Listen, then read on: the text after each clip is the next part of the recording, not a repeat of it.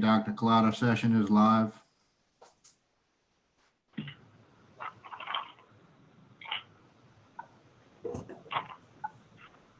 Thank you, Alan.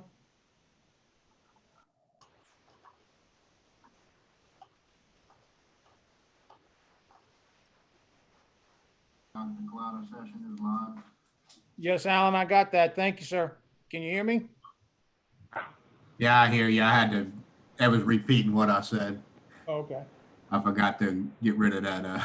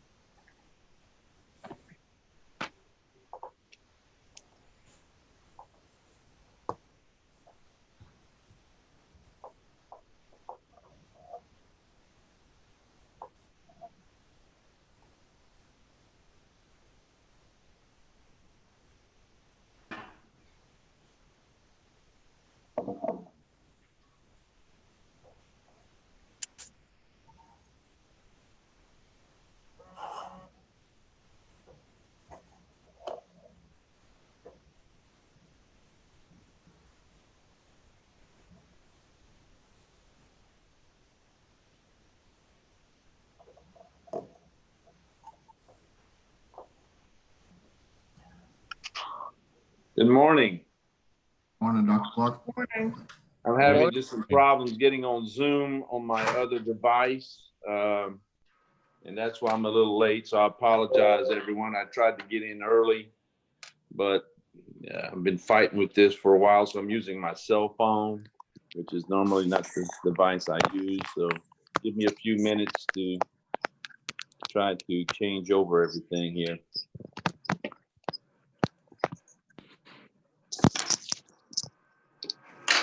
I love technology is amazing, isn't it? Let's see here. All right, I think I put my video on. Can y'all see me or hear me? Yes. All Oh, right. Yep. Good morning, everyone. Again, I apologize for being a little late to my own meeting. And that's terrible when you're late to your own meeting, isn't it? Okay. That's Judge Bagnara. Let me identify Judge Bagnaris. I got him. Can Adam, can you do me a favor? Alan, excuse me, Alan. Yes, Can you send the Zoom link to my personal email address? I can use it on. I could not get it to work this morning by doing it myself. I can do that. In that way, because in the phone it makes it. I can't. It's so small. I can't read the agenda. What? Let me get my calendar and I get you to give me that address. It's get it. Can you? Maybe I can send it. Text it Yeah, to you. text it to me real quick. That'd be best. Instead of giving it to everybody. The whole world.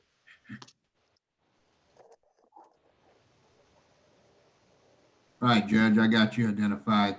Thanks.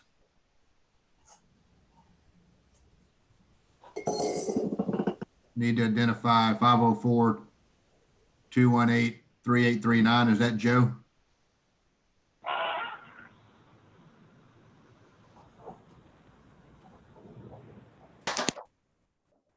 I had to unmute you, Alan. Yeah, it's me. I got you. Yep. Alan, this is Clark. I just sent something to you. All right. Hopefully you received it. Yeah, I'll get it. All right. Send it to your email, I got it. or you do. Yes, sir. I'll invite you right now.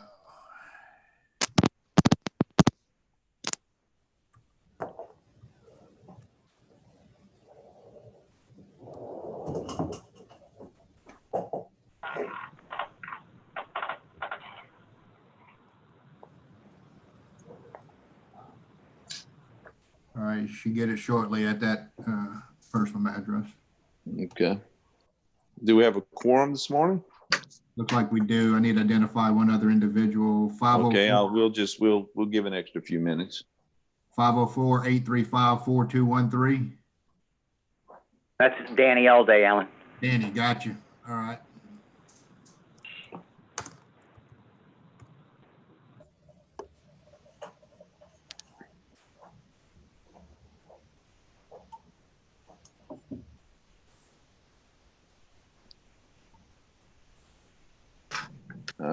Still haven't gotten it yet, Chief. I'm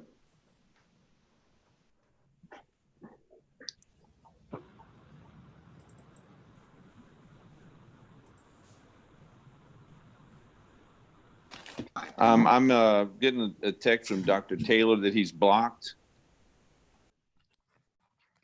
Alan, Sir? I'm getting a text from Dr. Taylor that he's blocked or locked.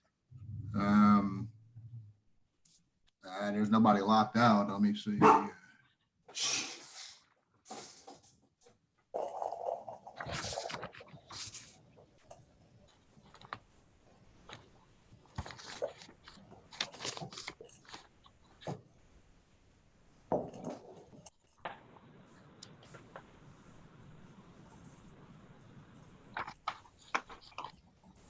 can see Dr. Taylor on the list of participants. Jim, are you there? Just got in. Okay, Jim. Yeah, I just got in. Okay. Hello. Yes, I can hear you. I can hear you. Okay. All All right. right, need to identify one other. 504-259-3922.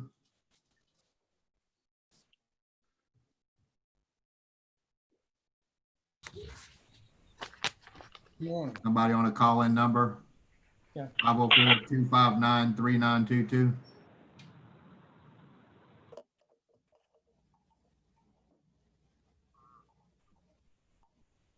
Okay, hold on one second. Hold on one second.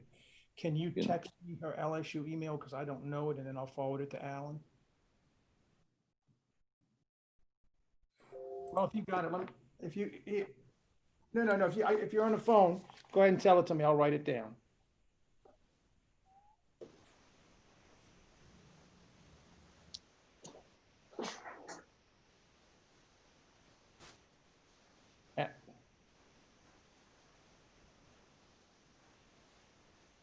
Okay, I will take care of that right now. Thank you.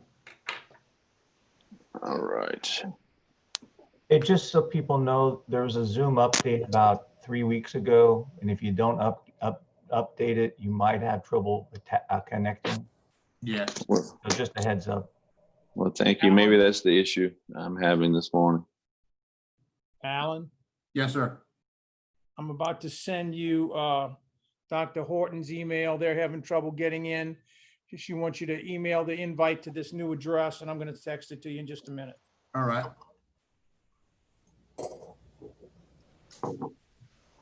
So we're going to give a 5 more minutes to try to get everything organized, including myself.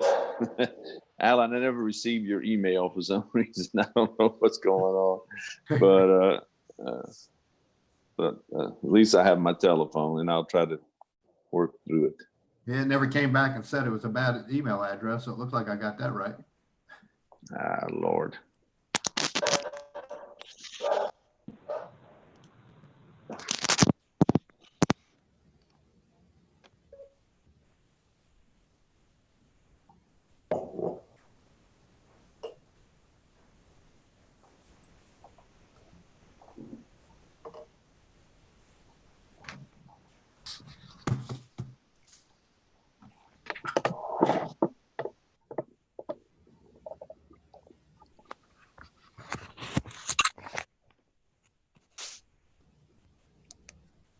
Alan, if you'll check your text message, I just texted you that email address. I got it.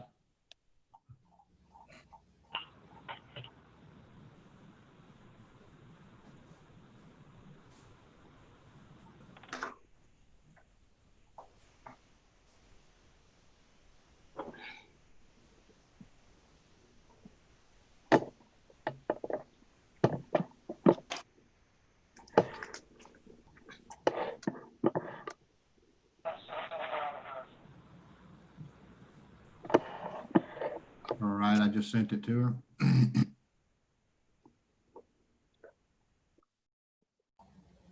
All right, we got somebody in as iPhone.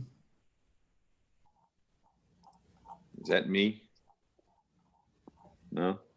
No, because it's muted right now, so.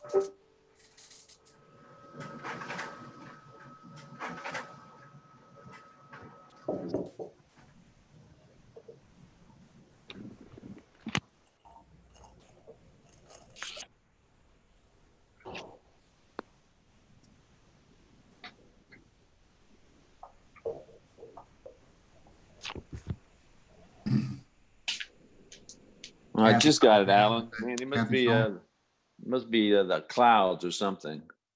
That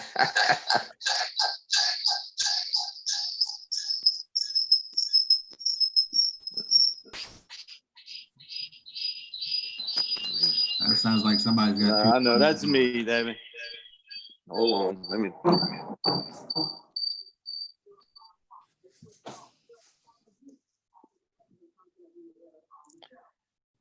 Yeah, I see you coming in with Tina. Yeah, I see you.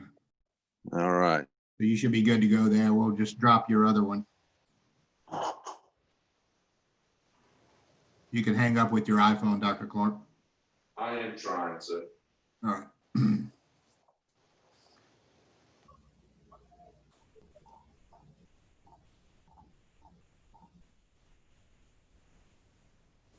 Dr. Horton's in, so that's good.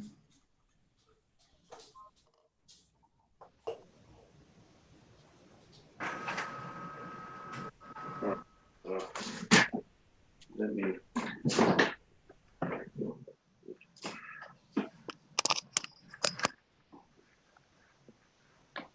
Okay. Les looks relaxed. He's always relaxed. as a cucumber. Good morning, sir. Or excuse me, And Dr. crack, Hart. I don't know. If IT can go wrong, it will for me. Dr. Johnson, is that you under Wade's name? Anyway, I will call you back. Let's see, are you able to hear me before I mute my microphone?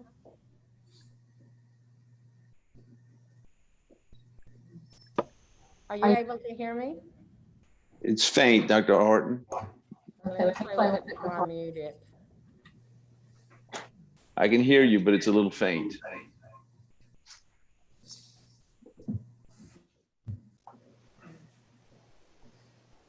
All right. Is everybody ready to go this morning? Alan? I believe so. Am I still causing that? I think my phone. Okay. All right. Well, let's call this meeting to order. And just remember that there's going to be probably a 15 to 20-second delay. This meeting is being recorded as approved by the board. Excuse me one moment. I'm getting some feedback. I don't know if Yeah, it looks like your other device is still. it's still working. Golly. Give me 1 minute. I'm sorry. Hey, Rob, you might have to turn off the phone to reset it because the mic still might be on when you get out of Zoom. All right. I'm gonna just cut it. I'm gonna just cut it completely off my phone. So I won't be able to, no one won't be able to text me. Is that better? If you turn it back on after, you shouldn't have. Yeah, you can turn it back on afterwards. Okay. Let's see what happens. That's better though. I still need someone to identify themselves. They're in as iPhone.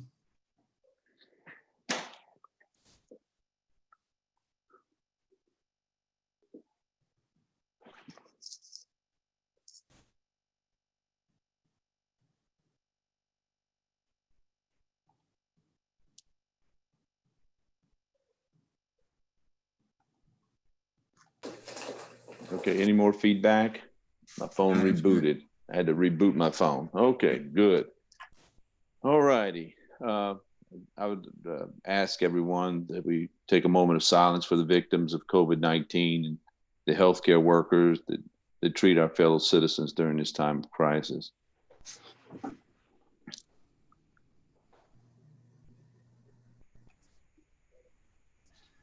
At this time, I'd like Keyshawn Williams to read our mission statement for the board.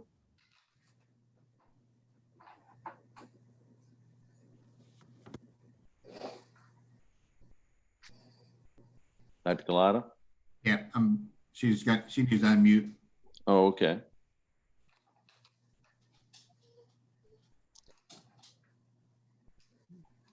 There you go, Keyshawn. I'm here. Yep.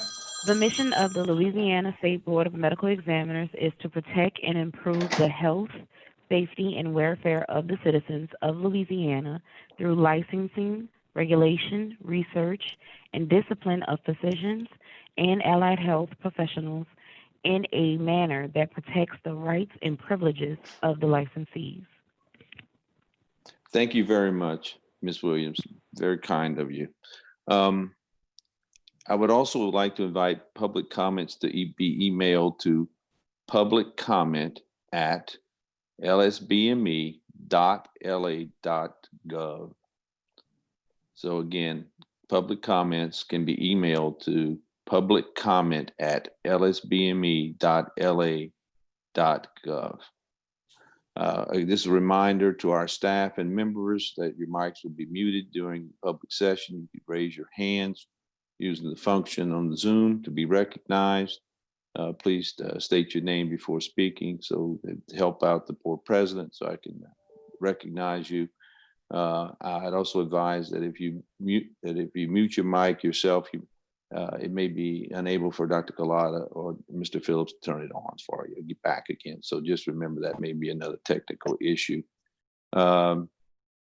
you may notice some changes in the executive session information. These changes were there to protect due process rights for the affected practitioners. Additionally, we must ask that any additions to the executive session agenda be made now, or to the public agenda be made now before the completion of the public session. We will no longer be able to make additions to the agenda after the close of the public session. And so just wanted to reinforce that.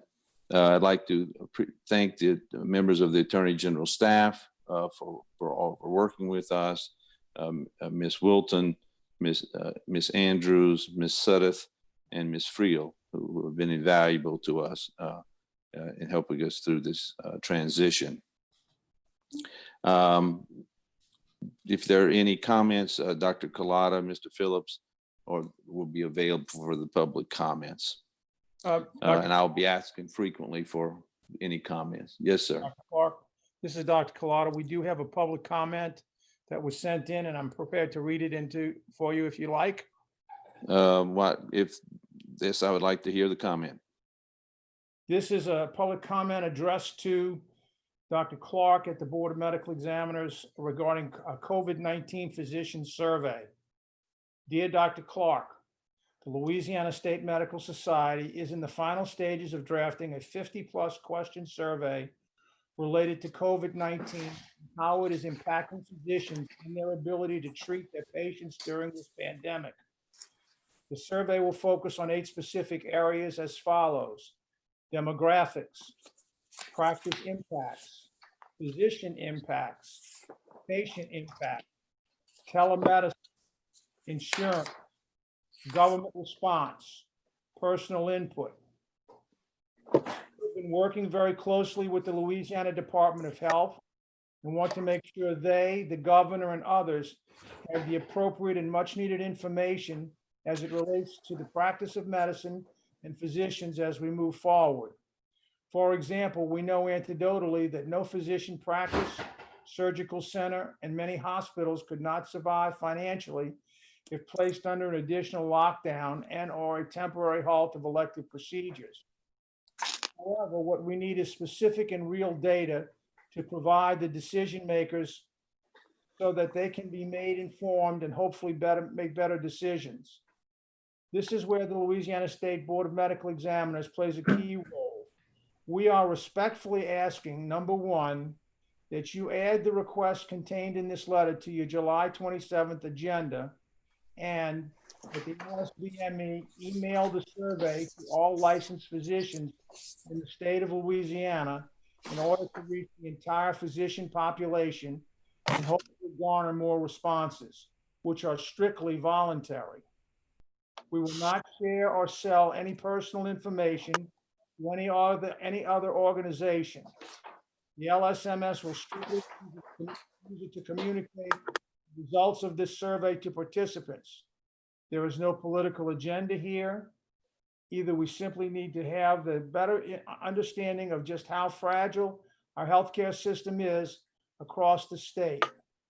There is a plethora of information being shared about hospital capacity, ICU beds, and ventilators, but nothing about the thousands of individual physicians who practice in that environment or out of that environment.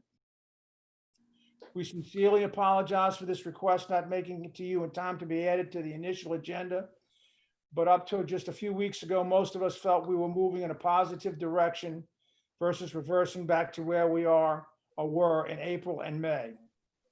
Lastly, we would be able to happily share the full survey questions with the Board of Medical Examiners prior to sending it out if we could get your tentative approval today. Timing is critical to be effective and therefore cannot wait till the next board meeting on August the 24th, 2020. Your consideration is appreciated. Additionally, we could add any questions the LSBME would like to have included in the survey as well. In closing, thank you for taking this time today, and we would sincerely appreciate and need your help and cooperation. And this was signed Catherine Williams, President of the LSMS. So this is a request by the LSMS to add this to the agenda. And Yes, so, we will need a motion to add it to the agenda so we can discuss it later on in the agenda. Is there anyone, board member willing to make a motion to move on this morning? So move, O'Neill. And second by, I think it was first was, that was Dr. O'Neill and then Dr. Thomas. So we have any discussion? Hearing no discussion. Is there discussion? Hands raised? No. Okay, No. no discussion. It has to be a unanimous vote. Would you call the roll? yes, sir. Dr. Weather. Is Dr. Weather. Some of them are muted. We're gonna get them. Gotcha, yes, sir. Dr. Johnson. Dr. Johnson. Yes. Dr. Horton. Yes.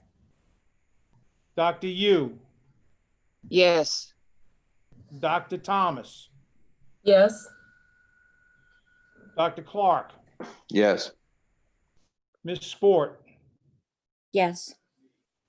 Dr. Valentine. Dr. Valentine. He's Dr. muted. Valentine. Dr. O'Neill. Yes. Dr. Yes. Taylor. Can you hear me? Yes, ma'am. Okay. Dr. Valentine. Yes. You vote, that's your vote, yes? Yes, it is. Thank you, ma'am. Dr. Taylor, Yes. you have a unanimous vote, sir.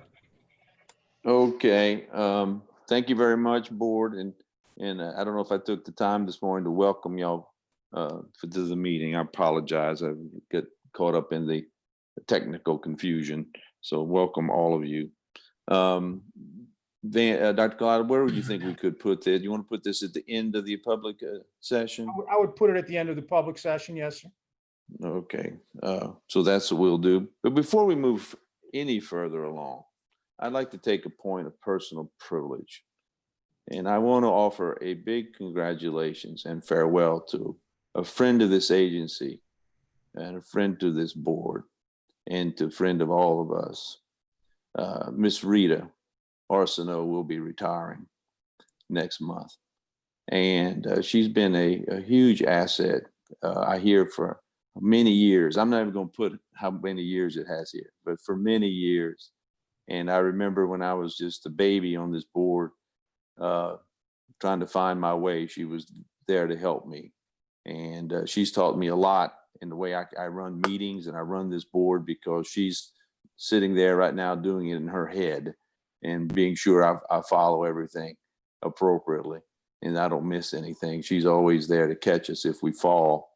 So I'm happy that she's found the time to enjoy her life.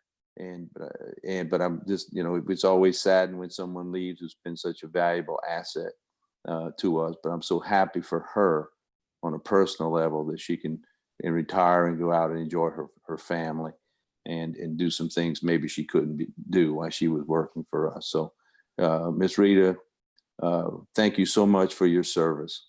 I'd like to open up the mics, and if any other board members would like to make any comments, please do. Hi, yes, this is Valentine. Is everyone able to hear me? Yes, Yes, ma'am. ma'am. Okay, I also wanted to second that. This is definitely bittersweet. You've been a huge asset to the not only us and the things that we do here on the board, but everyone across the state, and all of your support and your tireless commitment. So you will be greatly missed.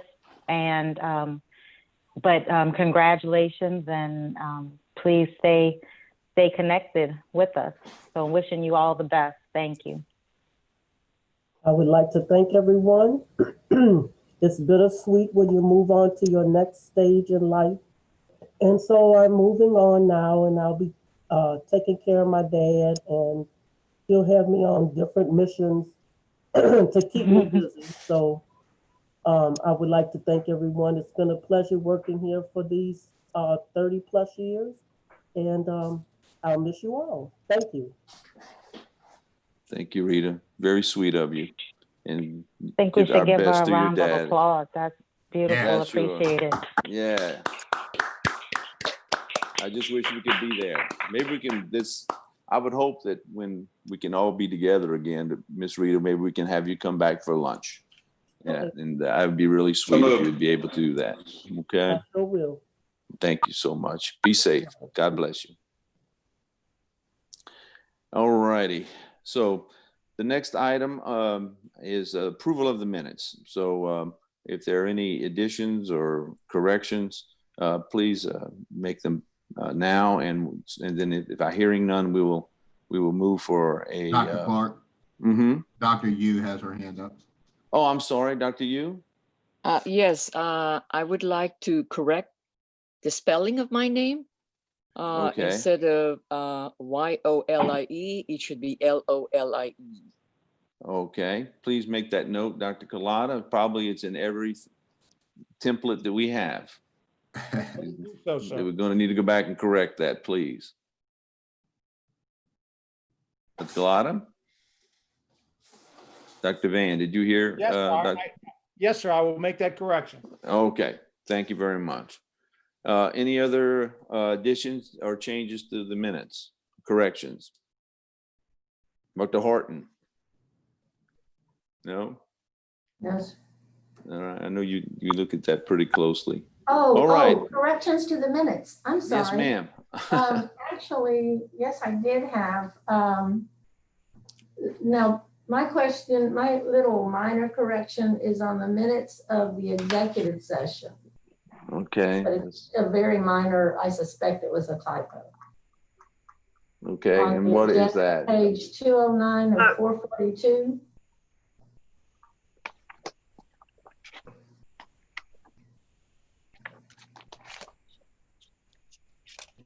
What page was that, Ben? Excuse me? 209 of 442. What? Okay, well, we're in the minutes. So Okay. it's not the minutes of the executive session. Okay, You're just in the minutes. right, we're in the the public June 29th. minutes. Public Okay, well, minutes. when you get to minutes of the executive session, that's where I have a correction. Very minor. Okay, all right, okay. Dr. Taylor has his hand raised. Dr. Taylor?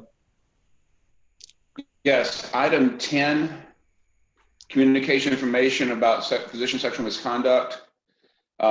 Second sentence, it was suggested that the FSMB recommendation guidelines should be incorporated into the response prepared for the Louisiana Legislative Auditor's Report, Katrina, with respect to consistency. Where does Katrina come from? I don't know if that word belongs in there. Auditor's report. Yeah, I don't know where that is either. That's a good. Audit report. Yes, that was just a now. We'll take it out. Okay. Thank you, Dr. Taylor. I know it was referencing somebody, but I didn't remember who it was. Just can't get that hurricane out of our head, can we? I know, right? Yeah, I tell you, it's like it happened yesterday. Any other additions or changes to the minutes? I have a motion to accept. Do I have a motion to Move to accept? accept as edited. Dr. Weather did second. Taylor? Dr. Taylor, any other concerns or questions? Hearing none, all in favor? Dr. Van, please call the roll. Dr. Weather, Yes. Here. Dr. Johnson, Yes. Dr. Yu, Yes. Dr. Thomas, Yes. Dr. Horton, Yes. Dr. Clark, Yes. Ms. Sport, Yes. Dr. Valentine, Yes. Dr. O'Neill, Yes. Dr. Taylor. Yes. You have 10 yeas, no nays, unanimous vote, sir. Thank you. Next item on the agenda Dr. Clark, is follow-up action items. Dr. Collada, you have two. Dr. A draft response to the PAs first. Dr. Clark, Yes, I need one more point of order. Someone dialed in from 337-304-9580. I need you to identify yourself. please identify yourself, please. That's me. My name's Mike DeFalco. Mike DeFalco. Independent auditor. Kind of had a feeling that's who you were, Mike, but let me get it straight here. All right, Alan, thank you for that. Welcome. Okay, where were we? Follow-up action items. Dr. Collada, we have two draft responses for you to review. Yes. Yes, sir. Can you hear me? I can. The first draft response is regard to PA scope of practice with the interpretation of the diagnostic x-rays. And we have put together this response, and I move that you adopt it. This is based upon the instructions you gave us, and I would ask Okay. you to send it out. All right, do you want to just give a thumbnail of each one, please? I know we have them to read, but we'd like for the thumbnail. Okay, some thumbnail, we went through the PA's advisory committee, we talked to them, and we discussed the delegation of reading x-rays as appropriate, and the board concurs with the input of the committee in the view that the separate SP supervision for this service would include overreading of x-rays by a physician, i.e. a secondary review or interpretation by a radiologist or other qualified physician within a reasonable time. So we've said they can do it, it has to be overread. And if, for example, if it's in the orthopedist office, the orthopedist can do the overread, but it has to be overread and it has to be done in a timely fashion. That's Okay. what our response is going to include. Are there any questions from any of the board members?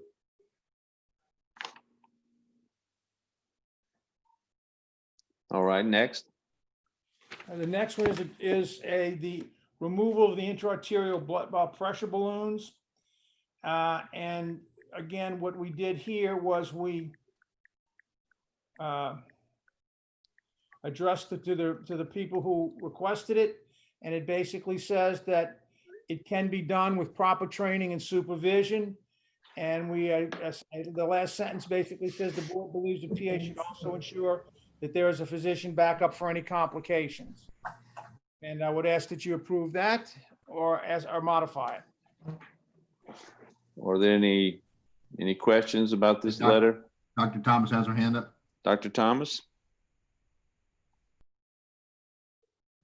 So for the first item, we did ask the advisory board, the advisory committee's opinion. Did we do that for this one? The board did not instruct us to do so. I would have to call a meeting to do it.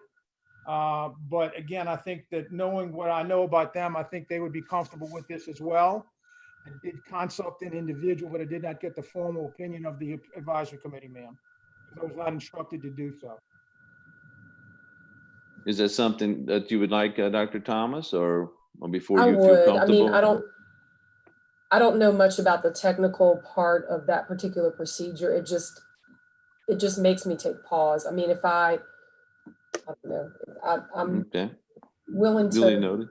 do what the rest of the board wants, but I don't know. It sounds like in reading the response, it sounds like a pretty involved procedure, and I don't think it's an unfair request, Ms. President, that we do that. In my opinion, I don't know if there's a consensus of the board. I mean, we can always come back next month with this. We can put them up for a vote, but I think that we can always defer this item.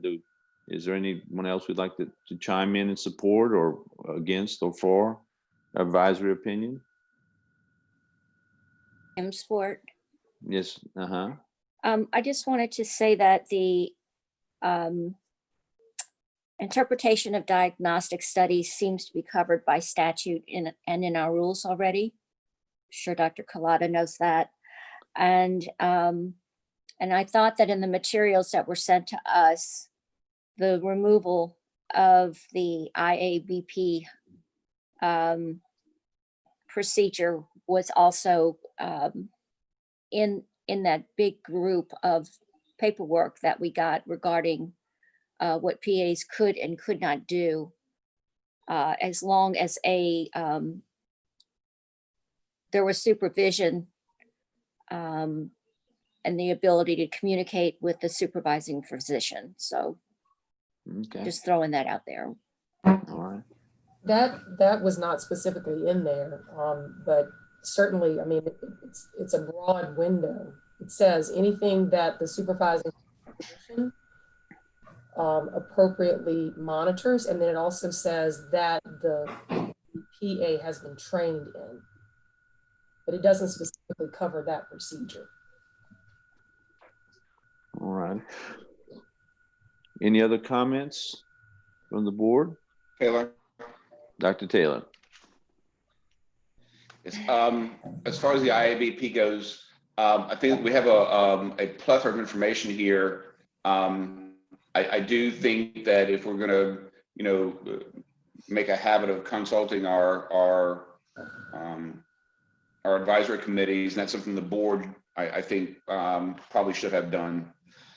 Could we provisionally accept this, have this go before the PA committee, and if there are no substantive revisions, release it at that time instead of having to wait for another board meeting to release it if the PA committee approves it? Is that something we can do? Dr. Collada, can you answer that question? Yes, Mr. President, you can do that. And I want to tell you that I would be loath if I didn't tell you, I may not be able to get them together to have a meeting, but I certainly would push the issue because I'd like to get it done by next month. But if they can't get together to meet, then it'll have to wait until they meet. Do they have a meeting scheduled? No, sir, they do not. They only meet twice a year. And I would have to have a special call meeting to address this. Can somebody tell me why this was in here from Lincoln North Mountain Hospital, physician assistant, scope of practice that includes that? Hi, this is Mary. We requested this. I could address that if you want me to. Go ahead, Ms. Payton, you're recognized. Okay, so originally this letter was drafted by Phil. And it was something that had been lapsed over since May. You guys had asked for additional information because you were interested in the scope of practice of PAs to find out if this was something that a lot of PAs did. And so part of my research was looking at our own laws and rules, and then also just broadening that to look elsewhere to see what was available on scope of practice. And so in addition to other materials that are in your packet, on page 50, there's a physician assistant scope of practice that's commonly used at another medical center. It's a Trauma One Medical Center in Arizona. And on the second page of that, they do talk about special procedures that must be accompanied by documentation of specific training and experience. And one of those procedures is the IABP removal. The next page is on page 52 of 442 is the PA scope of practice from the American Association of Physicians Assistants. And what they talk about is the idea that you want to have a practice-based determination as opposed to a board-based determination of scope of practice. Because they are working in conjunction with an MD, and the MD will have intimate knowledge of the training and the practice itself that's involved. It does put the burden on the physician to ensure that the PA is trained and has the education and the experience in order to do the procedure.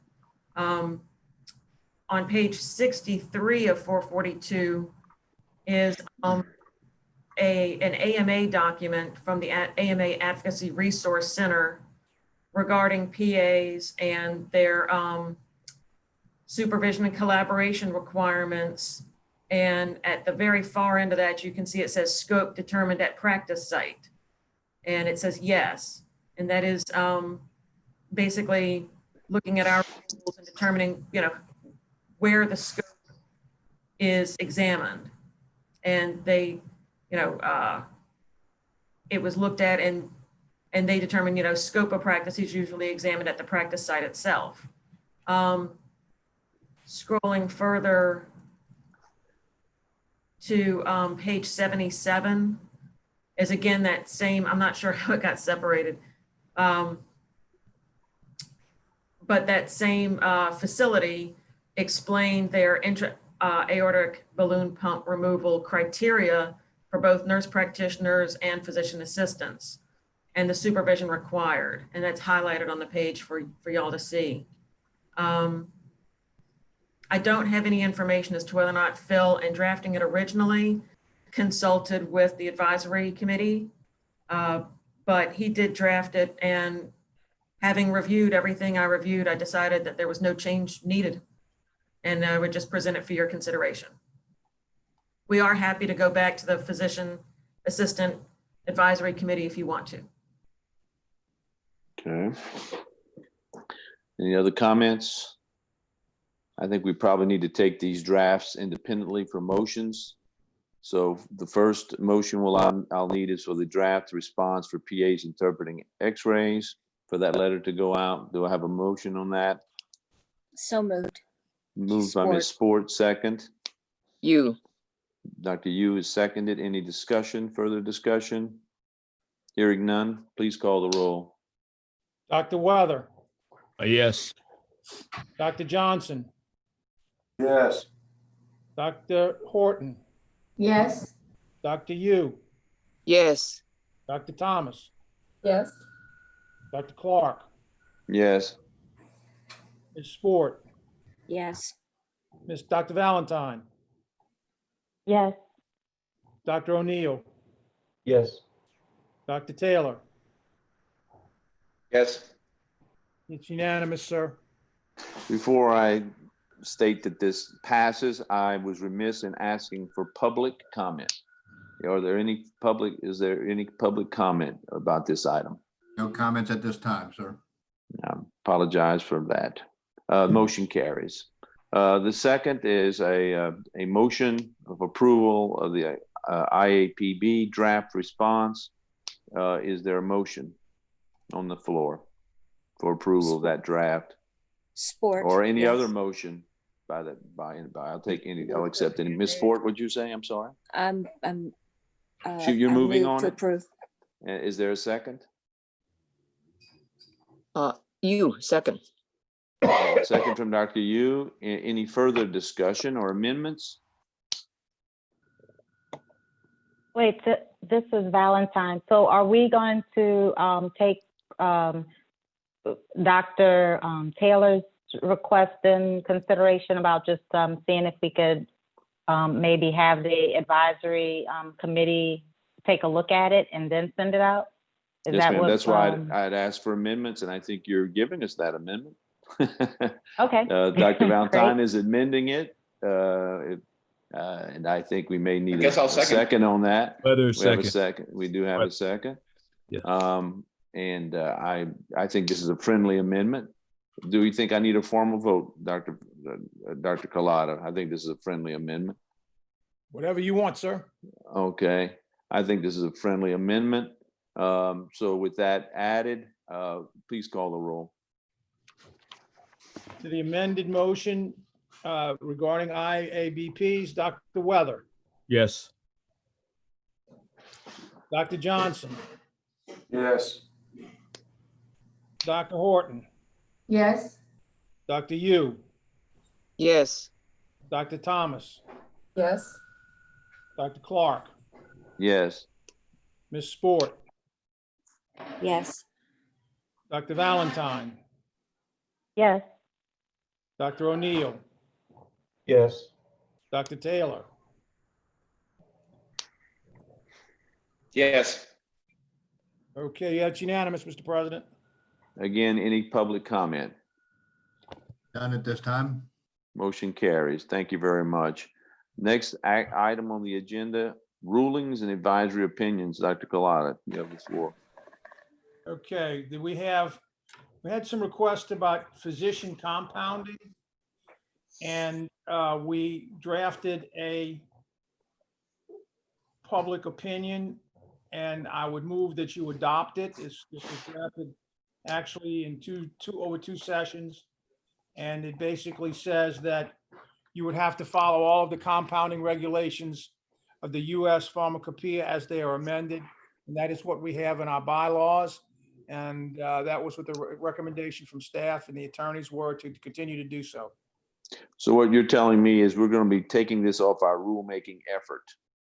It will no longer be part of our rulemaking effort. Yes, there would not be a rulemaking, and just a public opinion.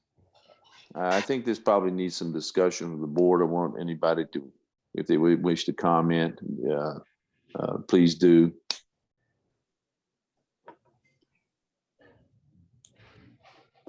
Any public comment? I have a question. Dr. So Valentine is for this, recognized. thank you. So we decided to stop the rulemaking effort.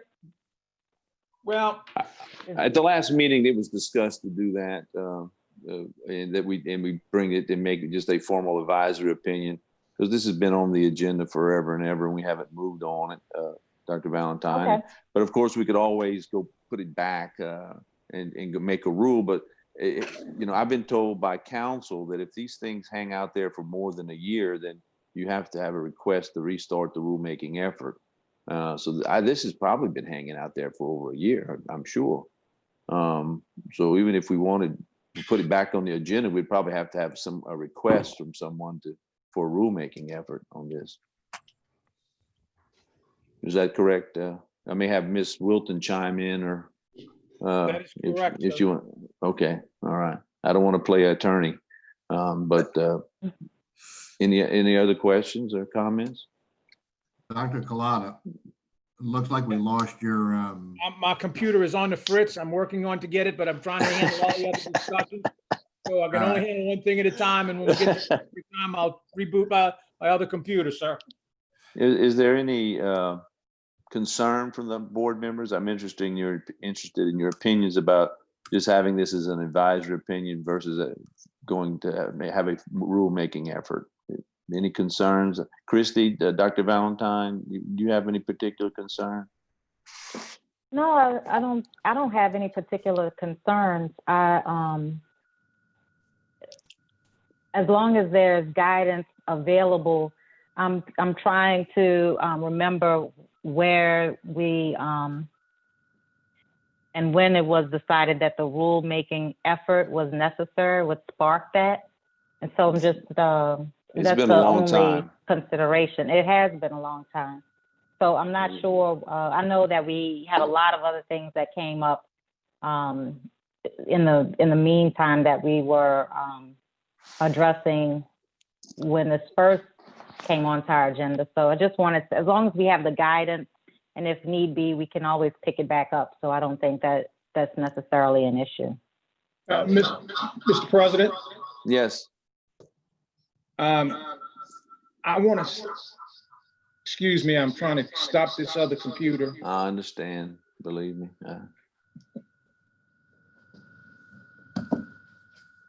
Now it won't even turn off. Okay, I think it's off now. Yes, sir. What's happened is we have always had in our rules the reference to the statements by the federal government, particularly in the US Pharmacopoeia, about the proper utilization of sanitary equipment and whatever is necessary to provide a good compounding mixture. This really arose out of a request from dermatologists back in December to compound a large vial of substances to be injected and then use them throughout the day, which really is in violation of the new US Pharmacopoeia. Basically, all we are doing by this opinion is affirming what is in our rules and updating it to reflect that we're saying we must continue to follow the current versions of the US Pharmacopoeia. So again, it's whatever your pleasure is. If you want to start the rulemaking process. no. We'll get it No, started. I think I Dr. think this Valentine really said it supplements the beautifully. current rules in a I way that gives yeah. everybody a clear definition. You have to follow what U.S. Yeah. Pharmacopoeia says. Well, I think Dr. Valentine said it beautifully. If there's someone or an interest that we readdress this, we can at any time. But we'll at least have an advisory opinion out there. And I think that I think that in me, I would support the advisory opinion. And so I would ask a motion to support having this physician compounding advisory opinion be posted. So move, O'Neill. Dr. O'Neill's move second. Weather, second. Dr. Weather is second. Any other discussion? Any comments from the public? And at this time, sir. Please call the roll. Yes, sir. Dr. Weather, Yes. Dr. Johnson, Yes. Dr. Horton, Yes. Dr. Yu, Yes. Dr. Thomas, Yes. Dr. Clark, Yes. Ms. Sport, Yes. Dr. Valentine, Yes. Dr. O'Neill, Yes. Dr. Taylor, Dr. Taylor, Yes. Mr. President, Yes. the 10 of 10 unanimous vote. Motion carries. The next item on the agenda is parental ketamine administration by non-physicians. Mr. President, what this is about is we've traditionally talked about ketamine in doctors' offices. And this is about ketamine. Actually, this particular doctor, who is an emergency room physician, wants ketamine to be given by other people in the emergency room other than what the law requires, which is nurse anesthetists or MDs. The problem we have here is that we are interfacing both our rules and the Board of Nursing rules and the law. And the problem you have is that we can say that the doctor can order somebody else to do it, but the law would prescribe that only the nurse anesthetist can do it. Regular APRNs and that kind of people are not allowed to do it, is what this has been explained to me in numerous meetings.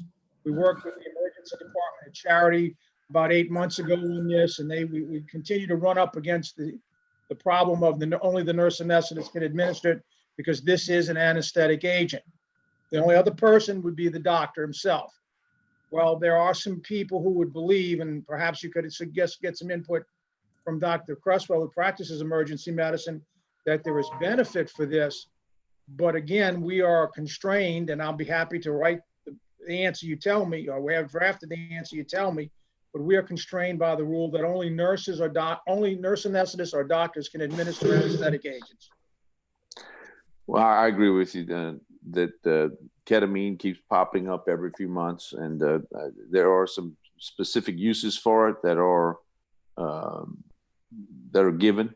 I think this falls outside of that, but I'm more than happy to let the board offer some opinions. And if you had mentioned that Dr. Cresswell would like to make it, have an opinion, I would love to hear them. Let me give you my office number. Dr. Taylor has his hand up. Dr. Taylor. 4983. Yeah, thank you. I'm looking at the letter here, and he says that the Dr. Saraceno wrote this. Yeah. He's aware of EMS and fire department EMTs around the country being authorized to administer parenteral ketamine. Is he aware, as he in other correspondence indicated, that this is happening in Louisiana? Because it sounds like this is something, I'm not aware of EMS administering ketamine in the field. If they are administering ketamine in the field in Louisiana, they would be doing so under the authorization of their medical control, which would be a physician. So my first question is this happening in Louisiana right now? Yes, it is. I've had 3 the last month being brought in from the field that are they're using it for sedation and aggressive, large psychotic patients. It's kind of surprised me. So they were doing that under Okay, doc- so they're doing that under physician authority? Yeah, they're documenting that they're calling the ER and getting the order from the physician in the ER. Wow. Okay. It does So work. if they're authorized to administer it under a physician's order, are they within, that sounds to me like they're within the scope. Can a physician designate that to a non-physician in Louisiana?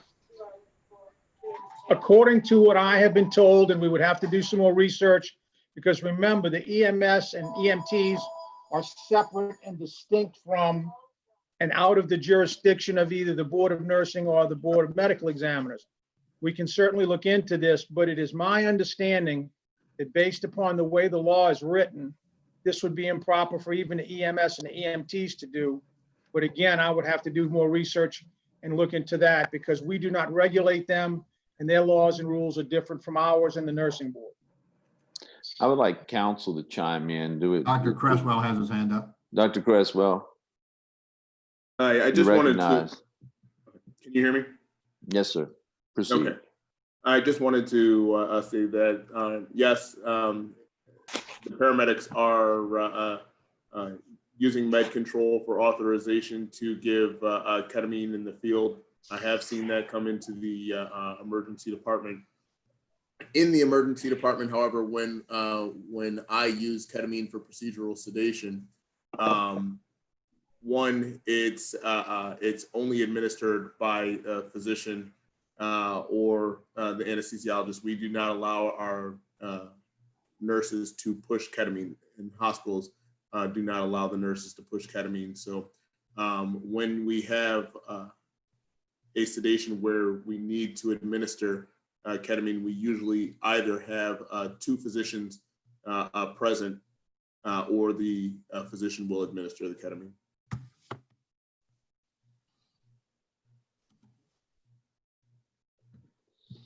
Okay.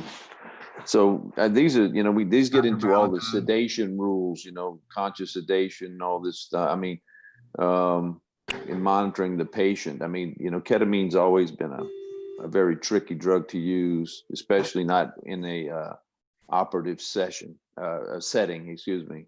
And so, at least my history of ketamine, we had it come many times to the board, is that we've frowned upon it being used other than under well-supervised conditions. And so that's where I am on it. I mean, but I'm not an expert. Dr. Valentine has her hand up. Dr. Valentine. Yes, I guess my question is whether this is under our jurisdiction or not, and if we should direct the physician to the EMS, the correct licensing board for this. If the physician in the hospital, my understanding, if they're giving orders for this because they're in communication with them, then it would be appropriate. But I'm not sure, is this under our jurisdiction?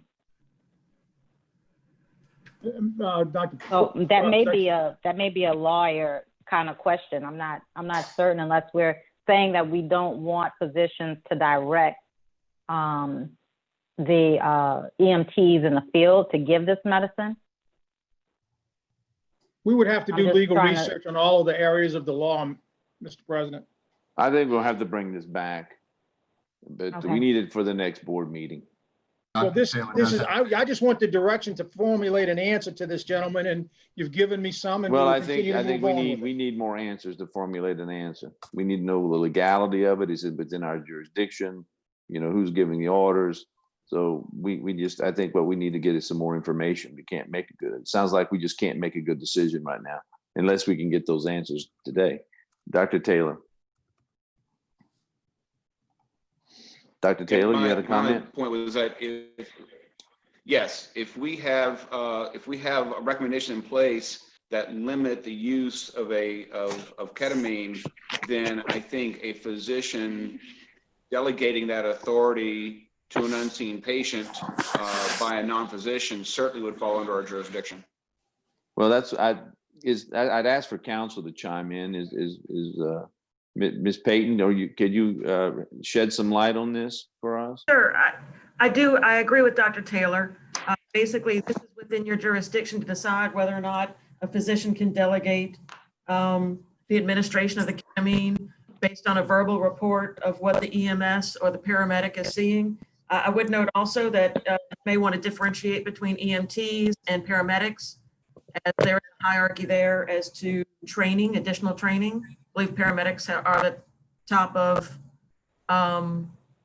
their field as opposed to EMTs. And so I do think that's within your jurisdiction, regardless of whether or not the EMT board renders an opinion about whether or not EMTs can do this.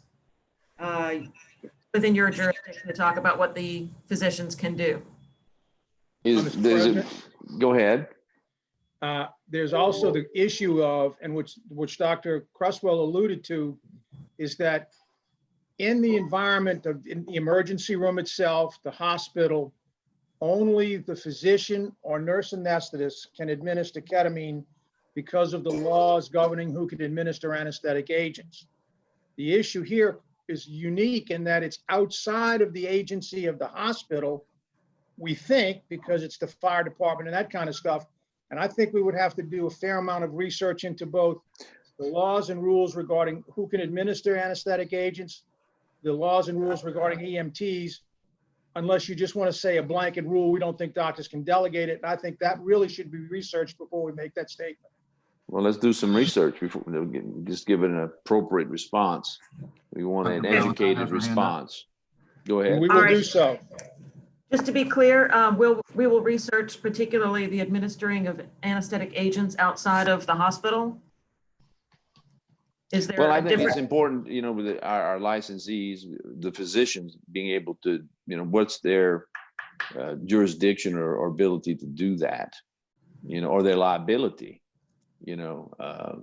to actually give that order, or should they be giving those orders? Right. Valentine has her hand up. Dr. Valentine. Yes, no, I think if the question that's being asked is, should the physician give an authority to another individual to make an assessment and evaluation and then administer that medication, that's definitely under our jurisdiction, if that's the question.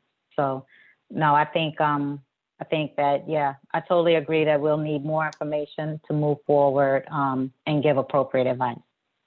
Thank you. Thank all of you for this very good discussion.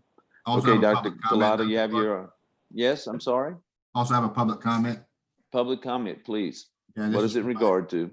From Janice Lamonaco, and sent it on behalf of Dr. Alpesh Patel. He's an individual pain management physician at the Comprehensive Pain Management in Baton Rouge.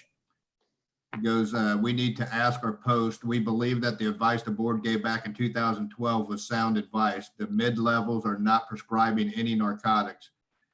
They're not developing the narcotic plans of care. Both of those are done by the physician. The mid-levels are really just acting as scribes, writing out prescriptions that follow the plan of care developed by the physician. If the mid-level thinks the plan of care should be revisited, the mid-level discusses that with the physician, and the physician determines if the plan of care should be amended. The physician only signs the prescription after making a decision whether the prescription is appropriate. The physician is also seeing the patient every 12 weeks. I'm a board certified anesthesiologist and board certified and fellowship trained pain management physician and practicing at Comprehensive Pain Management since 2006. Current systems in place is working very well and very safe. In this COVID pandemic, we need to keep social distancing, wearing masks, and keep less than 10 patients in waiting area if possible for public safety. There will be significant extra burden on clinical staff if we have to print 3 months prescription and store at our clinic or give the patients, then there's very high risk of loss or stolen script. If physically we cannot do, then I do not know where to refer and who will manage chronic pain of my patient. I request medical board to keep as is or delay implementing new guidance till pandemic ends or allow us to continue as is due to circumstances. Dr. Patel. We thank Dr. Patel for his comment. And Dr. Cresswell has his hand up. Okay. Dr. Cresswell, what is your question in regard to? Dr. No Cresswell? question, no question. I was just gonna say that that was in relation to the advisory opinion on PA use of chronic pain from last month. Thank you for your point of information. Yes. All righty. So we're going to send ketamine back for more information to come back to us next month. And the next item on the agenda is the occupational therapist oxygen management. Dr. Galata. Yes, sir, I'm just pulling it up. Okay. The question from our respiratory therapists and occupational therapists, in particular occupational therapists, is it within the scope of practice to manage oxygen, i.e. move a patient from a concentrated to portable oxygen tank and vice versa? I'm not sure that we've ever addressed therapeutic modalities for occupational therapy in the sense that if they've got an IV, would they start or stop the IV? Would they start or stop oxygen? But if you give us direction or you want us to do research and present an answer back to you next month, we will do so. So you have no information for us today? No, we put these in, when they come in, we put them right in so that you can decide you even want to undertake the matter, leave it alone, leave it as is. So your recommendation as executive director is to come back to the board with Yes, sir. information? Correct. Is there an objection from the board? Dr. Taylor has his hand up. Dr. Taylor. I was just going to mention that if you're talking about moving a patient in terms of scope of practice, if you're moving a patient from one location to another and you're changing from a concentrator to a tank and you're not changing the actual delivery of the oxygen, that is not oxygen management. That's transport of a patient. Otherwise, if we found otherwise, then any single person who moved a patient from a bed to a bathroom or down the hallway to radiology and moved them from a concentrator to a portable tank would then be subject to this rule. Now, certainly it would be appropriate to have respiratory therapy to chime in on that. But I think if we say that you have to have a respiratory therapist or a nurse every time you move a nasal cannula from a tank to a concentrator, you're going to have more trouble in a little bit. Okay. Again, I think we can formulate a reasonable response to our research and get it back to you next month. All right. Let's do that then. I you. have here advisory opinions block. You have I know they came in late. Some advisory opinions you want to talk about? I think we'll just lay them over to next month, Mr. President, in the efforts of moving things along. Oh, okay. Is there an objection from the board? Okay. All right. First of all, again, welcome the President's report. This is July 27th, 2020. We always continue to keep in our thoughts folks affected by COVID-19. And I just want to make a special kind of a personal comment that I got a video from one of my partners this weekend. Her husband, who was at Herman Memorial, who was in Lafayette, but actually had to go and and he's a physician as well, an ED physician, is home after 3 months. So it's heartwarming to see, but again, it's also COVID is for some folks a very terrible disease, and we must be friends to our neighbors and love our neighbors during this time. There are 2 action items in the agenda. First is a presidential resolution, and the second is a executive director job description that we will discuss very soon. I'd like to thank all who helped put these together. The presidential resolution was just the point of clarification or an information was purely worked and put together by Ms. Patricia Wilton. I, as president, had no editing or suggestions of how this was to be constructed or no input. The executive director job description was primarily from 2 weeks of hard work by Mary Payton. She researched the law and reviewed our current rules to ensure that it was a well-constructed document. There was input also from Ms. Patricia Wilton, Ms. Sport, and Dr. Johnson in trying to put something together that would hopefully unite this agency and create a document that would also keep us from having to go to the legislature for a remedy, hoping that this board could solve its own problems and if there were, and make any changes that are needed. I'm also happy to see that Dr. Collada is back on 2 feet again after having surgery, and he is doing well. So I'm happy to say that as well. We're working very hard and continue to work hard improving emergency licensure. Been very successful at that. I think I've heard very little or no complaints over our ability to grant temporary permits for physicians willing to come in and practice in Louisiana. So that said, that ends my president's report. And I'd like to open up the agenda to discuss the presidential resolution that gives the president of the LSBME authority to act on the board's behalf when a quorum is not in session. And is Ms. Wilton available? Yes, Dr. Clark, I'm here. I would like you to go ahead and make some comments, please. And there was at least one board member, we don't have to say but had some constructive comments about this resolution. So if you want to discuss any and all, please, you have the floor. Certainly.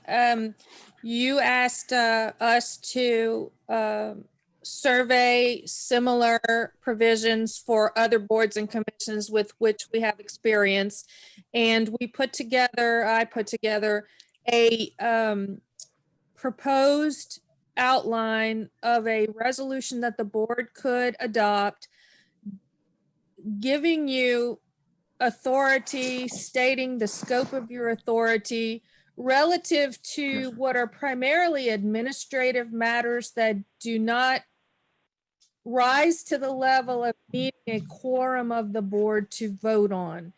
These things are, as we had discussed at the prior meeting, things like setting the agenda. That is typically the function of the president of a board. You will notice we included that would be in collaboration with Dr. Collada, because obviously as executive director, he is hands-on as far as what the day-to-day are that come before the board or need to be presented to the board.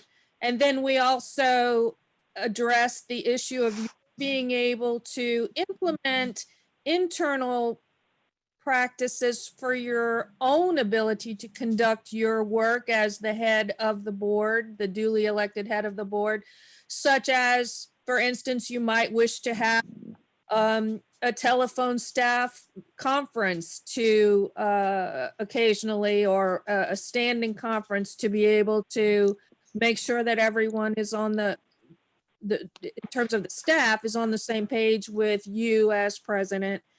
And also the ability to, in case of an emergency or other reason why, or interim in between sessions, if there are administrative matters or other matters that need to be addressed, that you have the authority to act independently during the interim, subject to ratification by the board. So it really is more of a housekeeping resolution, because although my involvement with your board is very, very, very brief, it's my understanding that past presidents have had de facto similar manners of carrying out their duties.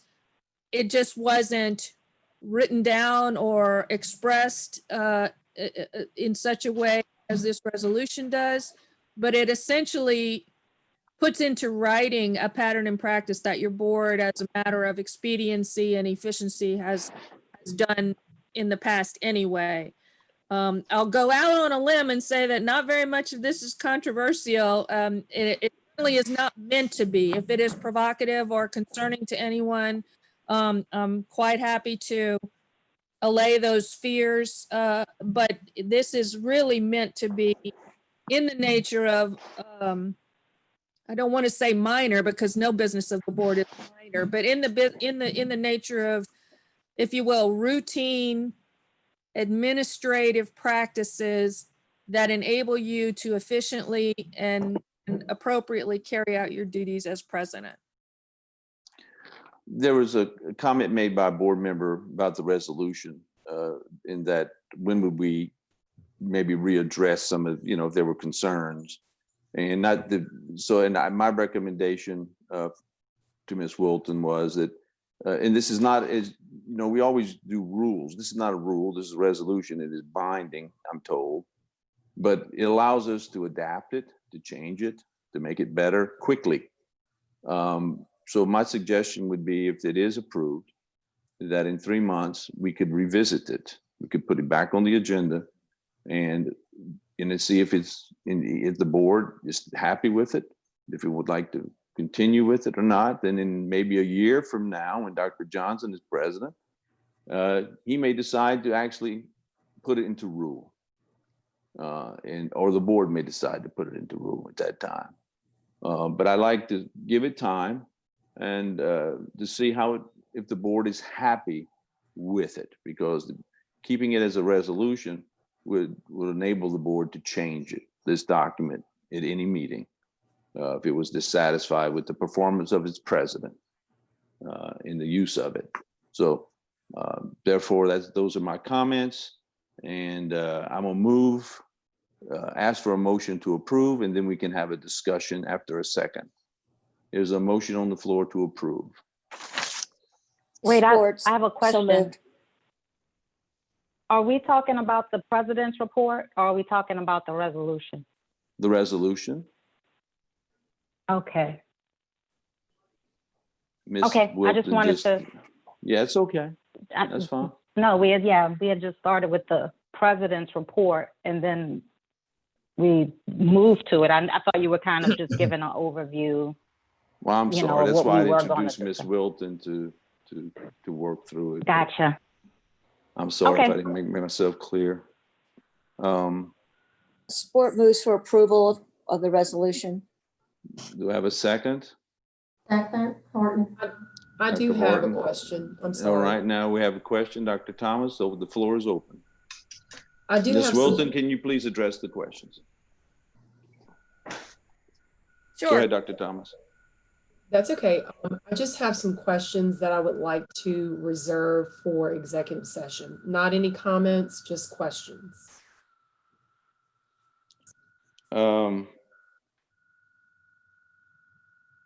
Well, I don't know how to handle would let- that.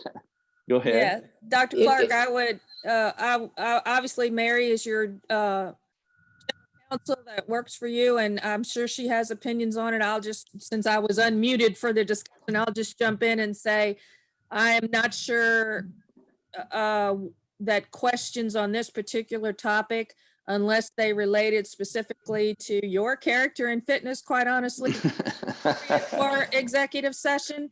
Not to suggest that Dr. Thomas doesn't have reasons why she, might prefer to have those discussions offline, but I'm not sure that they fit into any particular exception of the open meetings law. So if it's a question that she wants to have answered or debated by a quorum of the board, I believe that would need to be conducted in public. If she just wants to speak with you privately or speak to any member privately to ask a question, that's okay, but not a discussion involving a quorum of the board, unless it falls into that exception that I mentioned. So unless it's particularly about me and my capacity as president, then it really, or my ability or inability to function in this role.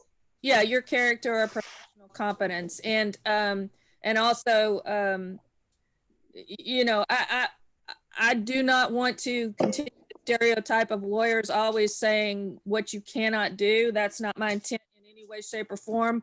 I just want to help protect against any possible violation of open meetings law by offering that information to you. Certainly, you all are free to take whatever action you believe is appropriate and necessary. So with that said, Dr. Thomas, please feel free to say what you have to say. It's not, if it doesn't involve me in particular, then you can discuss it in public session is what I've heard. I'd like to reserve my comments for executive session. Okay, all right. Any more questions? Dr. Thomas, this is Mary Payton. Can you hear me?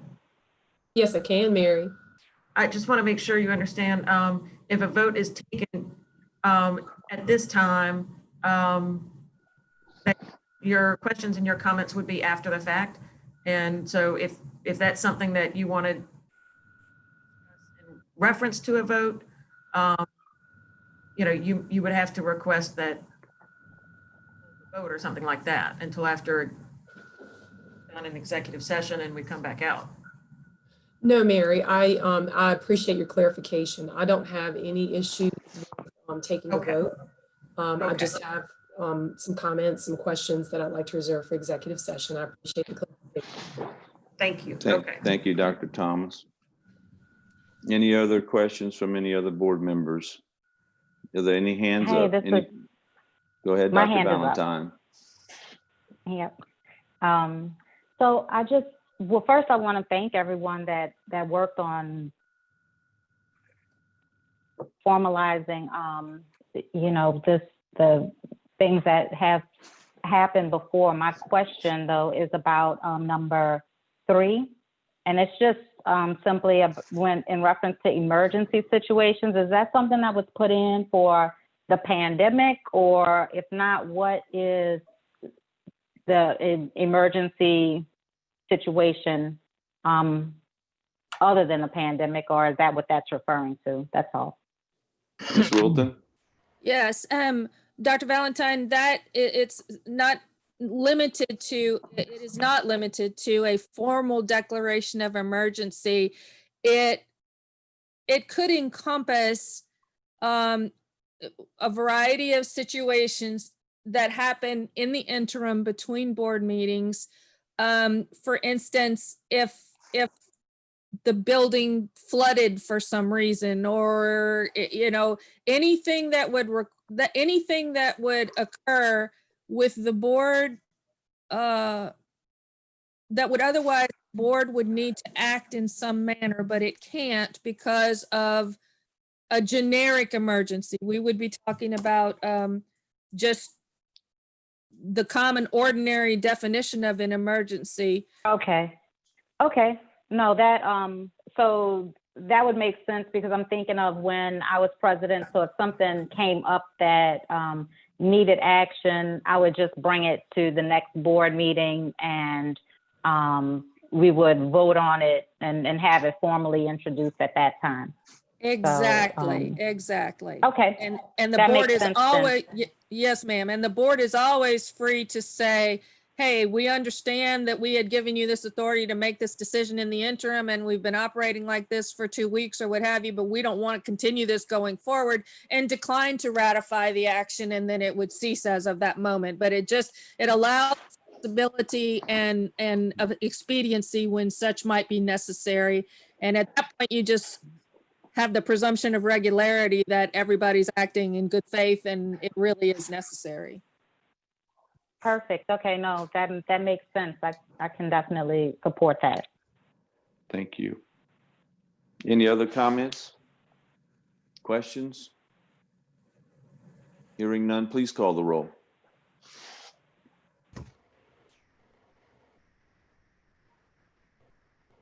Dr. Taylor, did you have your hand up? Dr. Weather, Yes. Dr. Johnson, Yes. Dr. Horton, Yes. Dr. Yu, Yes. Dr. Thomas, Yes. Dr. Clark, Yes. Ms. Sport, Yes. Dr. Valentine, Yes. Dr. O'Neill, Yes. Dr. Taylor. Yes. You have a unanimous vote, Mr. President? Thank you very much, Board, for your confidence in the presidency, because I think this is something that we needed to have a foundation moving forward for future presidents as well, and especially in times of emergency when we need to move quickly to make decisions. So thank you again. The next item is the executive director job description. This was, as mentioned previously, was primarily the hard work of Ms. Payton. She worked diligently for 2 weeks, piecing together information I think that was supplied by the counsel from the AG, plus our own investigation and the hard work in looking at our rules and current law and trying to incorporate the memo that was from the Attorney General that we had received at the last meeting and putting all that structure in there. I had made some requests that attempted to facilitate some of the, I would call it the concerns of the legislature, and most recently at the joint session of the Oversight Committee from Senator Jackson, and my attempt to try to bridge some of those concerns. That was probably my only contribution. Ms. Sport helped towards the end of the document. I think Mary was out, and Ms. Wooden and her helped formulate a few things, and then Dr. Johnson kind of tried to polish it up for me a little bit at the end, so we could present this to you and get it out at least a week ahead of time for comments. We did receive some comments, and if Miss Payton or Miss Wilton want to speak to this first before we get started. Mary? Sure. So it's pretty much as Dr. Clark indicated. He asked me shortly after the previous board meeting to take a look and research other executive director position descriptions. And Ms. Sport was kind enough to forward one from Mississippi. We looked at the Louisiana State Board of Nursing executive director's position. And then I just kind of gathered other ones that were available to me through the law and otherwise on the internet to come up with the criteria in terms of education skills, knowledge, and abilities. I also incorporated the law in terms of not concurrently serving as director of investigations, and I added not concurrently serving as a member of the LSBME. The next section, B, really, I drafted a lot of these, and then several folks that Dr. Clark has already named honed in on different ones, and what we was tried to be, we tried to capture what Katrina Jackson mentioned in the previous governmental affairs meeting, as well as what the law is saying and the rules that we have. And if anybody has a comment about a particular one, feel free. But otherwise, it was generalized duties that that a lot of which Dr. Collada already does, and then some of which we wanted to make sure accounted for what Dr. Clark was saying with regard to the law and the rules.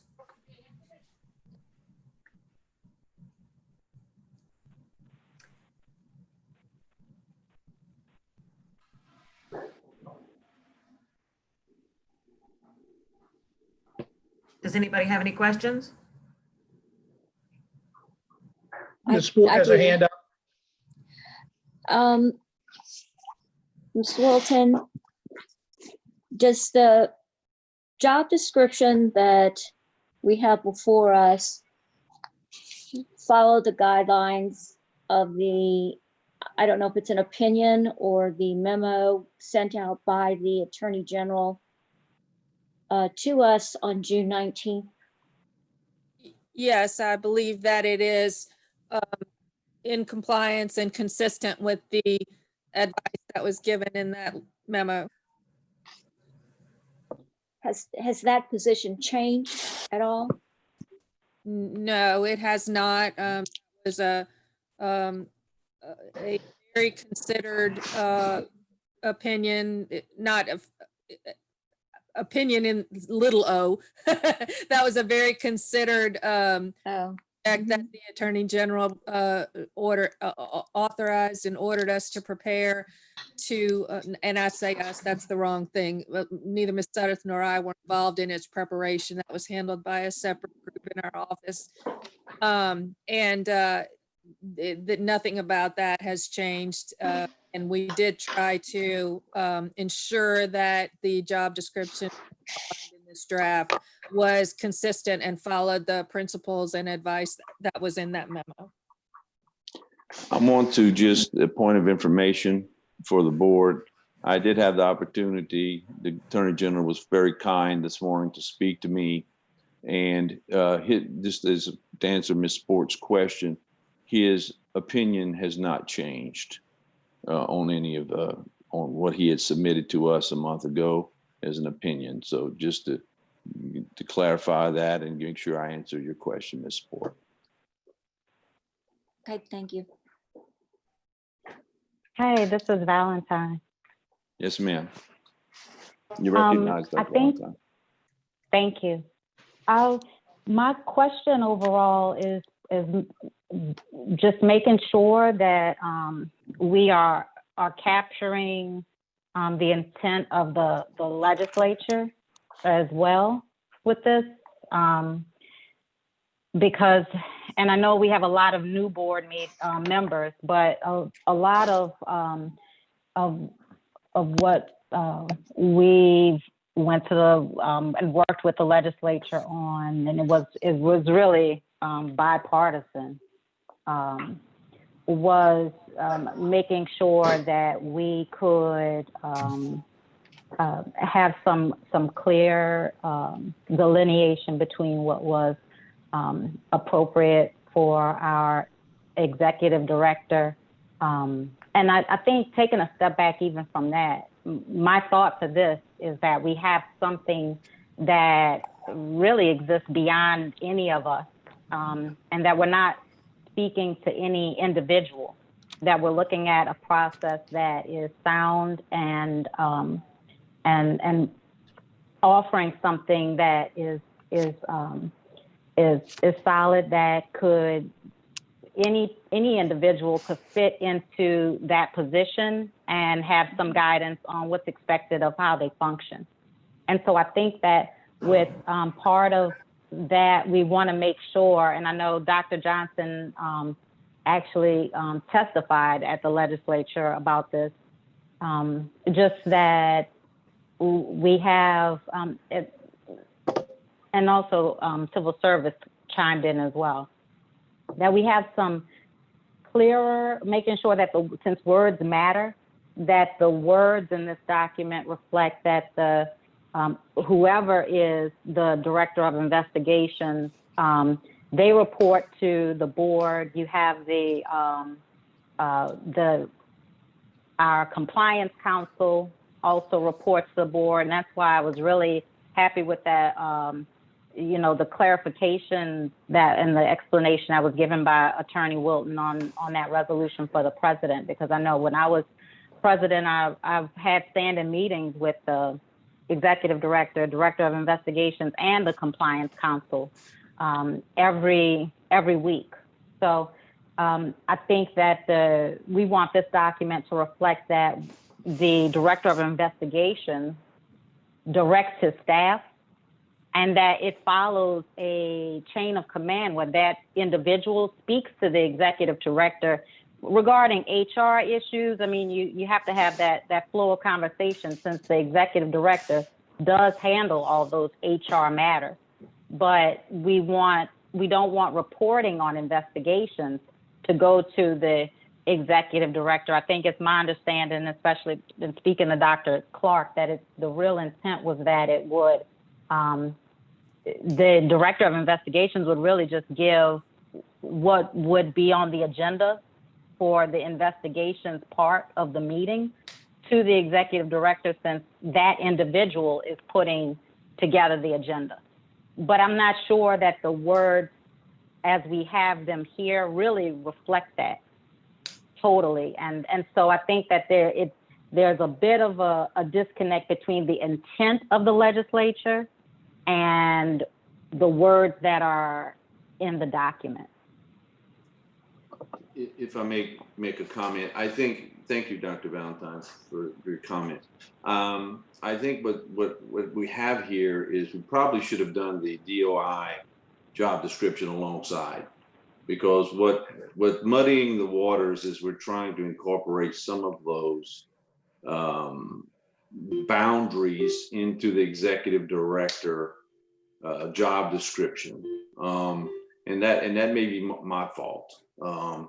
Because I was trying to create a document that was going to hopefully, like I say, go to the intent of what Senator Jackson wanted, in ensuring some separation, that the executive director could never interfere with an investigation of a physician, that they would give some ability which the DOI does not have now, would give some authority to the DOI to have a say in hiring and firing. That was a potential issue of maybe some type of influence that we would not want to have. But again, it may have been an overreach on my part to bring some of that in there. But it was an attempt to try to hopefully avoid any legislation. I think we will need probably a DOI job description that can address a lot of those issues that Dr. Valentine had mentioned, and basically give him the authority of a person in any department to manage their personnel, because that's the chain of command, and that's the way any organization should work. And maybe it could be something globally that we do with the whole organization, and I don't mind working on that for the board, because I truly believe that you should be a chain of command, and you shouldn't be jumping over your managers to get to the next manager or to the COO or to the board. You should follow a chain of command, and that's just the way a good organization runs. If not, you have chaos. And so I would support all of that, and I think it's just good business practice to do that. But Doctor, you want to make some more comments, Dr. Valentine? I'd love to hear them if you'd like to chime in on some of the particular things that maybe we could fix in this document. And I don't mind. I think it's such an important document. I don't mind going through it and looking at specific areas where there are concerns. I really want to take some time with this morning. I'm in no rush to get this done. I want to hear all suggestions on how to make this a better document for our agency. Thank you. Dr. Clark. Hi, this is Denise. I have a comment. Well, Denise, if you don't mind, thank you so much.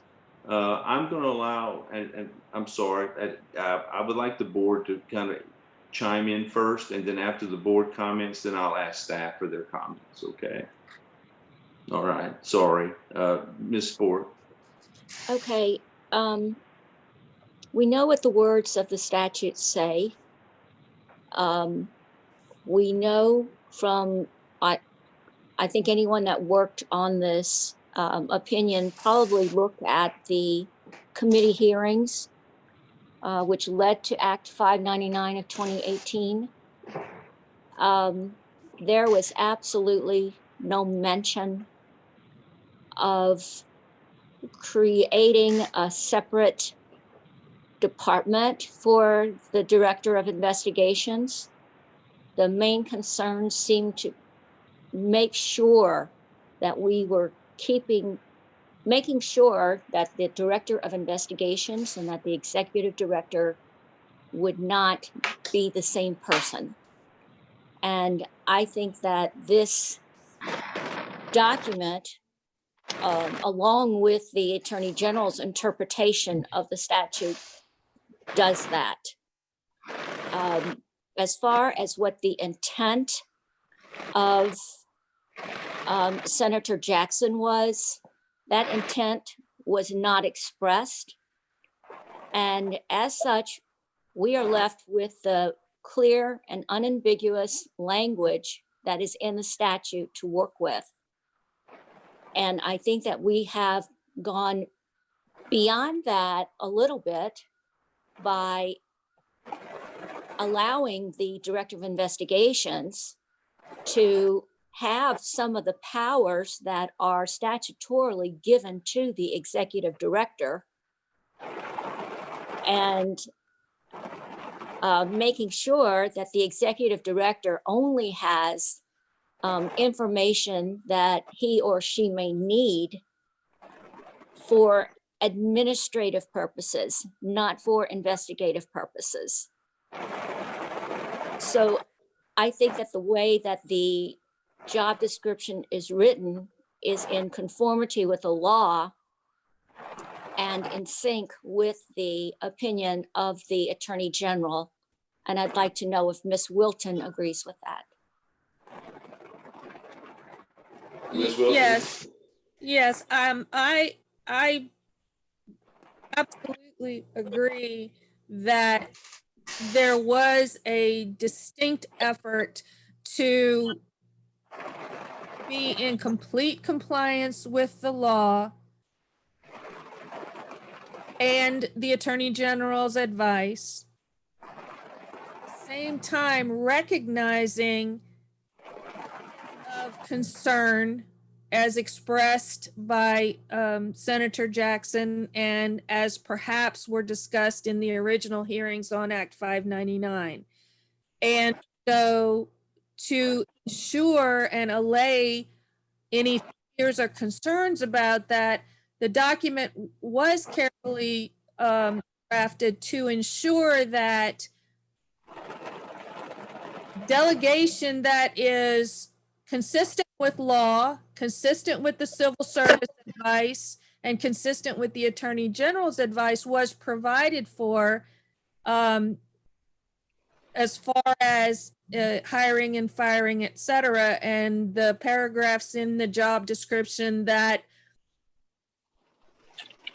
provide for collaboration between ED and DOI on those particular areas, I believe provide support for all of those interests and provides a level of participation that should satisfy the intent, even though, as Ms. Spore points out, the intent did not actually make it to the final bill, plain language.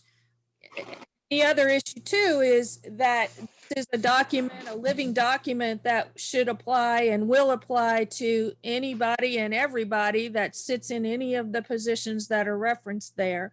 So it doesn't really have any, it is out of a past, but it speaks to the future in the sense of if there's confusion, if there is concern, this is an attempt to clarify those issues and concerns. I think that all of the different variety of interests that needed to be accommodated and expressed were actually incorporated into this document and should provide comfort and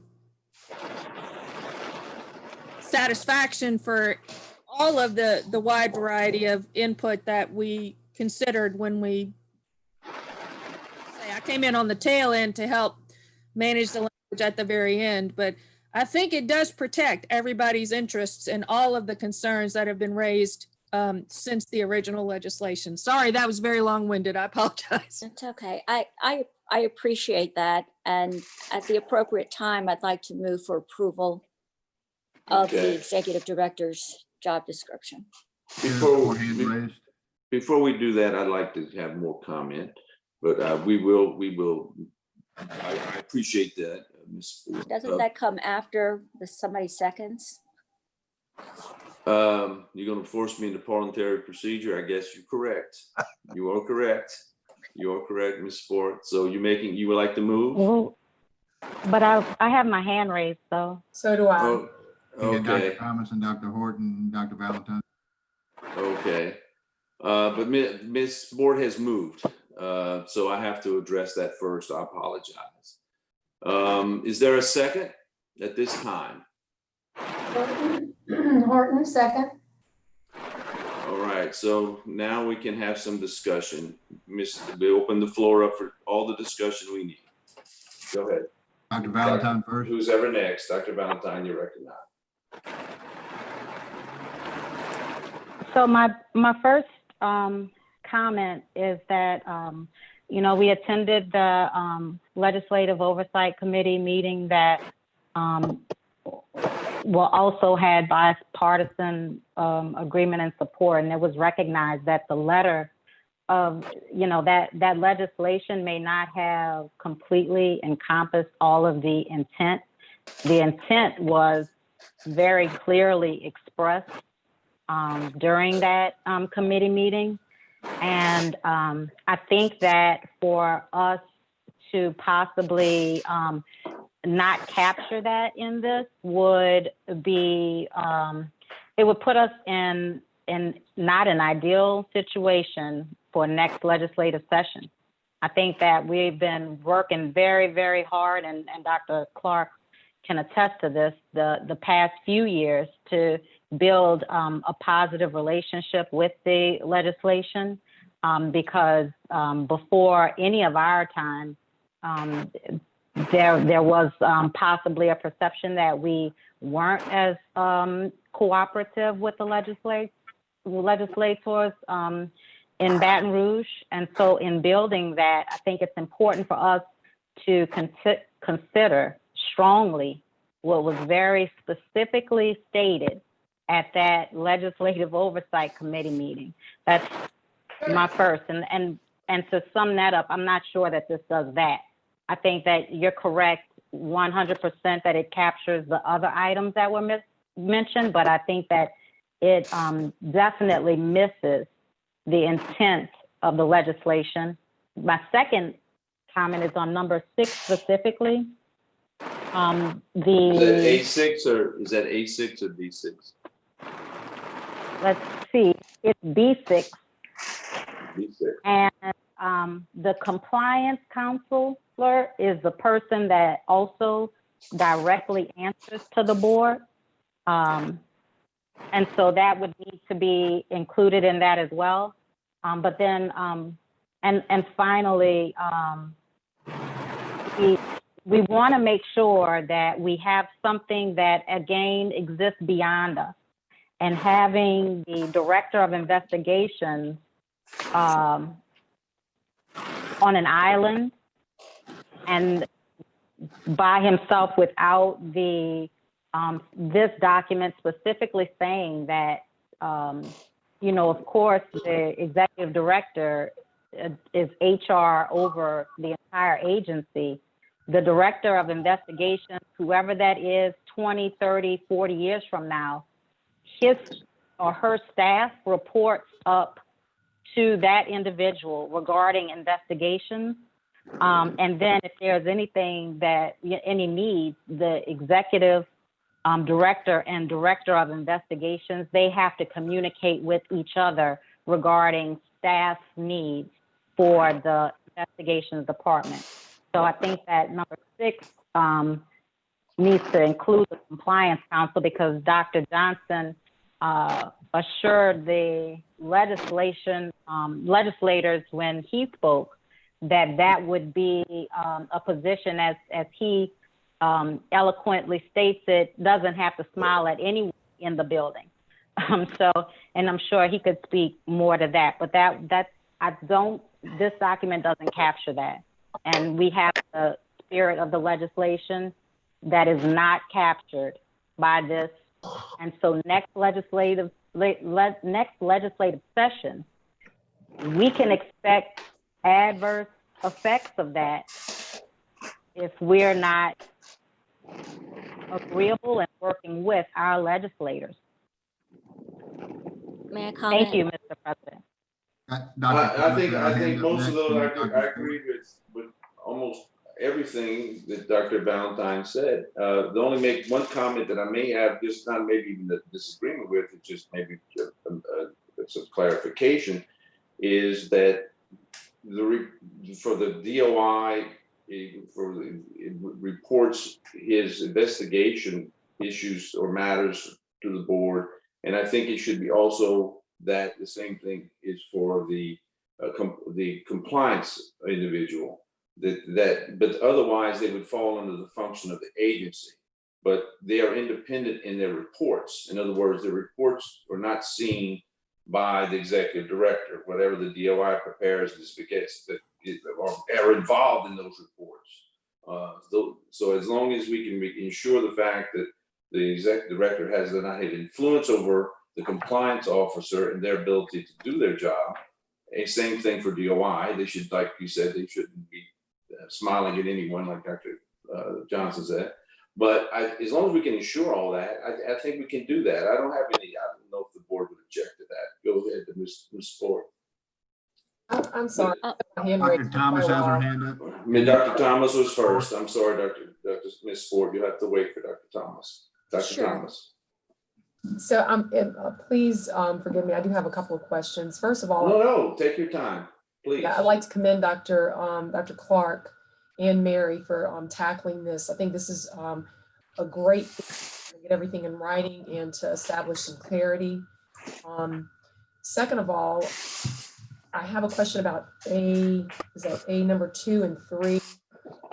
Why did we put that 10-year time on the experience part? Where did we get that number from? Mary or Ms. Wilson? Yeah, I'm happy to address that. In the documents that I looked at from other boards, it did appear that most of them looked for somebody with at least 8 to 10 years of experience. Okay.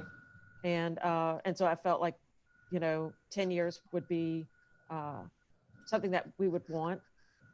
Certainly it could be reduced to 8 to 10 or something like that, if that was something the board wanted, but that was the reason. May I chime in? Right, and please excuse me, Dr. Thomas, but that if you don't mind, there was another board member that actually sent a question. Dr. Horton had the same question you had, Dr. Thomas, and maybe she'd want to chime in on the 10 years as well. Dr. Horton, I hope not putting you on the spot. Would you mind chime in? I was concerned that that in future, should the board be in a position to need to hire another executive director, this would significantly cut the numbers of applicants who could even qualify to be considered. And so, there aren't that many people that have 10 years of the wonderful experience that Dr. Collada has. And there probably aren't too many of them out there waiting to come to work for the board. Should he ever decide to retire, and I hope not. So what I was going to do was follow the information that Ms. Wilton was kind enough to give me when I questioned that. She suggested that perhaps if number 2 began by saying extensive professional level administrative organizational management expertise, 10 years preferred. And if number 3 again said extensive experience in the management and leadership of multiple, instead of departments, if it said units, sections, divisions, or departments within an organization, 10 years preferred, then that would open it up to a great many younger people who have not necessarily had the opportunity to gain all of that experience in their careers. Dr. Thomas, would you accept that as an amendment? Absolutely. I appreciate great minds think alike. So I appreciate Dr. Horton's suggestion. Well, why don't we go ahead and vote on that? We can get some work done. Go ahead, Ms. Ford. If you want to vote on that amendment before me, because my comments have nothing to do with that, that might be the Well, best. I'm just trying to keep order. Okay, So sure. yes, I would like, we have. You're the boss. Thank you. We have a friendly amendment and to change items A2 and A3 from 10 years experience to 10 years experience preferred and having extensive experience, I think is how that Ms. Bolton had the, I think, and Dr. Hart. So is there a motion to move on that amendment? So Ms. Ford moves second. Second, Horton, can I second myself? Sure. Yes. Okay. And can we call the roll on that? And we'll see if they can, or unless, is this a friendly amendment or is there going to be more discussion that we need on this? Dr. Valentine and then Dr. Yu have their hands up. Okay, well, we'll recognize them, please. The discussion. Are we and B? Excuse me? Are you splitting this as part A and part B for the vote, or is it all? I'm voting just on an Altogether. amendment on, it's A2 and 3. And A2 states 10 years of professional level administrative and organizational management experience. And level 3 says 10 years of experience in management and leadership in multiple departments with superior skills in leadership, analytical ability, flexibility, consensus building, legislative process, ethics, and ability to maintain confidentiality. And so what the amendment is to change the hard and fast 10 years to make that 10 years preferred in 2 and 3, and put an expectation for 10 years, but not to make it a hard and fast. That's what I'm kind of getting the gist of the amendment. What about for 6 with the compliance counselor reporting to the board? We can come back to that and make an amendment and change it. Can we hold off on that till we do this? Okay, so that's what the motion is specifically for those 2 changes, Yes, period. Period. Okay. Yeah. Okay. I think Dr. Yu? Yeah, I have a problem without some definition regarding extensive. Okay. This is a very important position, and we would like somebody to be experienced. I understand about the preferred 10 years, but we should probably put in at least so many years and preferred 10 years. Unless we define what is like a minimum of 5 years, say? Minimum of 5 with something like that? What would be your recommendation, your motion to? I would say at least 8 years and preferably 10 years, because from other based on what Ms. Payton has researched, it looks like most boards or most places have used 8 to 10 years. Or is that almost the same as 10 years? 8 years is almost the same as 10 years. Well, I just want to make sure that the person that we are going to get would be somebody who is experienced. I know about the concern. We may not have enough candidates, but certainly we're not going to choose a candidate just because we don't have enough candidates. I mean, we have to get somebody who's qualified. Good point. Very good point. But maybe we could add things in there like education as well. You know, having a master's in hospital administration, or maybe a master's in business administration, or serving as an executive director at other agencies, or other administrative capabilities, time served, and so it's just it's being specific, because all those matter. If you have some education, maybe you don't need 10 years if you have a master's in business administration and manage something for 5 years. That's just a suggestion. So I think, you know, in order to not paint ourselves into a circle, we should probably err on the side of having it broader, as Ms. Wilton suggested in terms of extensive. And we as board members can then tailor it in and say what extensive means. Well, I think we have a motion and a second, and now we're having some discussion. Now I have a motion from Dr. Yu. And do I have a second for Dr. Yu's motion that we go to 8 years of experience? Anyone, is there a second on that? That's fine. Valentine, second. Okay, so we have a second. So I think any discussion on the 8 years instead of 10 years. Ms. Wilton has her hand up. Ms. Wilton?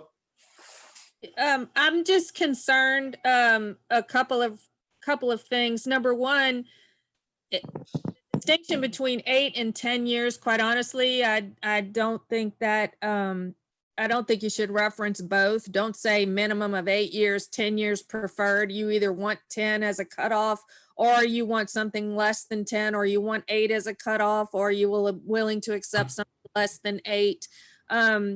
The suggestion to leave it relatively undefined was to guard against the possibility that some truly rock star candidate whom everyone agreed would be the perfect fit, but didn't have the specific granular level of qualification that you're going to memorialize in this job description.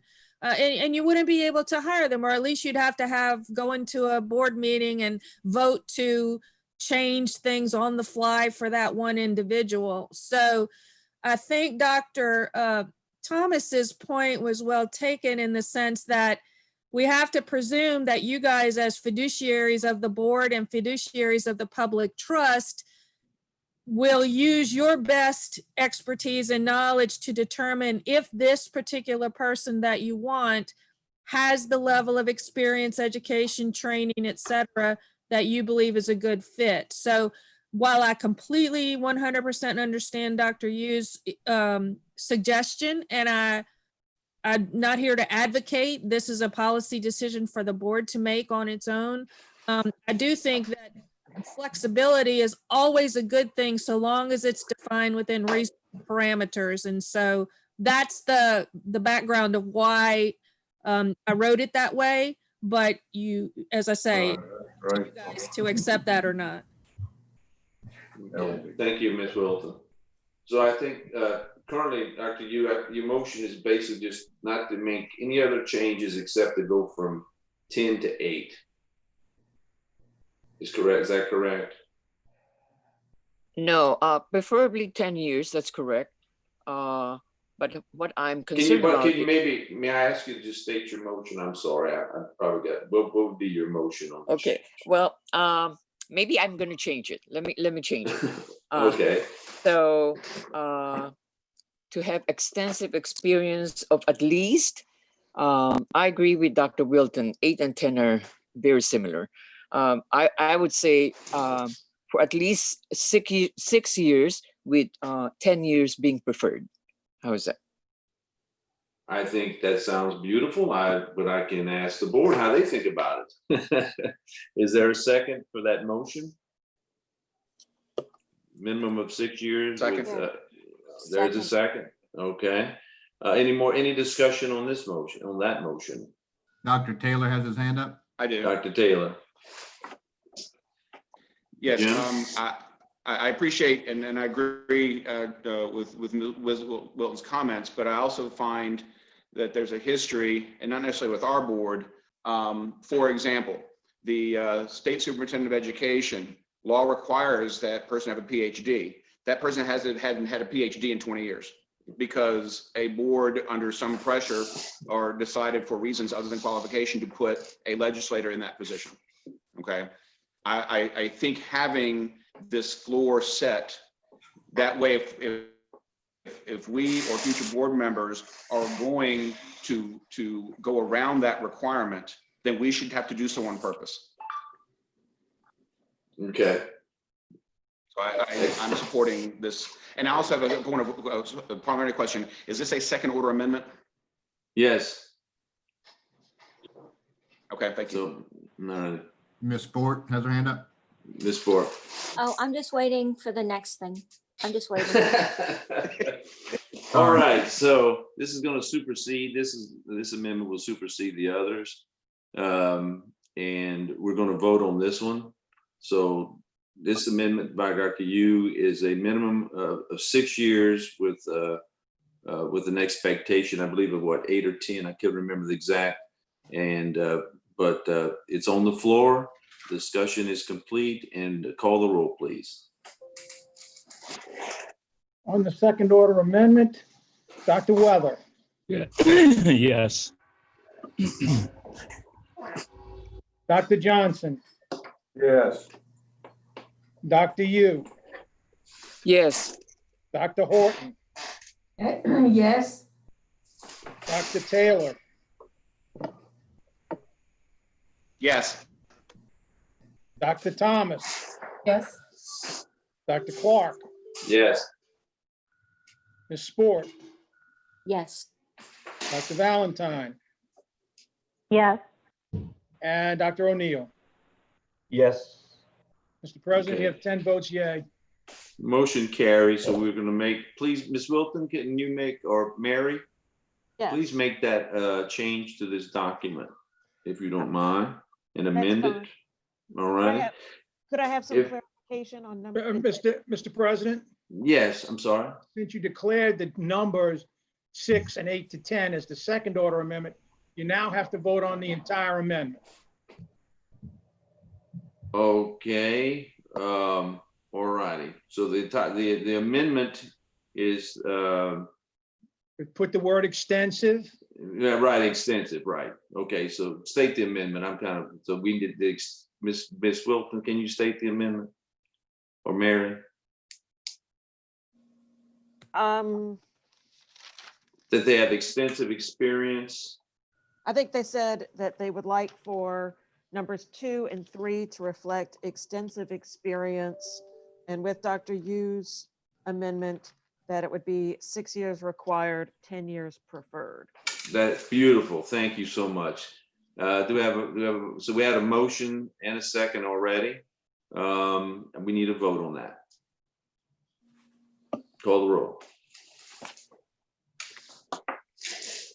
On the overall amendment, Dr. Yes. Weather, Yes. Dr. Johnson, Yes, totally appropriate. Dr. Horton, Yes. Dr. Yu, Yes. Dr. Thomas, Yes. Dr. Clark, Yes. Ms. Sport, Yes. Dr. Valentine, Yes. Dr. O'Neill, Yes. Dr. Taylor. Yes. You have a unanimous vote, Mr. President. It is amended. Thank you. Any comments from the public? Beautiful. sir, Thank Dr. you. Very good work. I know it's taken a little while, but this is important work. I'm going to ask that we take a break to 11. Give everybody a little chance. We've been going at this pretty good clip. So Dr. go ahead. Clark, Mm-hmm. hey, this is Patricia. I had my hand raised. I wanted to ask a point of information. Dr. Horton's original motion substituting the word extensive and so forth also reflected a change to A3, modifying the language about multiple departments to be more specific, where we said units, sectors, blah, blah, blah. Right. But that didn't come up in the motion, but that was a discussion that we had that you informed me of. Yes. That could Well, you want to bring that up as another motion before we take a Well, break? I believe Dr. Horton's original motion referenced it. I just don't know if the, I didn't hear it, but she probably did. I apologize. Do we need so we need some clarification of that, of what the multiple departments mean? Yes, Yes, I we- included that in the discussion. Well, Yes. I apologize. I'm sorry. I just wanted to ensure that I had authority to, include the language that I had circulated to Dr. Horton and that she approved of and was bringing before the board. It is not substantive. It is just a minor change. I'm happy to, you know, send that out to everybody, but she did include that in her motion, and I wanted as a point of information to ensure that you wish me to add that slight modification as If there's no objection from the board, I think that to be a friendly amendment. Dr. Horton has clarify. her hand raised. Dr. Horton. Sorry, that's why I had my hand raised. Okay, I think that's a friendly amendment to define that. Okay, Not a very problem. good. Thank you. Thank you. Okay, and we'll take a break till 11. Okay, my hand's up, but I'll wait till 11. Let's go. I gotta go. Go. All right, bye-bye. Oh, gosh.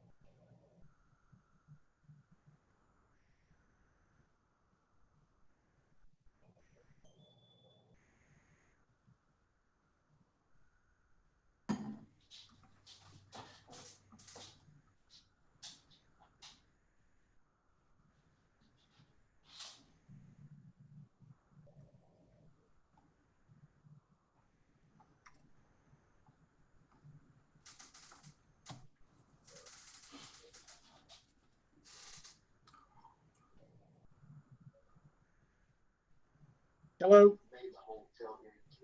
Sir.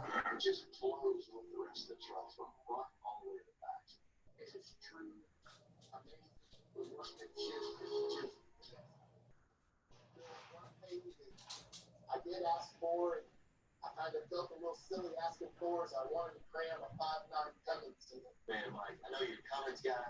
Yeah, there was only so much right here. Right. The truck's so low with the factory hood. Let me show you what we got to crap.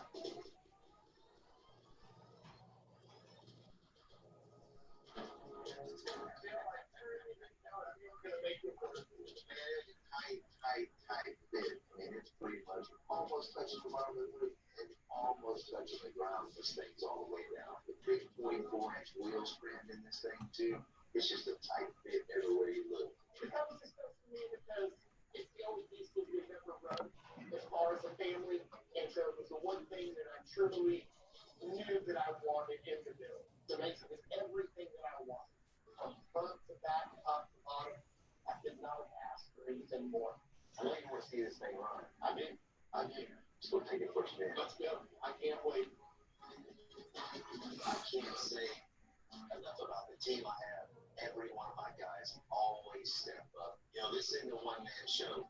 We're all in this together. If this build doesn't prove that, I don't know what would.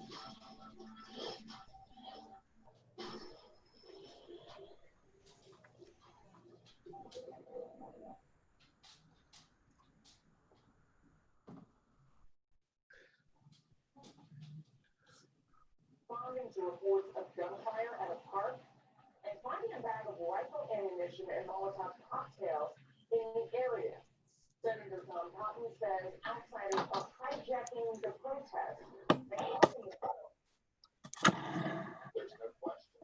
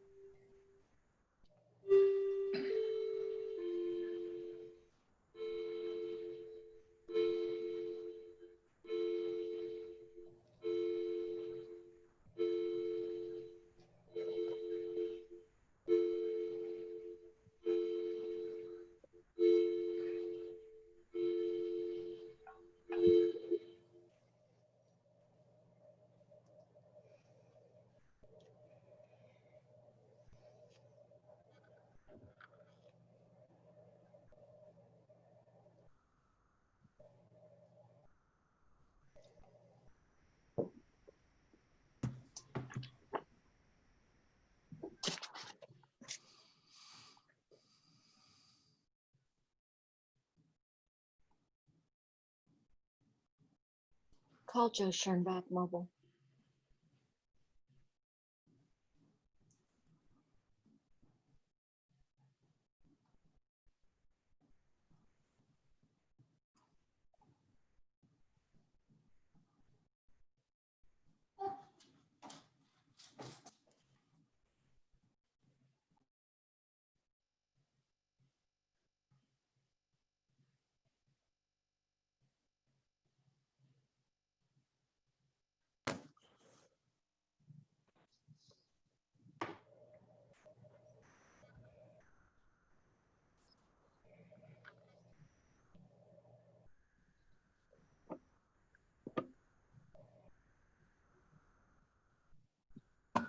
Okay, everyone, are we ready to get started? It's 11:03. there were a couple, before I recognize Ms. Kim, I think Denise, you had a comment. Is she still on the line? I'm sorry, I was still in the middle of my questions, but I'll Oh, okay, I'm sorry, okay. I'll wait until after Kim can make her comment. Okay. I was gonna ask Denise, because I put Denise, I forgot, kind of got lost track, and she had a point she wanted to make, and I apologize, Ms. Denise. That's okay. I really just wanted to ask about items 14 and 15 under B. Those Okay, are we're gonna actually get- my job duties. All right, well, we'll, when we get to B, what I think I'm gonna do for the board and for everyone listening in the public, I'm gonna ask about A. We're gonna finish A and see if there's any more questions in A. And then we get to B, then we can, try to go in order. I probably should have done that from the beginning, so I apologize. Just to make things more efficient and work, so we don't lose track of where we are. Yes, Denise, I'll be sure to pick up on that when we get to those items. Okay, and then as a point of personal privilege, again, is Miss Rita Arsenault. She'd like to be recognized. Yes, could she, I didn't hear which numbers Denise said. That was it was at 8 and which, Denise, what numbers were you? 14 and 15. Oh, 14 and 15. Okay. All right, but we'll get to those. Yeah. Okay. Okay. Okay, I just Thank wanted to show the board members the beautiful plant that I received from you guys. I wanted to thank you very much for this plant and for your appreciation for my service during these years. Thank you very much. You're more than welcome, Ms. Rita. God bless. The least we could do, the absolute least. Thank you. Thank you. You're welcome, more than welcome. God bless. Okay, so I'd like to ask if there are any more issues with anything in A that we need to talk about. Anything in A is pretty much outlines the executive director's qualifications, etc., and his particular duties. I think the B is section B is, I think, where most things are controversial. I have another question. It says for 11, shall not concurrently be a member of the LSBME. I guess that means a board member, I would assume. We had previously had that as board member. I think somebody changed the language to LSBME, but it was drafted to read board member. So that means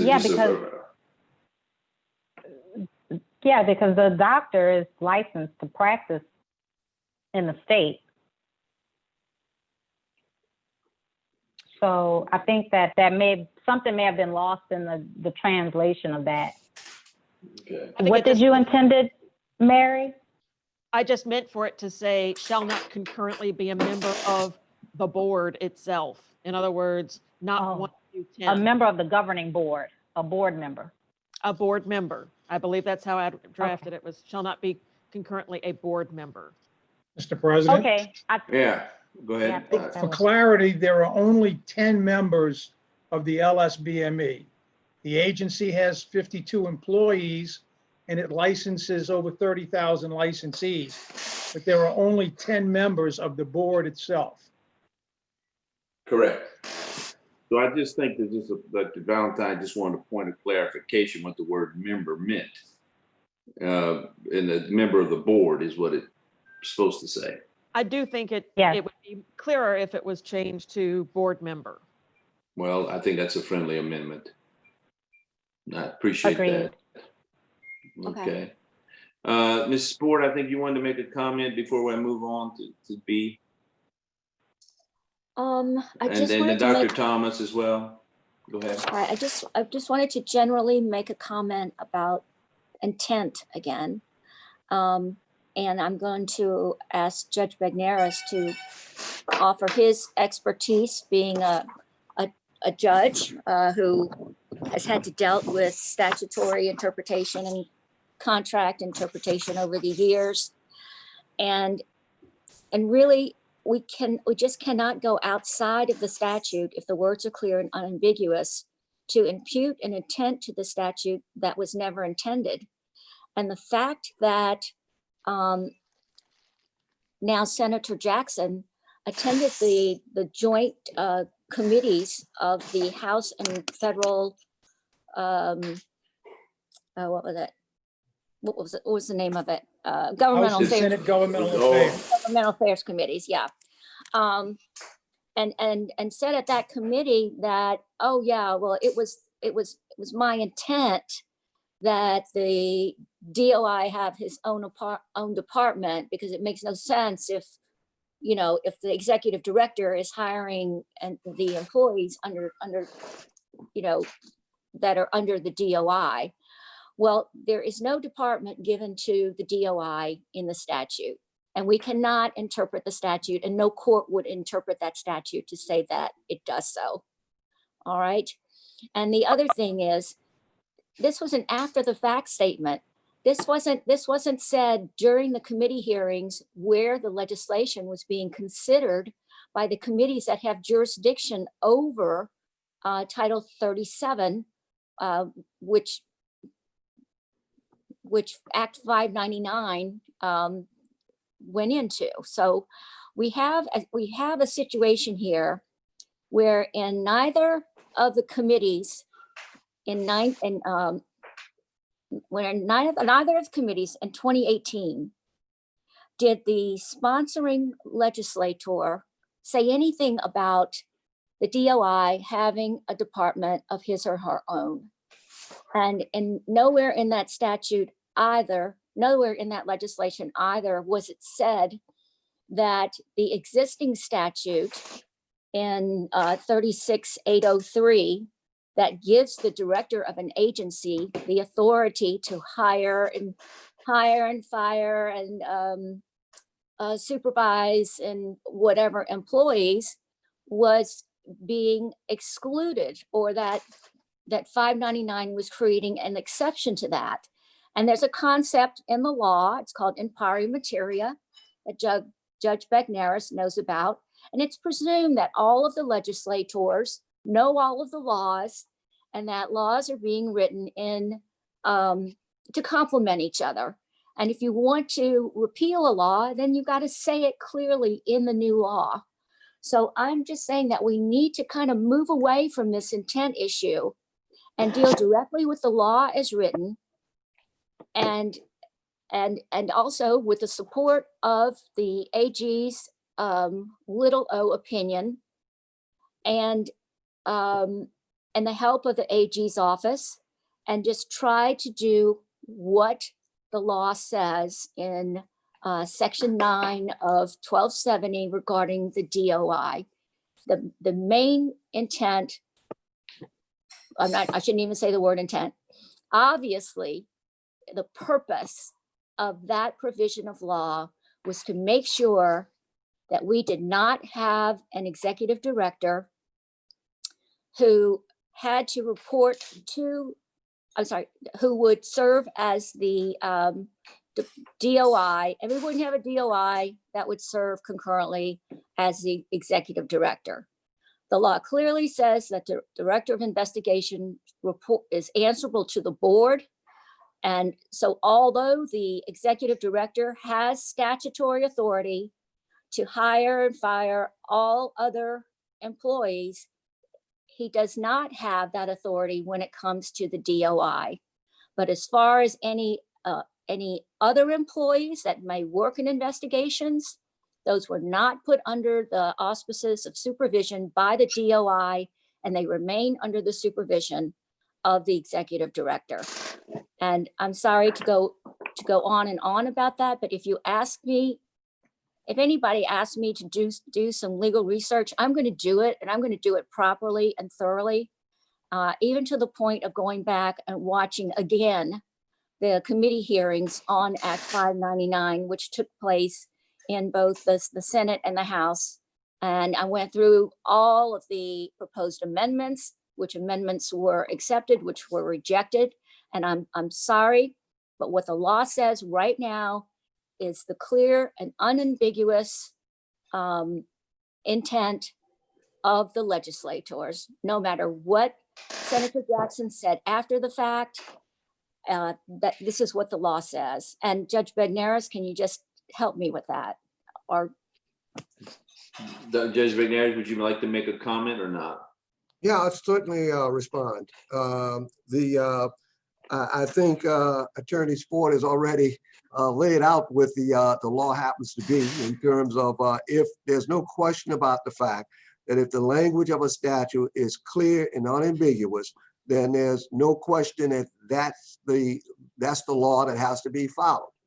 However, I do understand why there would be a question as it relates to the separation of the executive director and the Department of Department of Investigation, if the director is actually the party who is dealing with the employees of the Department of Investigation. I could see how there would be a question regarding that separation. But you are right, Attorney Sport, that is what the law says presently. Okay, Dr. Thomas. Thank you, Judge McNair. Dr. Thomas, you have a comment. I'm trying to keep track here. Dr. Thomas? That's a great segue into what my next question is. So, one of the reasons, and I'm a newer, not the newest, a newer board member, and I've heard about some of the history of how this came to be from some of the more senior board members. So my question is, and this is probably more of an attorney question, in protecting our executive director, are we opening him and this agency up to any liability by involving him in the hiring and firing and management of the investigative staff? Because, we certainly, we want to conduct the business of this agency, but we certainly don't want to open ourselves up to any unwanted or unneeded litigation. Ms. Wilson, would you mind responding? I'm happy to respond. I don't envision any way in which the position description as currently written would be amenable to litigation. It is in conflict with the law and does intend to or tries to build in the DOI's collaboration and cooperation in the hiring and firing with the executive director, which, as you recall, the Civil Service Department said that could be delegated from the executive director to the DOI. So this was an attempt to include all of the different concerns with respect to hiring and firing without running afoul of civil service rules and or the law as it's plainly written. And so quite frankly, I do not see what litigation possibly ensue out of this particular position description. Not that someone couldn't sue about anything anytime, but I don't know what a meritorious claim would look like. So, thank you, Ms. Wilson. Dr. Thomas. So it was explained to me whenever I met with the Attorney General and staff from his office, was that we should consider the department, or we should consider the LSB&B compartmentalized, just as, and they brought in the example of how we have our executive and our judicial branches of government. And so, and they likened the way that we should function according to those different separations, so that we, stay out of trouble and have a balance of power. And so I guess I'm just wondering, if we start commingling those different functions, does that open us to liability? And forgive me if you feel like you've already answered that question. I'm just, I always like to proceed cautiously. I always like to do things right the first time. I don't ever want to look back and say, woulda, shoulda, coulda. So respectfully, I'll let the attorneys or whoever else respond to that question. Yeah, Mary or Ms. Wilson, you have the floor. this is Patricia. I'm happy to respond. Of course, I wasn't at that meeting. I did get a little roundup of what you all may have discussed while you were in that meeting. I will say this. If the commingling is on any side, as the law is presently written, it would be commingling the DOI into the executive function of the executive director. Okay. And I don't think that would be a problem because the civil service specifically advised you all that the executive director, as the appointing authority, could delegate some responsibilities in regard to the DOI. So this executive director proposed position description allows the DOI to have a voice in the selection of his staff such that the ED and DOI can agree on administrative hiring personnel type issues, subject of course, if at any time in future world, an executive director and a DOI could not agree on a particular issue, it could be taken to the board to resolve that matter. But I actually think any commingling concerns, I don't think there are any because civil service specifically advised you that this was permissible, but any sort of blurring of the lines would actually work the opposite way in the sense that as the law is currently written, the executive director has this function as the appointing authority. So bringing the DOI into it is essentially going into that territory, which is something you all want to do. I completely understand that, and I completely understand the rationale and reasoning behind it. I think it's lawfully permissible, and I don't think it's a problem. But it's not a case, as the law is presently written, of the ED stepping on the toes of the DOI. It would actually be the reverse as the law is currently written. I appreciate your response. Thank you. You know, in the interest of time, it seems like, you know, this is a very, very, very important topic, and there are a lot of passionate opinions about it. It is encroaching upon noon, and we haven't even to any of our other business. Would it be, this question is directed to Dr. Clark, would it be advisable that we maybe end this discussion with section A and then leave section B for another meeting, or possibly have a work group that can, you know, maybe a work group of a few board members and maybe, you know, a representative from Ms. Wilton, a representative from the AG's office to hammer out some of the details in section B. That way we can preserve the board's time, very valuable time. Point is very well taken. I think we're having a very good work group now. Absolutely. and I think having the whole board involved to me is what I like. If it gets to a point where the consensus of the board is they've had enough of it, that's okay. But I think this is such an important document that I really would like the whole board to at least have some input into it as we go through it.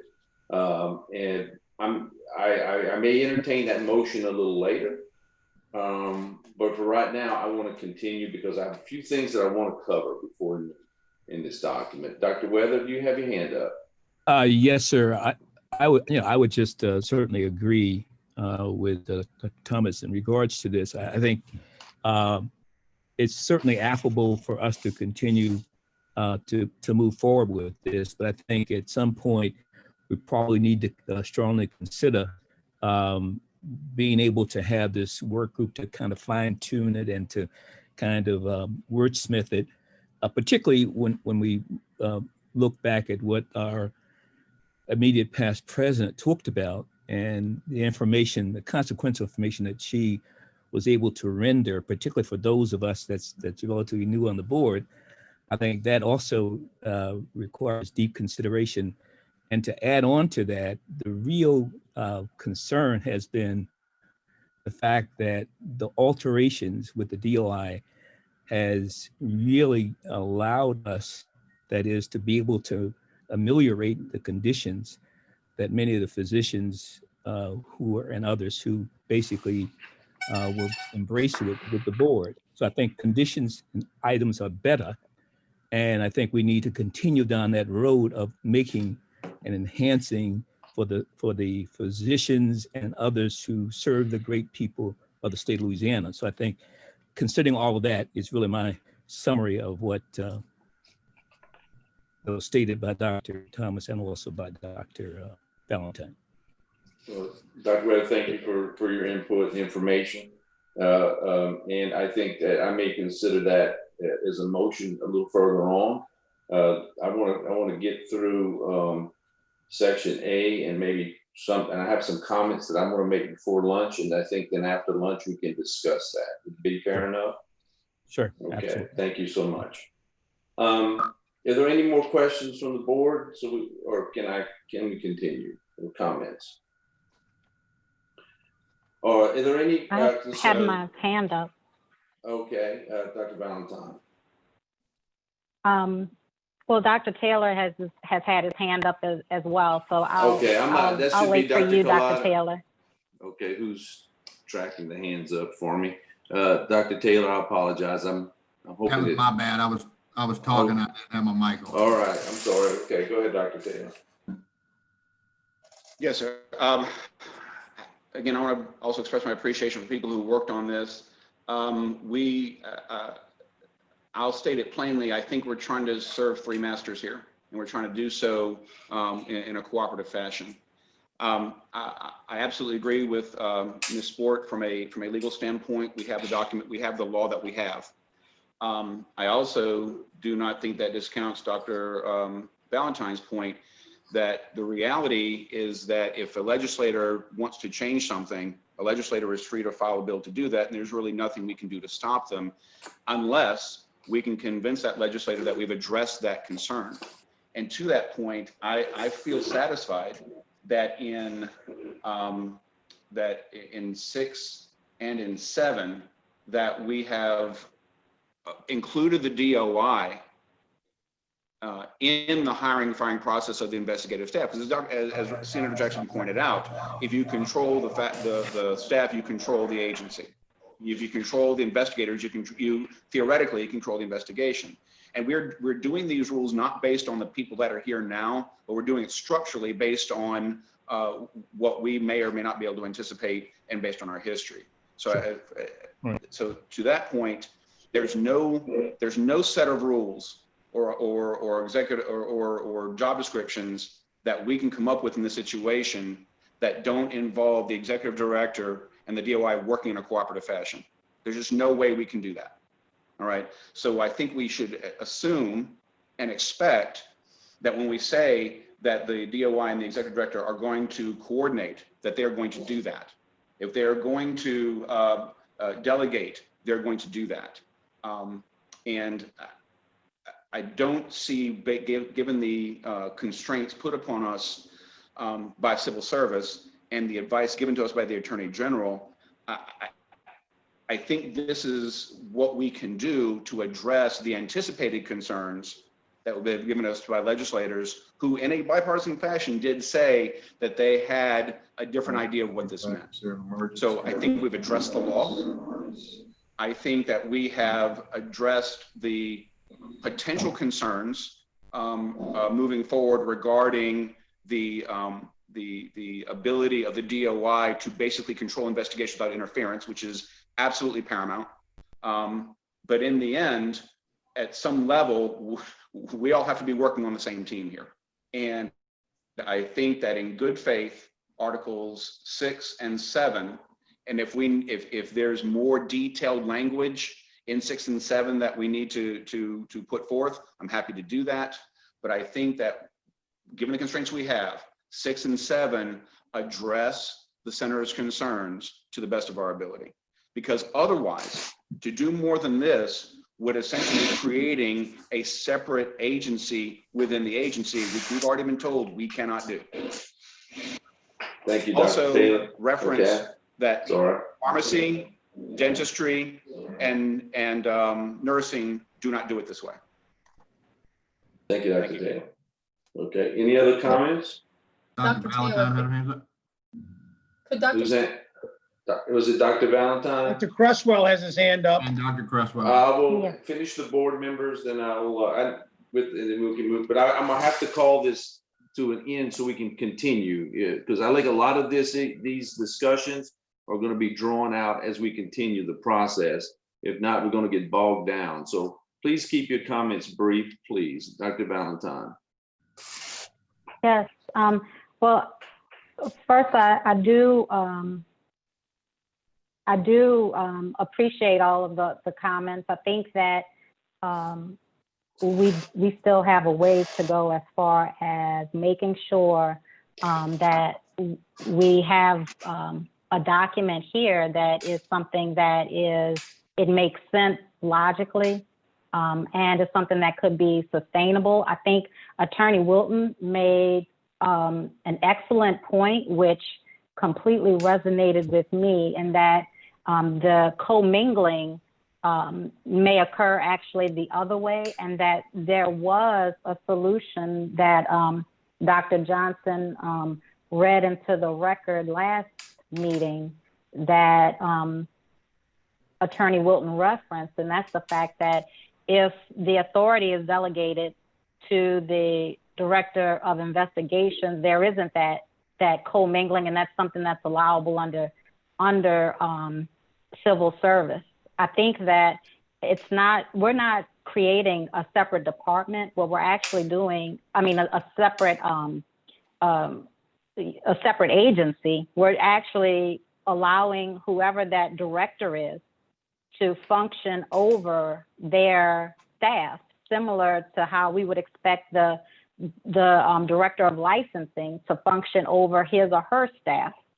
And so I think that we have to remember, and I think it was you, Dr. Taylor, that said, if you do direct the staff, then you're directing the investigation. And I think that although it is implied that we have this collaboration that occurs, and really follow the chain of command that we're so familiar with in medicine, where the executive director is talking to the directors of the different departments. So not separate agency, but just functioning like a chain of command, talking to the departments. We would expect that to happen, but there's a lot of room that could ensure that it happens. And I 100% agree with what Dr. Weather and Dr. Thomas said, that this document, there are several parts I'm not sure if that bipartisan committee would be comfortable with. We all know, yes, you follow the letter of the law, but you also want to make sure you're capturing the intent of those legislators. And we cannot operate in a bubble thinking that we're just going to follow what they said, knowing that they made what they intended to capture. And we worked very closely, Dr. Johnson and I worked very closely with a bipartisan group to make sure that what the intent was, we understood it, we embraced it. I think that 6 still needs to include our compliance council, because it is important that we have someone that can make sure that the entire agency is, that we have that person that can really keep us on track. For if there's any complaint, it goes to the compliance council. They're addressing that. We want to really be as Dr. transparent Valentine, as possible. and hate to cut you short, but in the essence of time, can you wrap up your comments, please? Yep, absolutely. I just, because I think that this is something that is going to take a lot of time, because Yes, we ma'am. have a lot that we have to capture and that we should capture, and it's a very important position. So if whenever Dr. Weather makes that motion he mentioned, I'm ready to second it. Okay, thank you. Who is next? Any board members? I know Dr. Cresswell wants a comment. Any board members in line? Yeah, Dr. Thomas. Dr. Thomas. No, no comment. All right. Any other board members? Alan? No, not at this time. Dr. Cresswell, you have the floor. I was just very, very simple. I was just gonna make sure and remind you guys that you vote on the motion that was raised by Dr. Valentine pertaining to number 6 and adding the compliance council to that specific point. We're going to get around to that, Dr. Creswell. I'm trying to go get in an orderly fashion, but we're definitely going to address any and all motions that want to be made. Thank you. Are there any comments or suggestions in part A of this document? So I think Just that's the pretty, changing of the, that's a board member as we discussed, but other than that, no. so congratulations, we did half of this thing, so that's good. Now in part B, I want to ask if there are any particular questions or comments on items 1, 2, 3, 4, 5, and 6. Are there any questions about those first 6 items from anyone? Just the one that I mentioned, the fact that that should also include the compliance council. Okay. For number 6. Okay, well, why don't we take your motion right now for number 6? Okay. How would you like to change that? And I'm looking at what the motion would be, and maybe should we have something included in that with that? So it's except the director of investigations and compliance counsel who shall serve at the pleasure of the board. Okay. And also, I don't know how we can capture the fact that, as Attorney Wilton mentioned, so that there isn't any, oh, there's an echo all of a sudden. So that there isn't any commingling, the fact that civil service offered that suggestion of that the executive director has the authority to delegate that hiring to the department, the director of investigations. So I think that 6 should probably incorporate that as well. I'm a little confused, so the motion will be, and I'm thinking of how to word this on the fly since we're doing it now. I mean, maybe we could just go 1, 2, 3, 4, 5 and approve those. And all right, why don't we come back to 6? Okay. Yeah. Okay, yep. We'll put so anything through 5. Just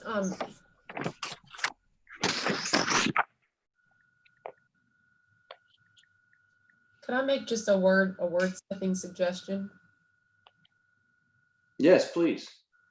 So number 3, be a full-time unclassified employee of the LSBME who shall be compensated in an amount to be determined by the board. Repeat that again, please. I'm sorry? Would you mind repeating that again? I'm sorry, it broke up for me.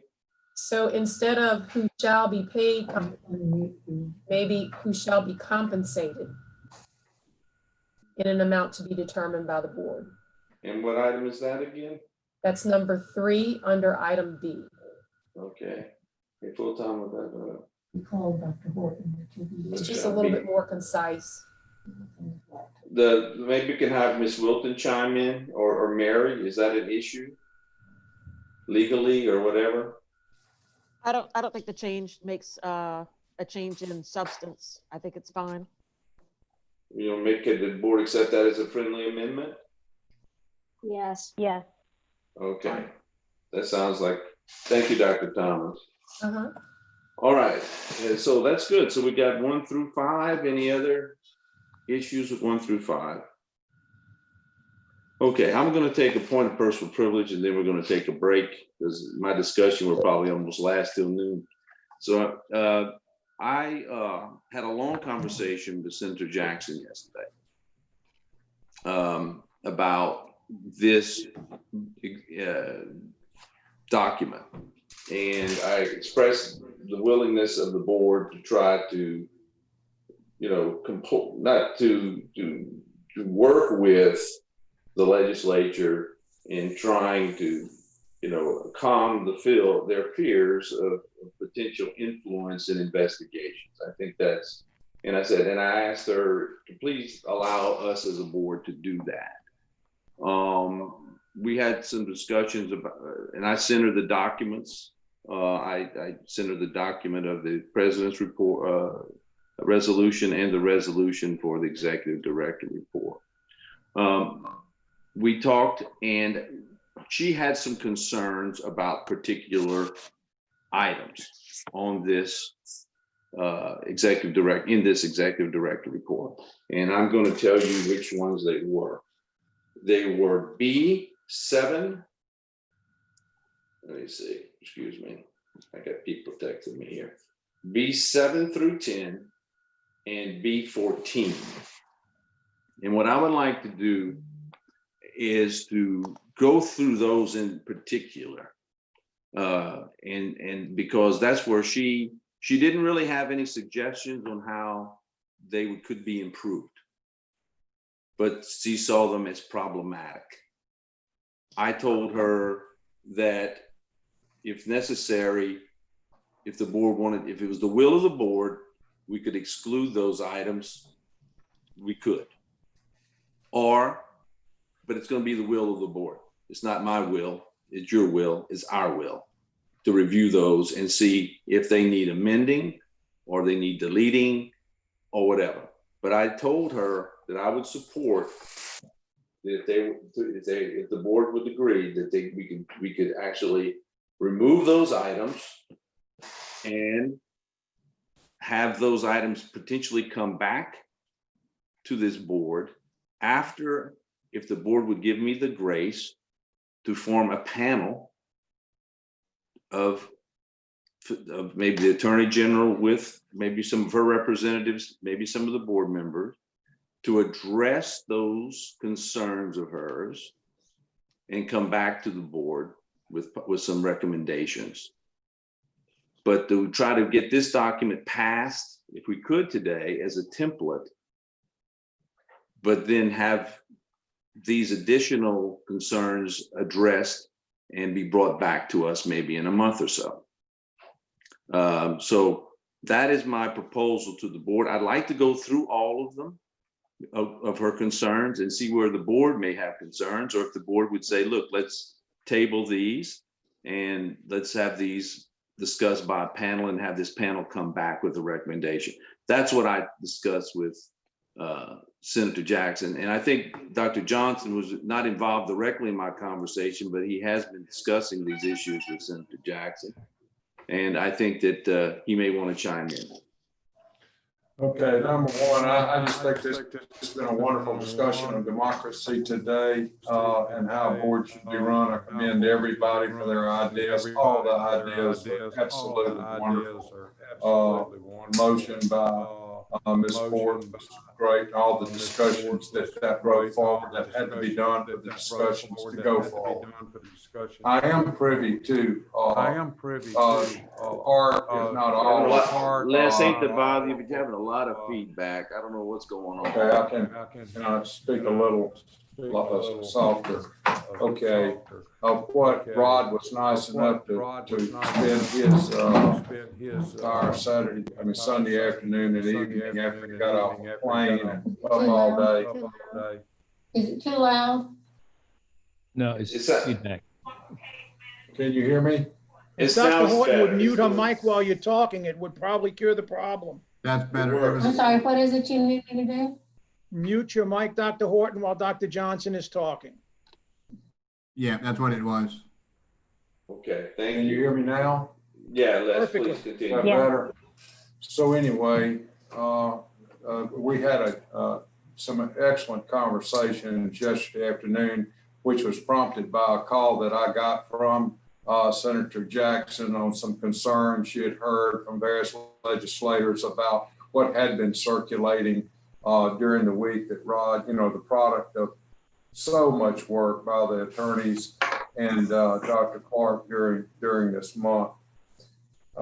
Just quickly, indulge me. I mean, it was a wonderful discussion with the senator about her representation and Senator Hewitt of the various committees and whatnot and what went on, and into the philosophy even of politics, in that, of course, the best form of governance is a benign dictatorship, but that hasn't occurred since the time of the great Antonines and Marcus Aurelius, for goodness sakes. So we are trying here to have a separation of powers, even in a level of a board such as this, and a separation of powers that we absolutely understand is we must accomplish because of the history of some of the situations that didn't work so well for the board in the past.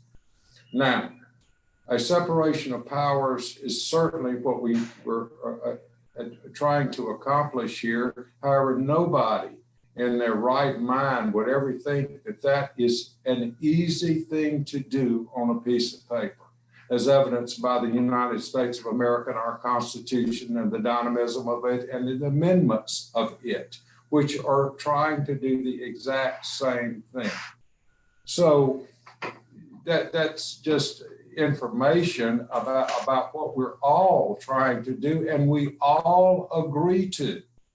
Senator Jackson agrees that this has to have one executive director over the entire the situation, but how do we carve out situations with the investigations division, I'll call it, so that there is a minimum of interference by anyone else other than the board with that division. So that's what Rod, after we worked out a way for him to visit with her as well, and he took the time to do so and give her all the documents so she would have them in front of her rather than innuendo and rumor as to what may be in them, and looked at what could be looked at and possibly improved upon. So what Rod is alluding to now is what they, I believe, agreed to. I have not talked to her since then, as to what we could work on with a panel, perhaps, if that is the wisdom of the board. We would really love to have as much of a consensus as we possibly can, because as Judge Bagneris says, you know, we're not that far off on the sentiment of what we're trying to do, but words do matter, ideas do matter, and we can never be afraid of some other ideas about what we have created here. I would rather get it right and get us consensus of the Attorney General's office, civil service, the legislature, and us, if possible, prior to passing this, some of this more, shall we say, discussable Part B. So that's my thoughts and what I heard from our president and several of the board members individually, not collectively, in the last few days, as to what would be a wise way forward here. We've made a tremendous amount of progress already today, as Dr. Thomas said. So I'd be interested. That's really where we are at this moment in time from my perspective. And I'd be interested as a little more information from Rod as to where he thinks he is vis-a-vis his nighttime thoughts at 3 a.m. in the morning. You mean since I've been up since 3 trying to figure this out? Right, I know. Well, I think what I would like to do, board members, is to allow you to go through those, hopefully quickly, relatively quickly. I can read them and we can decide if we want to move this to another media, a way to handle it. I would suggest that we've done some good work and we shouldn't table the work we've done. I would suggest that we continue to work through this document, maybe a little more expeditiously, and agree on what we can agree, and that what we can agree and agree and as well with what Senator Jackson has proposed, that maybe we could take those items, carve them out and have a panel discuss them and see if we can find some consensus on this before the next meeting. We may not. But I think I think it's worth the effort to do it, because we want to have the responsibility of leadership. And we should lead on this. And doing it right, like again, Dr. Thomas said, is very important. We need to get this right. But I don't want to throw what the good work we've done already away. I'd like to have a motion to, once we get through what we can get through, to approve what we've done, and to have another motion that we come back on these other items that may be controversial, and bring that back within maybe a month, or no less than a month, the next meeting. Mr. President, in my understanding from, just for clarity's sake and for my understanding, Senator Jackson and you agreed on virtually everything in the president's documents and in the document you have before us now regarding the executive director, other than potential changes or tweaks or whatever from B7 through 10 and B14. Is my understanding correct on that? She basically, she sent me a text message because I asked her, I said, please review the documents and send me the items you have concern over, and that we had agreed that those could be excluded, but I can't exclude these. This is a board decision. Okay, I said I would present them. This is something that we could take back and look at, or maybe the board may want to consider amending. We could take on these items and try to make it better, if that's what the board wants to do. We could go through these items that she has asked and either remove them from this document, amend them, or do nothing to them. I would suggest we go through them. I think it's important that we go through them in an expeditious manner, knowing that not to spend a lot of time on them, just for you to get some background of maybe what some of the concerns may be. And then we can decide what we want to do with them, if we want to amend them or not, or send them. This Go is ahead. Valentine. I would like to include number 25 to the conversation about number 6, just because they're related, and we can probably, for clarity, include them so that we could work all of that out.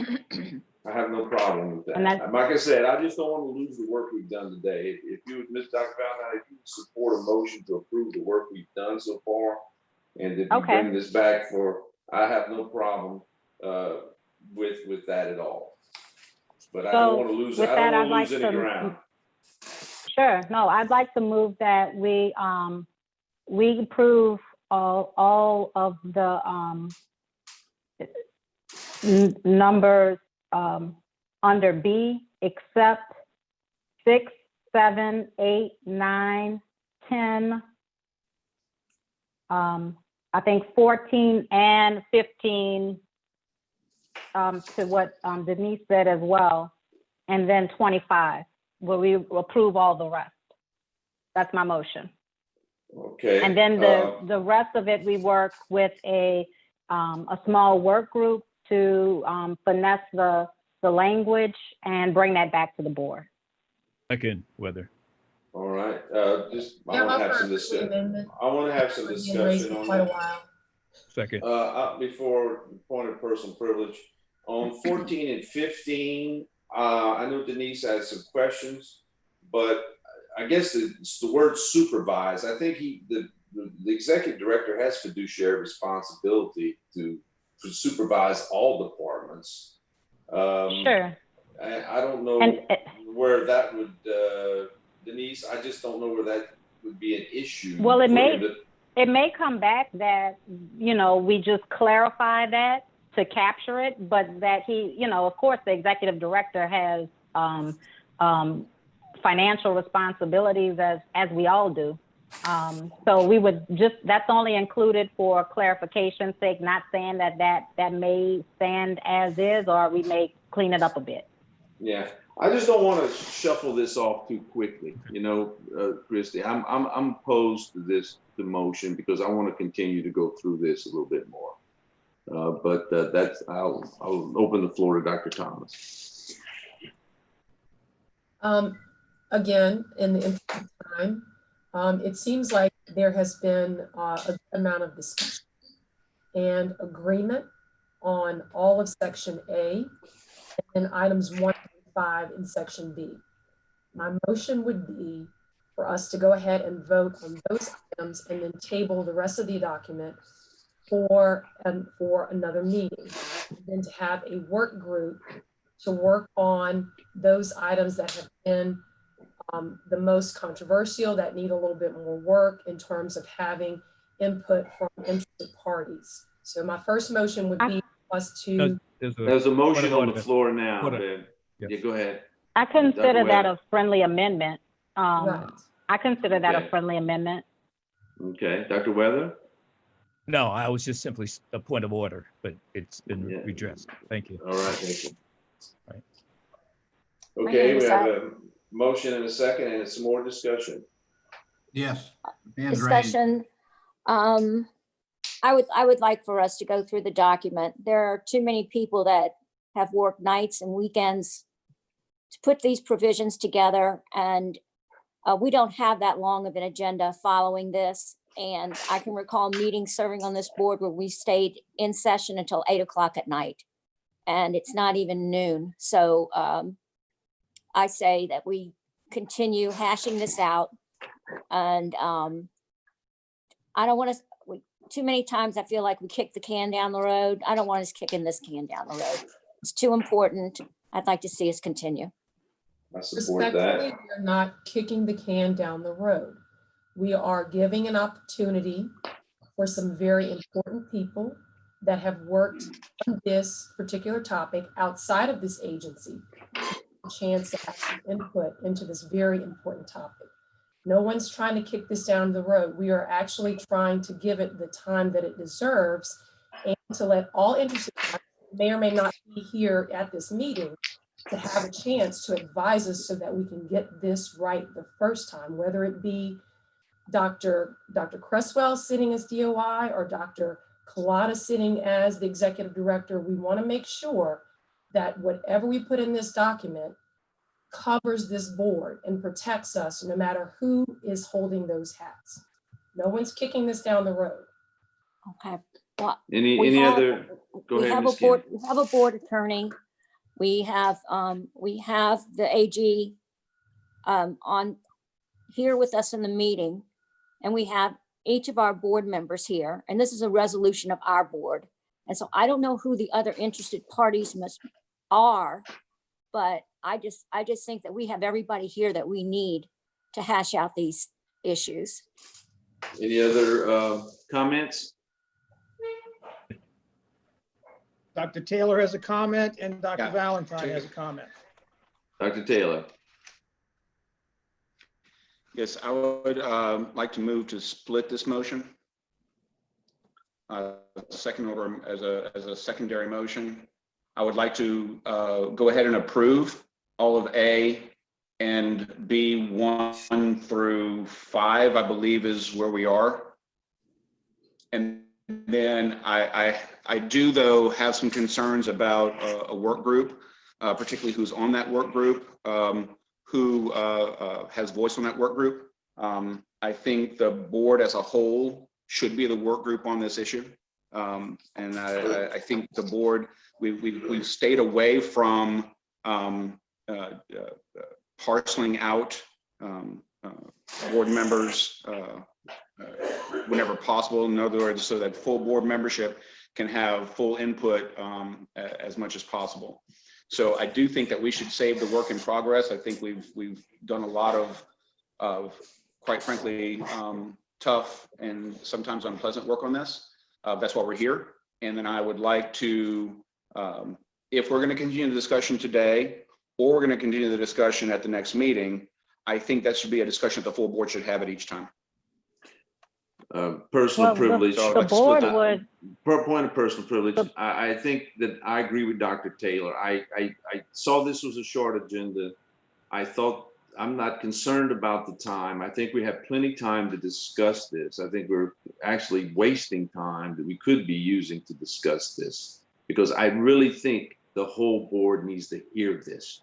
And yes, if there's some things that we need to bring out and have a panel or experts or whatever, or group to get together, but less hash. There's so much left to discuss that we're not going to, you know, leaving this too much to the panel. The board needs to have its feet in the fire on this and understand the issues, especially to the younger members. That's my comment, Dr. Valentine. yes. Well, the first, I think that if we have the workbook group as we have that motion now, we've never had anything come directly from that.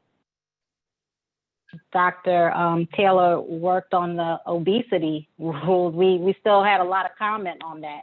So I don't think that any work that a work group does is going to automatically be approved necessarily, or halt any further conversation. I think we've spent about 3 hours on this as a board in its entirety. And I think we do have our licensees who have had things, you know, we have schedules that we want to make sure that with this pandemic, we're addressing them and giving that the fair time that it needs. So I don't think that with the motion that's on the floor, that would preclude any further conversation or stop the full participation of the board. It's just to kind of be mindful and respectful of everybody's time, and also the time that we need to be able to vigorously participate in the discussion regarding our licensees. Comments appreciated. Any other comments from the? Dr. O'Neill has his hand raised. Yes. Dr. O'Neill. I strongly support Dr. Taylor's stance. I will not vote for anything that splits off a group to discuss this. This is a board issue. It's the biggest issue. It's the elephant in the room, guys. And we all need to be present at this point. And Lolly, good luck trying to follow all this. I'm having a trouble. So and also Lester's waving at me from the TV. So. Actually, I'm done. I'm done with my thing. Mr. President. Okay. Yes. Mr. President, just as a point of parliamentary inquiry, it might be wise to ask Ms. Wilton, if you choose to have a work group handle it, does that become another public meeting for which we must set up all of the available necessary means for a public meeting? Or is that a non-public meeting? And I'd appreciate you asking Ms. Wilton that. It is a public meeting. There is jurisprudence to that effect. It's considered a committee, and it's a committee of a public entity. It becomes its own entity. I will suggest another possible alternative, given the great variety of interest, obviously, that everybody has. The other option is that you, Dr. Clark, could call a special meeting of the board on a date and time convenient to all, with this being the sole matter on the agenda. And that would obviate or eliminate the concerns of not being able to move forward with the other orders of business today, but also ensure that every member would be able to have participation in subsequent discussions. But yes, to the short answer, yes, a work group would be a public entity that would have to abide by the public meetings law. I would consider that, you know, as Dr. Taylor mentioned, approving A and 1 through 5, and then leaving the rest for a special meeting that's separate as a friendly amendment. I think that is very reasonable and respectful of not only the work we have to do, but the work that and attention we want to give this document. Dr. Clark, I do think Yes.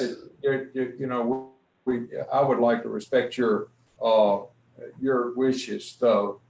to go ahead and expeditiously go through these, the ones that are still there, we apparently are going to hold in abeyance, but quickly go through them so that everyone can have them in their minds. Yes, sir. Any quick comments that they would have, so we can begin the work of working through them today.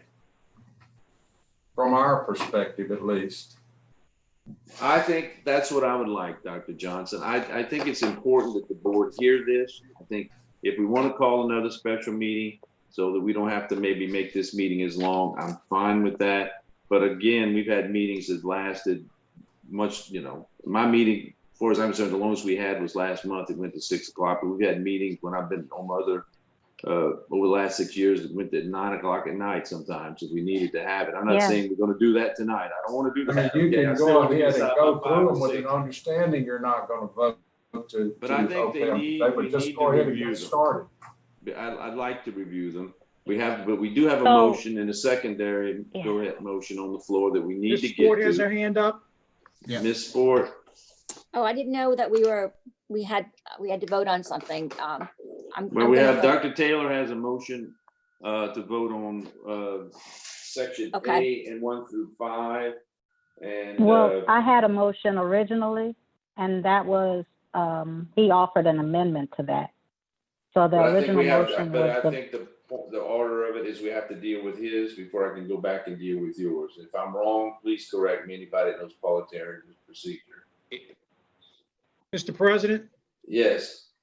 by convention and not within any of the rules of order, but certainly in the convention of our legislature and most committees that serve the state, and Ms. Wilton can verify this, if you deem it a friendly amendment, you can do so and move on with voting simply with what Dr. Valentine approved, and just make it 1 through 5 as Dr. Taylor moved to amend it.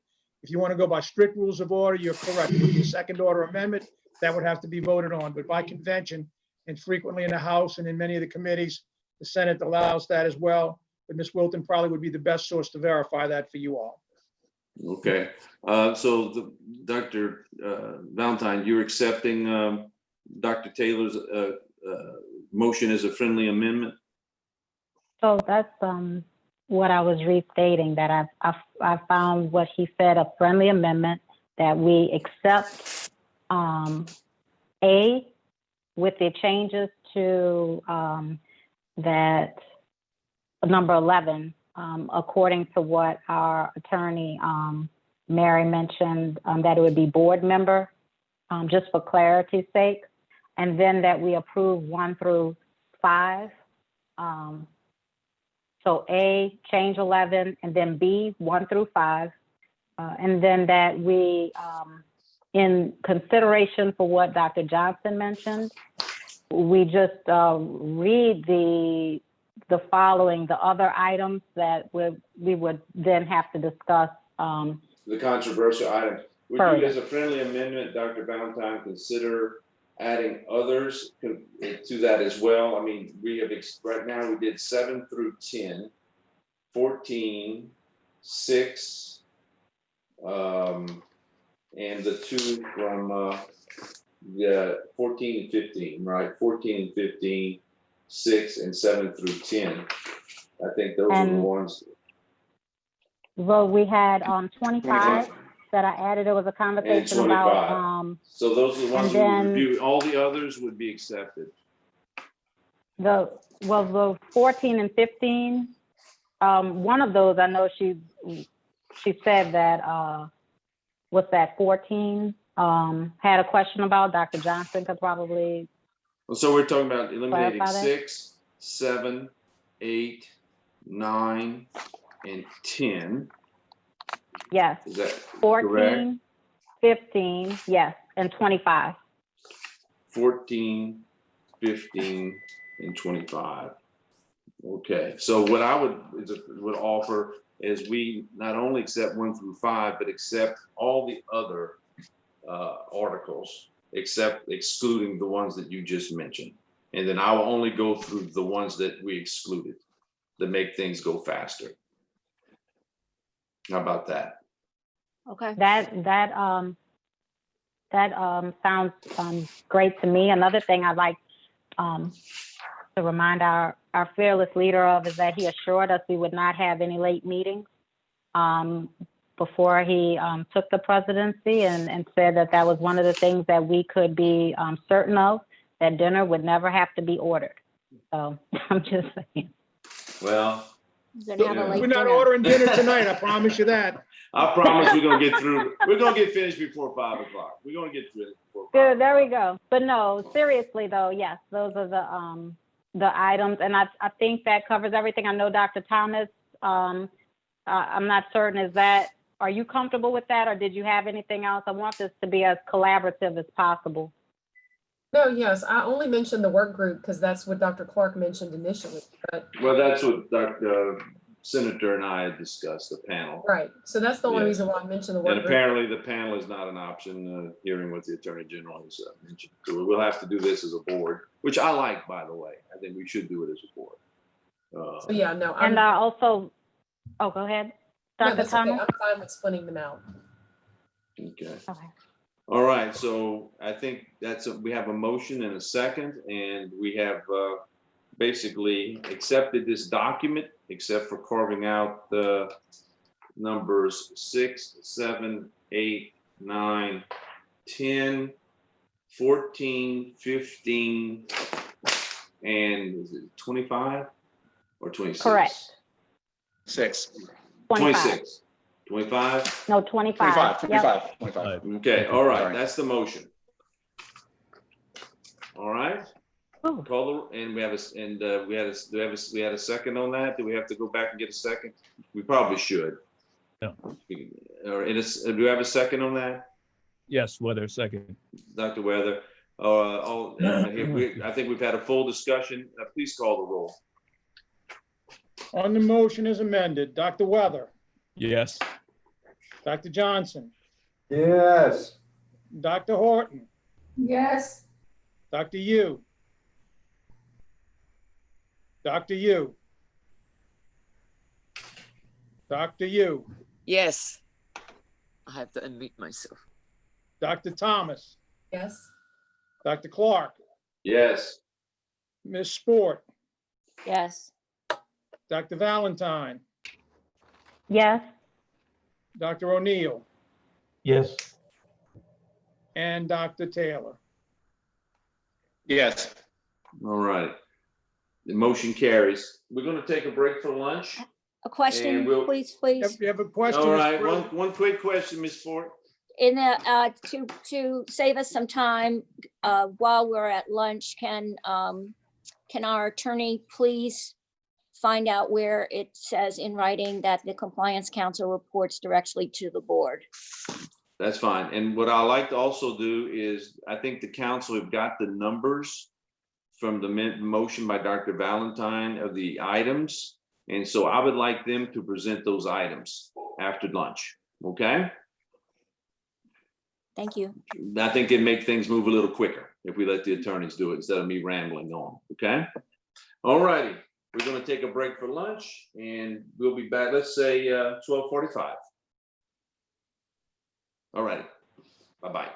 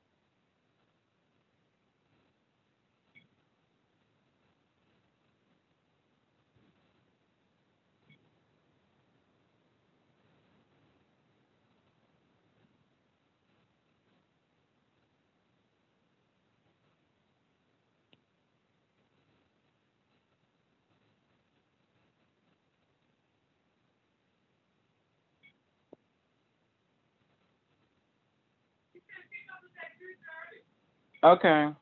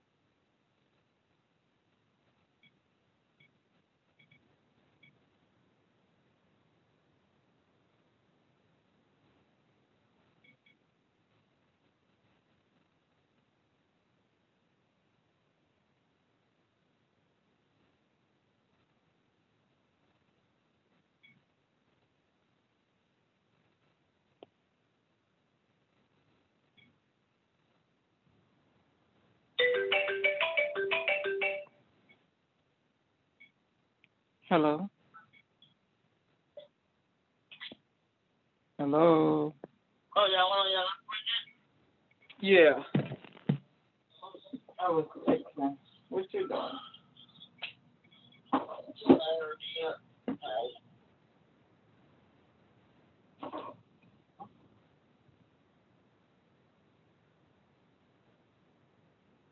Oh, hello.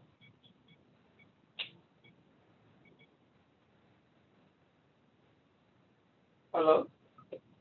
Y'all go back to Blue after lunch? Yeah. Oh, okay. Go. Yeah. We're on lunch break. Oh, my thing on that.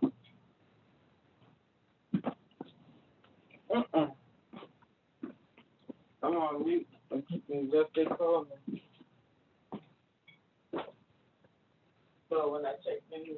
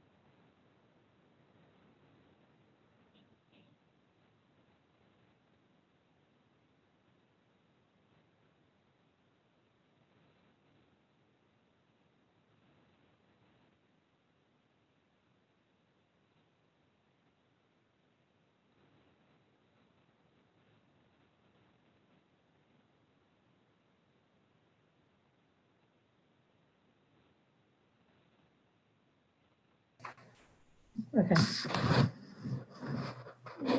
Muted.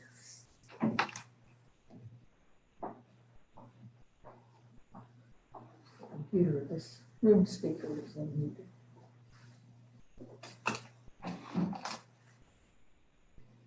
Dr. Collada, can you hear us?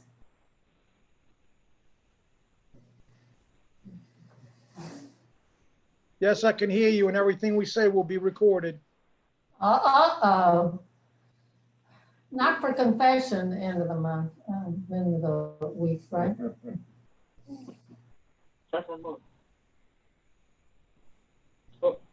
Oh, here you go.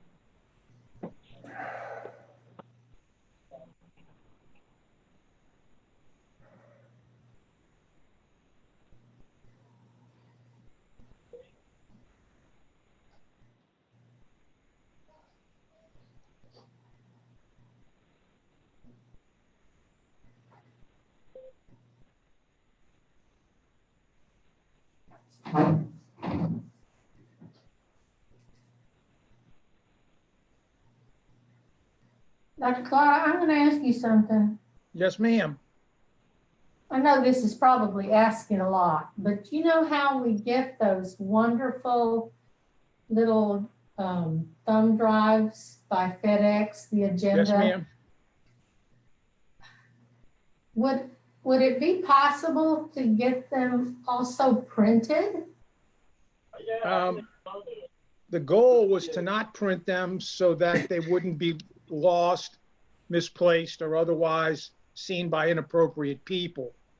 I understand, but it sure would be easy to read them and mark where your questions were and stick little stickies on them and, All right, and be responsible like shredding then let them. me give you a quickie course on how to put sticky notes on the device. If you will open your agenda, just open your agenda to any place you want, and put your pointer wherever you want it, and right click, and you will see something that says add sticky note. You see that? I have to open it back up. I'm sorry, I'll wait.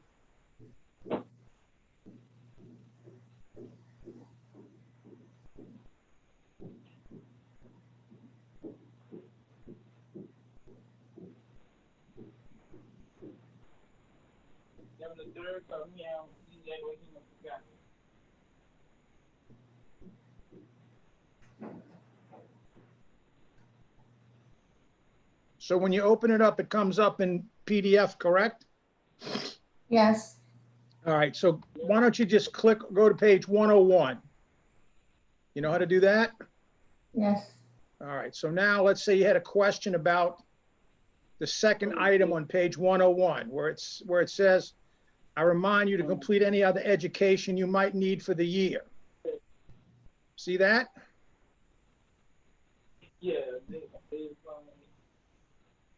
Yes. Okay, so put your cursor right next to the end of the word year. Okay. Right click your mouse. All And right, you I'm see- getting a Zoom connecting window for some reason. Okay, let's go back. If you right click your mouse, you Okay. should see something that said add sticky note.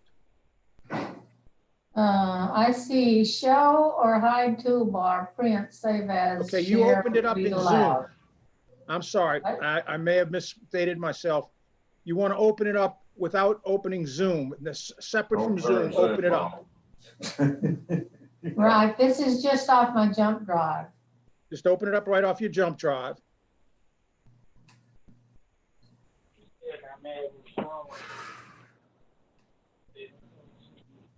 Perfect. That's all I need. All I'm getting is those things I just read to you. You don't see anything that says add sticky note, add bookmark, edit text and images, add text, add image? No. When I right click, I get show or hide toolbar, print, save as, share, read aloud. All right, well, let's do this then. Let me try and see if I can talk to you, do it another way. Okay.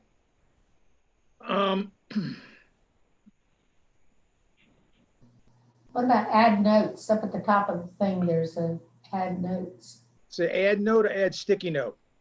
It just says add notes. Click on that and see what happens. Okay, I get this little purple thing up top with all these little pins and, You don't see a little box where you can do some typing? no? All right, let's see if we're gonna figure out what you, okay, hang on. If she has PDF Reader and not PDF Pro, you can't, I don't believe you can do that. Yeah, I think you're right. That's what I was, next question. Which version of PDF did you open it with? I didn't know there was more than one. Okay, if you look up at the top of the document, it says public and executive session agenda, Yes, PDF, secured, and then it would say Adobe Acrobat Reader or Adobe Acrobat Pro 217.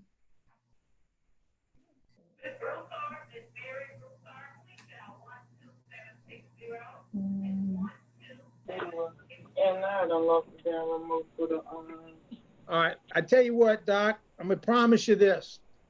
We're gonna, I'll do this with you either after the meeting or first thing tomorrow morning. How's that? yay, Okay, thank you. I'm sorry you're having trouble. That's okay. so I got my results back.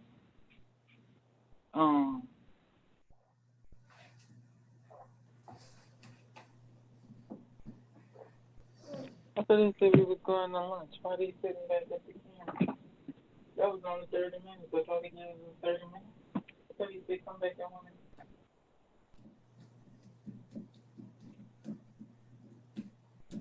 Anyway, what was that thing? Oh yeah, he said nothing doesn't seem to be out of alignment. Because I told him how I gave out on me and was allowed pop sign, and then I kind of like went down like I couldn't balance myself or keep straight. Because I was trying to go up the stairs, and so they told me to just ice it and let it lace up for about a week. Yeah, he said he don't see no significant changes in his count. And following instructions he gave me Friday and all of that.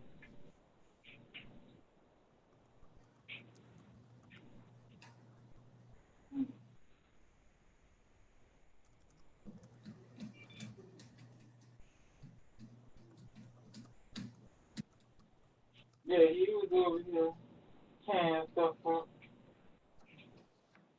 All right, everyone. I hope everyone enjoyed their lunch.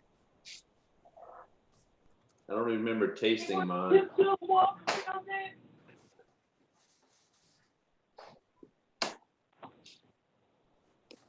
And was he probably not be watching no dick again and sleeping. This is 6:13. Dr. Van? Dr. Van? Here I am, sir. I want to add 2 items to the executive session. We may have one item. I talked to Mary during the break in discussion of the compliance council. Any discussions about her employee relationship, et cetera, probably should be an executive session.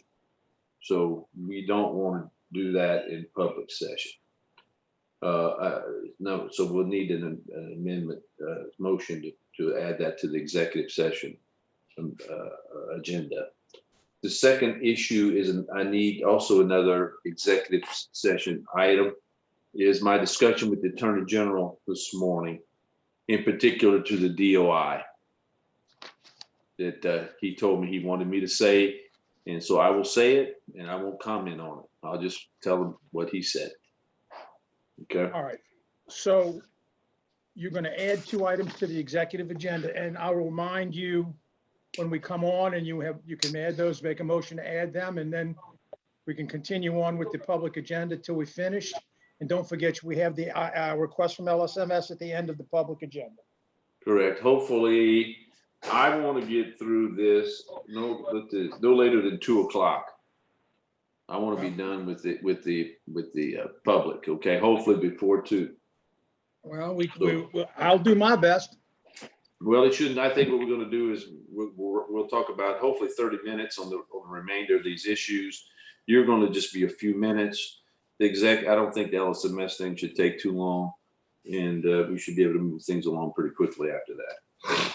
We got the reports, a regulatory report. Yeah, but other than that, Did go you ahead. see the comment from the LSMS from Mr. Williams that came through while we were at lunch? Yes, I'm aware of the request by Mr. Williams for a public records request, and we're getting that addressed right now, ma'am. Okay, thank you. What was he asking for? He was asking for the Yes. document we're now reviewing right now. Oh, okay. All right. So Well, sure. It's public record. public record, and Ms. Payton is working on a response now. Oh, yeah, Yes, sure. that's actually Not already an been sent. issue. Not an Ms. issue. Payton, so efficient, she sent it already. There we go. Beautiful. All right. So next up, Mary, so you're going to take the lead on this with those items that we're going to be. Yes. Dr. Thomas has her hand up real quick. Okay. That's my phone. What is that?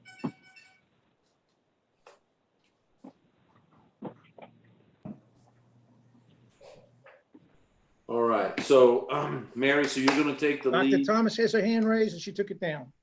Okay. We're not in a session right now. I'm just trying to do some, I'm Okay. cleaning up some business right now. Okay. Yes. So Mary, when we come back in, you're going to take the lead on those the questions that we deferred. Sure, I'll go through, my understanding is just to go through the items that have been excerpted from Right. the job description. Correct. And And then we can maybe limit discussion on those and just to kind of give people some education on what the intent was and and everything else. sure. But I just think it's good that methodically we go through that. Yeah. Okay. All righty. So I will go ahead and call the meeting back in order. And Dr. Thomas's hand is raised. All right, Dr. Thomas. I'm sorry, I keep putting the little button, the raise hand button at the bottom. I don't think it ever gets seen, but anyway, I think an important part of the discussion for all of this, the delineation of the executive director, and I know you mentioned that we should probably do something similar for DOI, is that organizational chart that everybody keeps talking about. I actually looked in my orientation packet from 18 whenever I was oriented, and the organizational chart that I have in my big board binder actually has Dr. Mouton on there. So just if we could have like an updated version of that organizational chart, because I know we keep throwing that term around, but I've yet to see an updated version other than the one that has Dr. Mouton still on there. Terry, since y'all giving me some authority now, I'm going to use what little gifts and talents I have is what I've learned is to develop and give a good structure and a good chart. I think Kristen makes a good point about we need, everybody needs to follow chain of command. That's what organizations, how they function well, is not folks stepping over each other. So that is what I plan to do ASAP. It's not very hard to do. And we're going to whip one out to you, hopefully, before the next board meeting and have something for the board to look at if they want to approve it or not.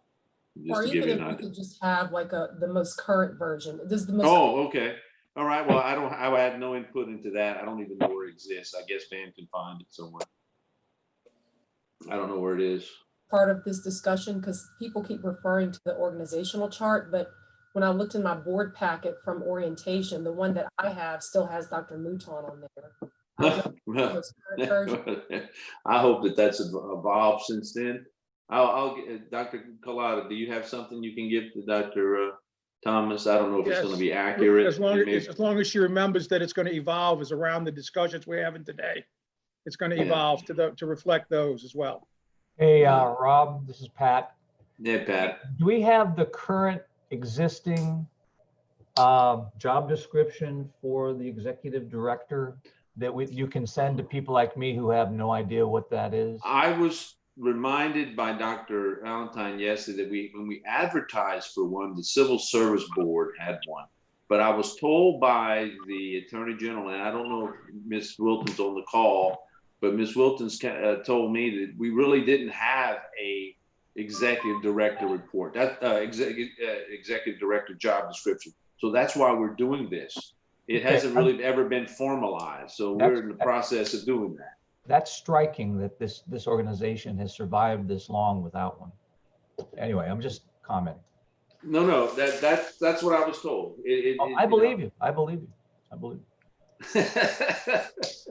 I believe you. So this is an attempt to formalize, really the day was to formalize the presidency, to formalize the executive director, and we need to formalize the DOI, and we're going to need to formalize potentially Ms. White's position, I think, to get all that clarified so everybody knows what their roles are. To stay, and that's important. They know what their roles are. And so we don't have controversy or minimal controversy, or we can always fall back on documenting. We haven't started the meeting yet, but I'm gonna make a motion that we keep the number of items down to 5. And none of these 36 items on the position description. Or Okay. Whatever this one. I'm teasing you.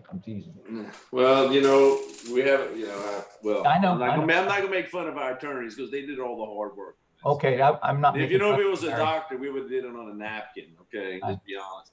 But I'll put a mask on so I quit talking. All right, let's go ahead and call this meeting back to order. And it is now 12:55. And the first item up is I'd like to make some additions to the executive session agenda. I'd like to motion to, by Ms. Sport, actually asked the question of Mary to discuss the job description and or of the credentialing compliance officer, excuse me. And so, but Mary tells me any discussion about a personnel should probably be done in executive session. So I'll need a unanimous consent to do that. So we're gonna have to vote on that one. Maybe we can combine both together. With the second motion is executive session, has to do with personnel, it's DOI. And Dr. Cresswell, from a conversation that I had with the Attorney General this morning, and I think that would be more appropriately talked about in executive session. So I'd like to have a motion, a second, and then call the roll. Well, I have a question. The compliance council conversation is not about Attorney White, is it? Or is it specifically about that? What Mary told me, well, it involves it, but Mary, if you want to just speak to Valentine's concern. I think, yeah, because I would think of this as similar to our conversation that we've been having for over almost 4 hours now about the director of investigation. The executive director and the president. Right. Well, the question originally from Ms. Sport was, where is it in the law? And that question can be answered in public session. But with regard to the personnel matters of what has been included in her position and the role of compliance counsel in terms of that being a personnel matter, and she's a civil servant, and she has not given approval for her matters to be discussed in public. And so that's why I submit that I think it would be more appropriate to be an executive session. Okay. And Christy, you're right, only because we were going to talk about it in number 6. Remember, you referred to number 6. Yeah. That's the only reason I wanted to know who she reported to and where that was documented. That's all. Like I say, Mary just thought it was safer that we do an executive session just to protect Ms. White. Okay. And so I said, that's fine. All right. I have no problem answering the question with regard to the law and the rules. And at the appropriate time, I'm happy to say that. I just, with regard to anything else, I think it should take place in executive session. Thank you, Mary. So we have those two items that we'd like to add to the executive session agenda. Do I have a motion and a second? And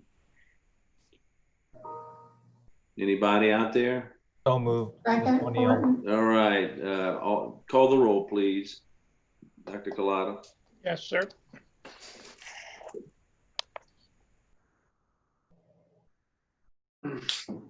Motion to add 2 items to the executive session.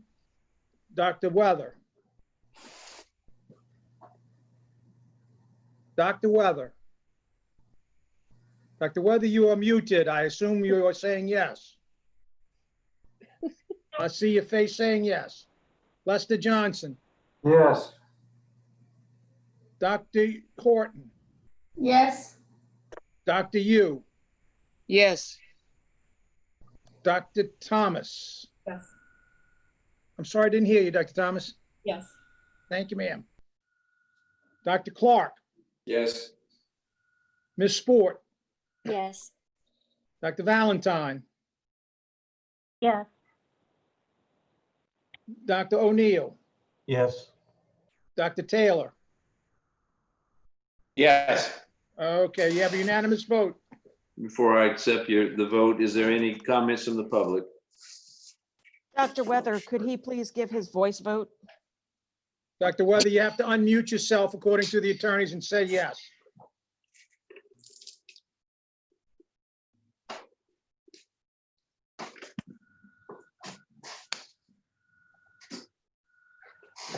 Dr. Weather, please unmute yourself. Well, can we use an abstention if we can't get him? Now we, no. There you go. All Oh, right. there he is, there he is, there he is. Yes. Dr. Very good. Weather, according to the lawyers, we have to hear you say yes. I said yes. Okay, that perfect, verifies it. perfect. Thank you very much. All right, next item is going to be continuation of what we discussed before lunch. Mary's going to take the lead on the items that were deferred. So Mary, you have the floor. Okay, so number 6, everybody has read. This was an attempt to mesh the requirements of civil service under 803, which gives the appointing authority the right to employ, appoint, assign, supervise, and promote all employees.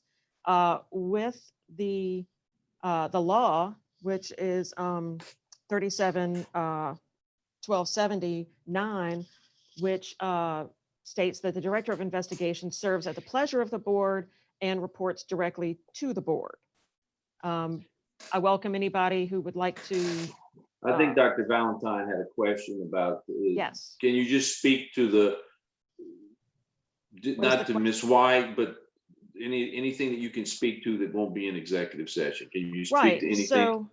So I think initially the reason that Ms. White was not included in that specific section is because under the law and the rules, there's nothing that specifically states that she reports directly to the board.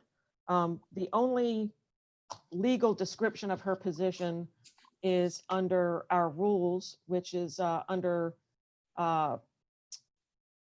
it's 46 XLV 9703, which are the definitions of the different positions. And it defines compliance counsel as a Louisiana licensed attorney designated to assist the board to observe and comply with the rules of this chapter and corresponding laws, who is independent of the DOI and the licensee and has not participated in the review, investigation, recommendations for disposition, or prosecution of the case, provided, however, that compliance counsel may attend meetings between the DOI and a licensee held pursuant to this chapter for purposes of compliance. Okay, all righty, Mary, thank you very much. Any discussions on 6? Okay, continue. Go ahead. Just quickly, Rod, can you hear me? Yes, sir, we can. You have the floor. just a couple of things on the compliance council situation that goes back to the original motion that I made and for the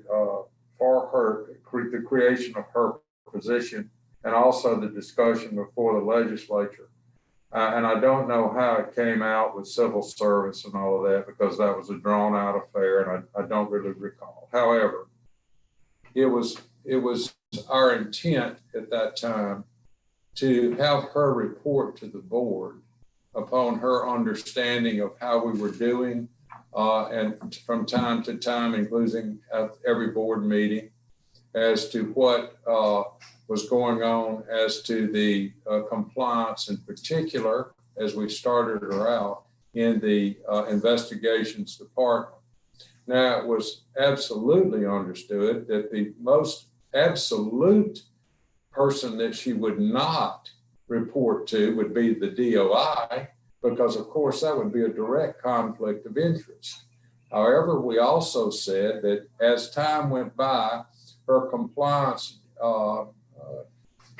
job description may indeed be tweaked and increased, which I believe that in the last month or so, there have been some extra duties added to what it is that that we do or have her do. Now, if that becomes a situation where she is indeed following due process in other parts of the agency, then that could lead to a confliction of interest between her and the executive officer. So we need to take a look at this as her job description increases or evolves as to what it is that we need to do. And a good job description, as you said, Rod, of the DOI and the Compliance Council probably will need to be done in the next few months. So that's just a thumbnail of what the original intent was. But as Christy said earlier, we had said that she does not have to be beholden to anybody.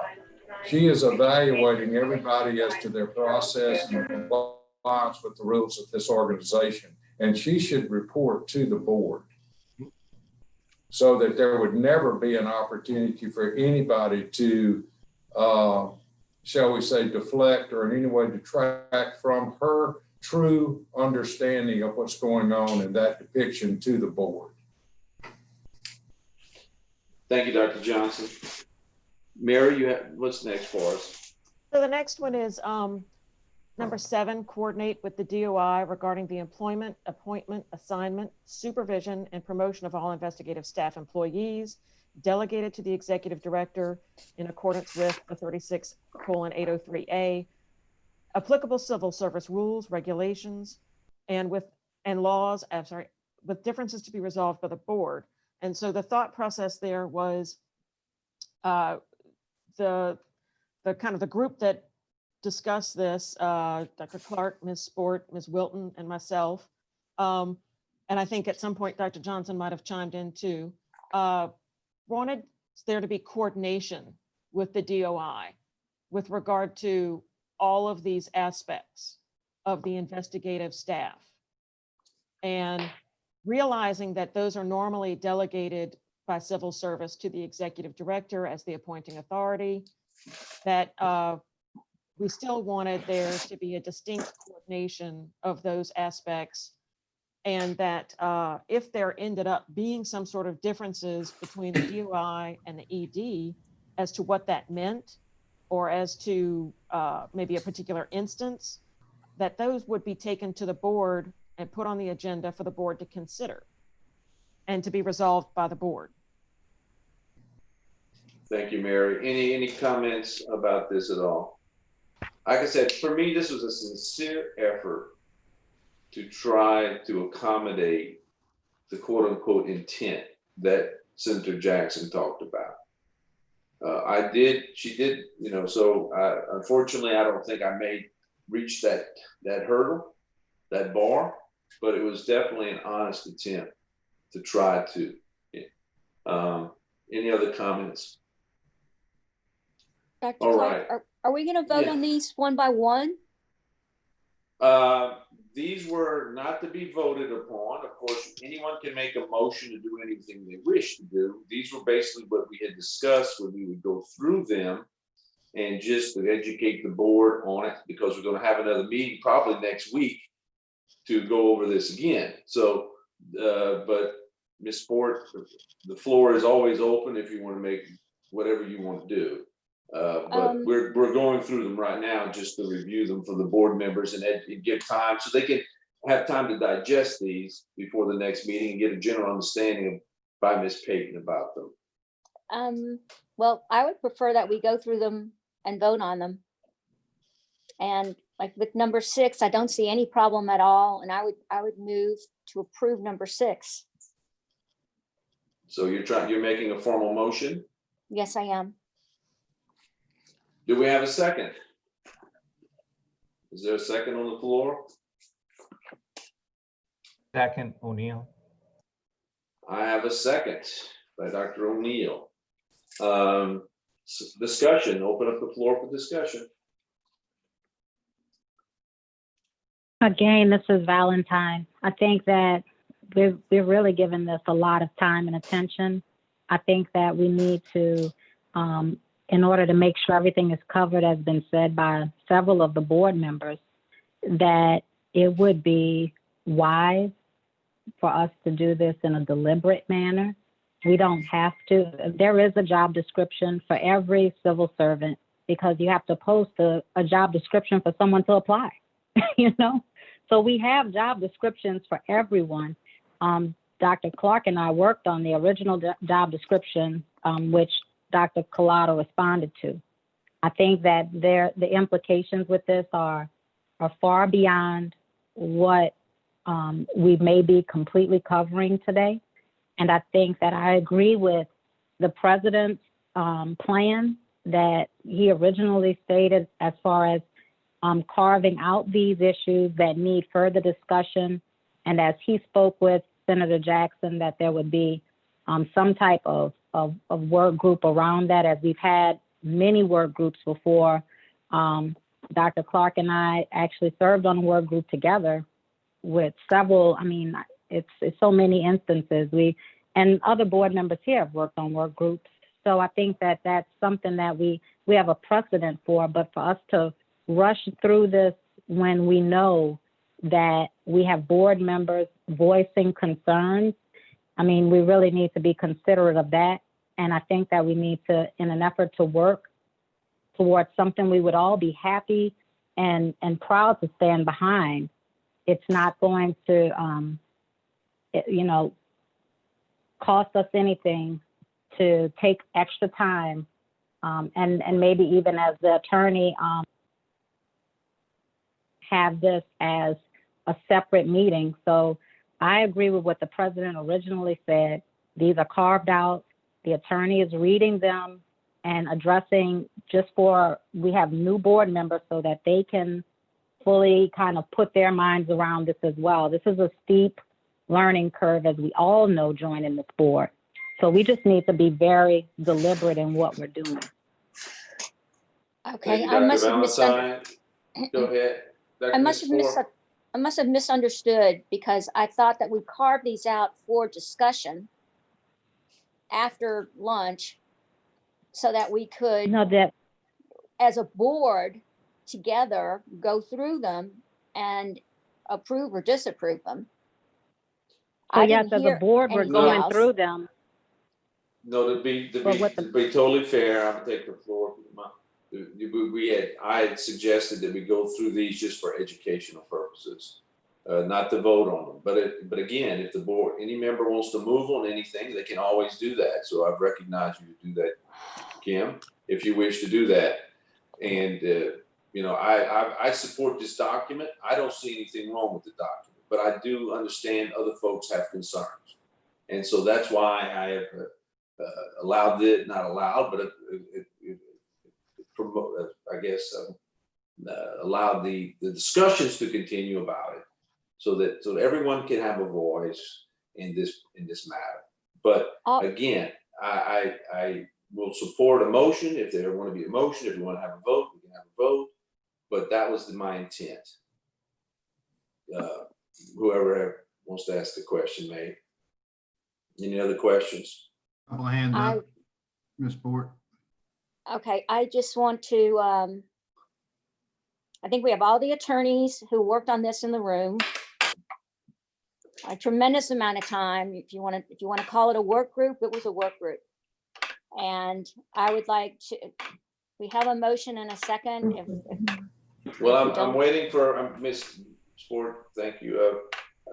And I do recognize that we have a motion, and we've had one member who wanted to offer discussion, but there may be others who want to offer discussion, and then we'll, after close of discussion, then we can call for a vote. There was a work group on this? No, it wasn't really. No, it wasn't a work group. I just called it a work group because there were a lot of people working together on it. But well, I think that is definitely what we want, is a work group, and maybe a work group where people can volunteer to participate as well. I think that's the main thing, is having that participation with the work group that I think worked on it already. If just another point of information for me, Dr. Valentine, I've heard one board member voice, and maybe two voice, that they will not consider a work group. They would prefer that the board be the work group. And I think there were two members. So I think the work group is mute. I think the board is going to be the work group. As president, I expect that we will have a meeting very soon, probably within a week, to have some time for everyone to digest some of this material and come up with some potential alternative motions, amendments. But I don't think we're going to have a select group of people go out and work on this, because I've heard some concerns of the board members, at least two, who feel this is not the right way to go. And I'm trying to get a consensus on this. I know it's a steep hill to climb, but I really would like a buy-in from the whole board on these issues. Dr. Weather has his hand raised. Remind the board of what your agreement was, or your discussion ended up with Senator Jackson last night, so that we'd be reminded of that again, what you had told her you were going to accomplish. Well, I think I've been true to what I told her. I told her that the items that she felt uncomfortable with, I would bring that to the board and say, look, I think we should defer these and have time to discuss these with a potential panel or something along those lines. With the legislative representation. Right. This would be legislative representation, probably attorney general representation, and some board member representation. Okay. But I think what I've heard, and so we have kept our word. At least I was able to keep the word that taking these things out. These were not approved by the board today, unless we could have motions to do that.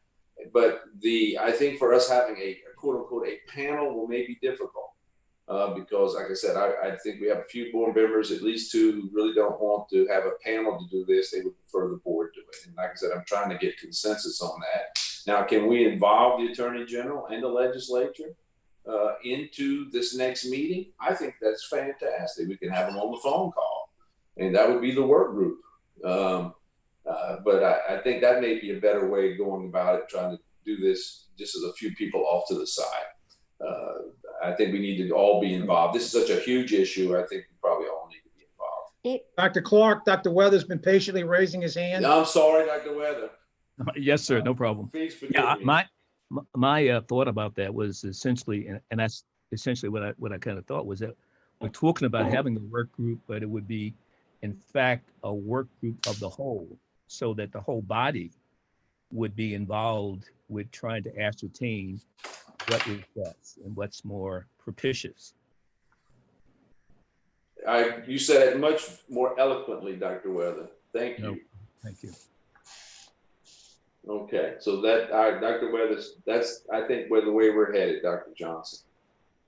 But we have identified those areas that Senator Jackson has concerns, and we're going to try to address those. And I think between hopefully now and next week, we can find a way to get all the voices heard and on these issues, and come to a consensus as close to one as we can find. That would be my hope. But we have a motion and a second. Any other discussion to accept, there's a motion to accept this number 6 as part of the executive director report. Any other discussion? Hearing none, Dr. Collada, call the roll. Hello, I think Dr. Thomas's hand has been up. Yeah. I'm sorry, Dr. Thomas. Alan, you got to tell me those things. Dr. Collada's I Fred mean, Fulton. Okay. I just see it waved. Dr. Thomas, I'm sorry. I don't know if maybe my raise hand button is not working. I hate to point out the obvious. I'm certainly trying to be productive in all this, but isn't there a work group that crafted the document in the first place? It really wasn't. If you want to go into it, I really don't want to. It was really not a work group. It was just some individuals that I asked along the way to give me some advice. The primary work group was Mary and Miss Wilson. There was really not a lot of collaboration. It was the main form was formed by Miss Mary, she and Miss Wilton, and there may have been some fine tuning here and there. But it was not. The document was basically done. It was just trying to, but they put together the document. That was put together by the attorneys primarily. And Ms. Sport has her hand up, sir. Miss Sport. Kim. Okay, how is it that Senator Jackson gets to take our document and pick out certain provisions that she is uncomfortable with when we are the ones who are creating a job description for our own executive director? Somebody just explain that to me, and I'm gonna shut up for the rest of the meeting. Point is noted. We have a motion and a second, and we need a vote. Dr. Collada, please call the roll. On the motion for item 6, Dr. Weather, No. Dr. Johnson, No. Dr. Yu, Yes. Dr. Horton, No,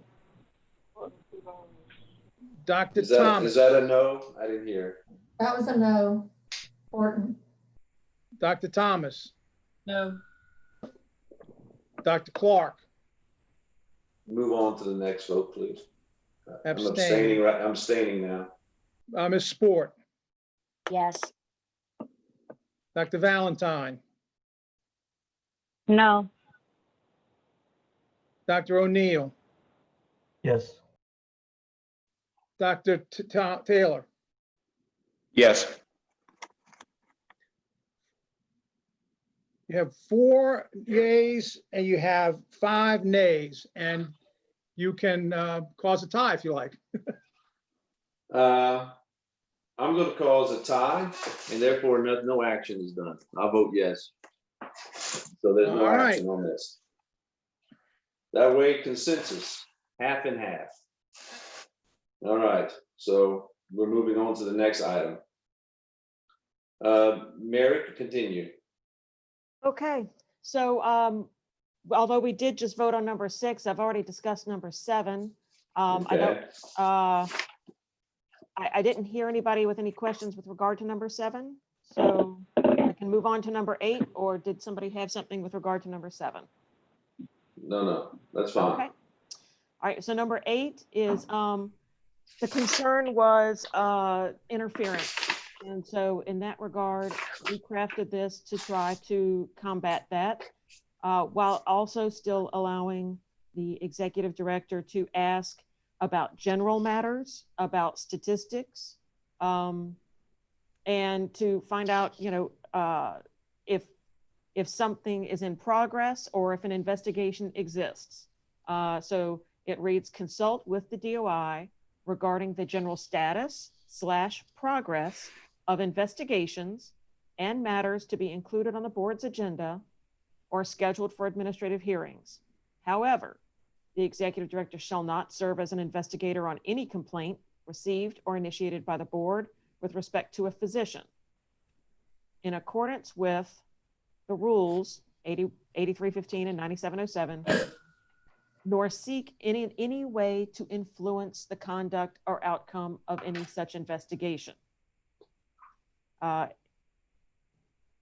thought that was a pretty, I thought it was a very well done. Of course, it always can be improved, but it basically did, spells out that the executive director cannot serve as the investigator or be a part of an investigation, which I think is pretty much what everybody wants on this board and what the legislature wants as well. There maybe consult was not the best word. I'd like, hear any discussion. I don't want to go into a deep discussion, but if there's any comments on this, to make, is this something that we want in this job description? I mean, I think it's pretty well done otherwise.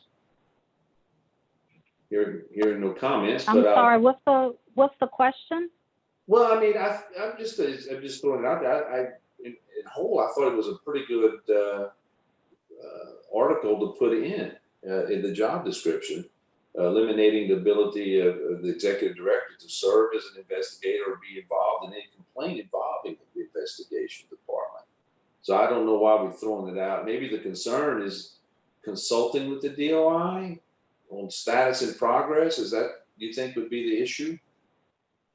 Is that part of it? Because apparently it can't be the last two sentences. This is for 9. No, 8.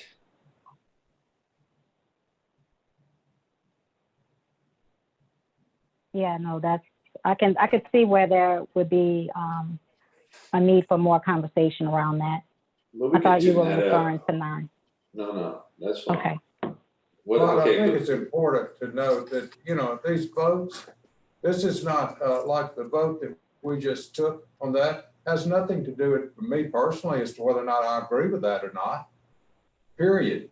It has to do with whether or not we want to have the legislature have one more bite at the apple before we get into trouble with the legislature, period. That's all that's about. Same with this. A lot of these things we agree with totally. And we're willing to debate with the legislature about their validity. Well, that's what I'm saying. But I guess we need to know what's wrong with it so we can fix it. I guess that's my question. Yeah, we apparently didn't think there was much wrong with it, since this is what we put down. So I'm trying to ask questions. Somebody else have one more bite at it, and then we'll see where we go from there. Okay. Thank you, Dr. Johnson. Number 9. Okay, this one was actually added at a later date. I think this is develop and implement policies to receive and process license applications / renewals and to transfer license applications / renewals to the investigations department as may be necessary or required by law. I want to probably, Dr. Johnson, I want to speak to this one because both of us probably put this in here. Maybe shouldn't even been in here, but it was something that we both realized, and I don't want to speak for Les, I'll speak for me, that the licensure department, we need to tune up. And my point, being working in hospitals for a long time and med staff and et cetera, my question was, why does all these yes answers, not all, why do most or all have to go to the investigations department? I mean, this is mostly a credentialing process. The investigation department, in my mind, I may be totally wrong, should be investigating complaints. These are not complaints. These are yes answers on an application. Should this department be more focused on credentialing than on investigating? And so that's what part of this was about. It's not well explained here, but that's what we're trying to get at. And I can promise you that the next up on the list is going to be looking at licensure. And I'm going to let Dr. Les take the rest. Les, go ahead. Well, this is a perfect example. Rod and I may be taking too many bites at our own damn apple because we were trying to figure what we could do because of the number of complaints that come in about the amount of time it takes to license and the amount of extra work that's put on the investigative department on some of these yes answers that are just mundane at the best, or at the worst, I should say. So perhaps we should take this up at another time on another document. I really don't know what this has to do with overall with the executive officer vis-a-vis the DOI. And, but it's something that we'll need to get to at some point in time, just for the efficiency of the licensure department, in my opinion. So that's what the gist of what that was about. It was just us trying to, that's probably the only thing we put in the whole document. was trying to enlighten the board that we have a problem in licensure. The people in licensure are good people. The people investigations are good people. It's a process issue we're talking about. It's purely a process issue, and how best to evaluate these yes answers. Okay, so that's what that was all about. Go ahead and continue, Mary. Okay, number 10 is draft and submit a staffing plan / organizational chart, which complies with Louisiana law and rules and board resolutions to the board for its approval as staff or added and at the board's discretion, displaying each employee in relation to each other and the following departments. And I listed all the different departments: executive, legal, licensing, operations / accounting, and investigations. And the purpose was because precisely what Dr. Thomas brought up earlier is she, doesn't have a copy of the organizational chart since she started, and truly that should be approved as each person is added, and so that each person is put into the chart in the way that the board intends. And again, this is something that Senator Jackson had concerns over. If any of the board members see things that I don't see, I don't really see anything here, but again, we'll probably reach out to her to see how we can improve on this. But and it has to be for board approval. So we'll again have the responsibility of approving the org chart. So this is a point of information. Go ahead, Mary. Okay, so we had 6, 7, 8, 9, and 10, and now we're going to 14 and 15, correct? And 15. So these were, I think, later additions as well. Supervising all accounting and fiscal operations of the LSBME is 14, and 15 is supervise the preparation of the LSBME's budget for board review and approval. They're pretty self-explanatory on that point. I think, Denise had issues with it, but again, she is the one that supervised, but he supervises her supervision. So exactly. I think that's it, Dr. Clark. I think you hit it right on the head. Because with this, all of these things that we include in this job description with civil service has implications on all of the other civil servants that we have at 630 Camp Street.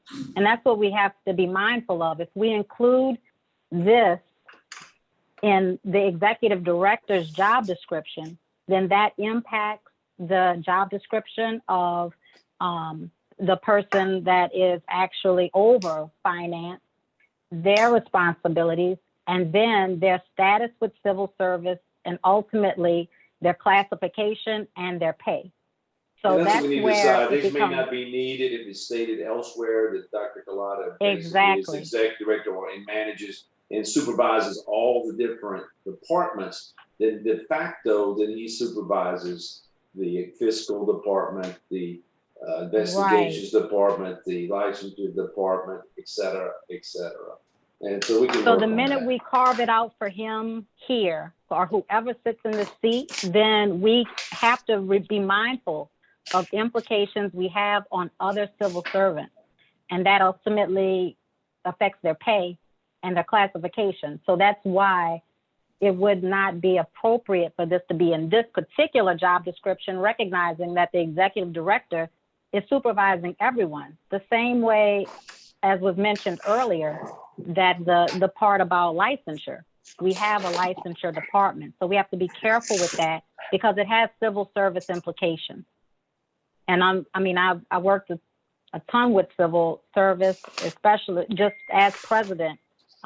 So we do have to make sure that what we do in one job description doesn't have any negative implications on another individual in that building. Okay, thank you, Dr. Valentine. Any other comments? Yeah, a couple of hands up, Dr. Taylor first, then Dr. Cresswell, then Dr. Thomas. Okay, we'll get board members first. In the order which, was it, who was it, Dr. Taylor? Dr. Taylor. Go ahead, Dr. Taylor. Yes, I'm wondering if we could do the readings and then at the end of the readings, at the appropriate time, have a motion to carry these into a separate dedicated meeting of the BME. Because a lot of this, certainly I appreciate Dr. Valentine clearing up the issue on 14 and 15. But on some of these other issues, we're trying to read somebody's mind who's not here. And since we've decided that we're going to be mindful of those concerns, I think that we need to set this up separately once these readings are done in a separate meeting and invite those involved people. I'll entertain a motion. Everybody here at the same time. And I tell you, Dr. Taylor, I'll entertain your motion from you at the end. How about that? Thank you. Thank you. All right. Next, Dr. Thomas. Dr. Thomas. To Dr. Valentine's point, once we finish with this document, does this need to go before the Civil Service Commission to make sure that everything is appropriate and that there are no, that we're not, breaking any rules?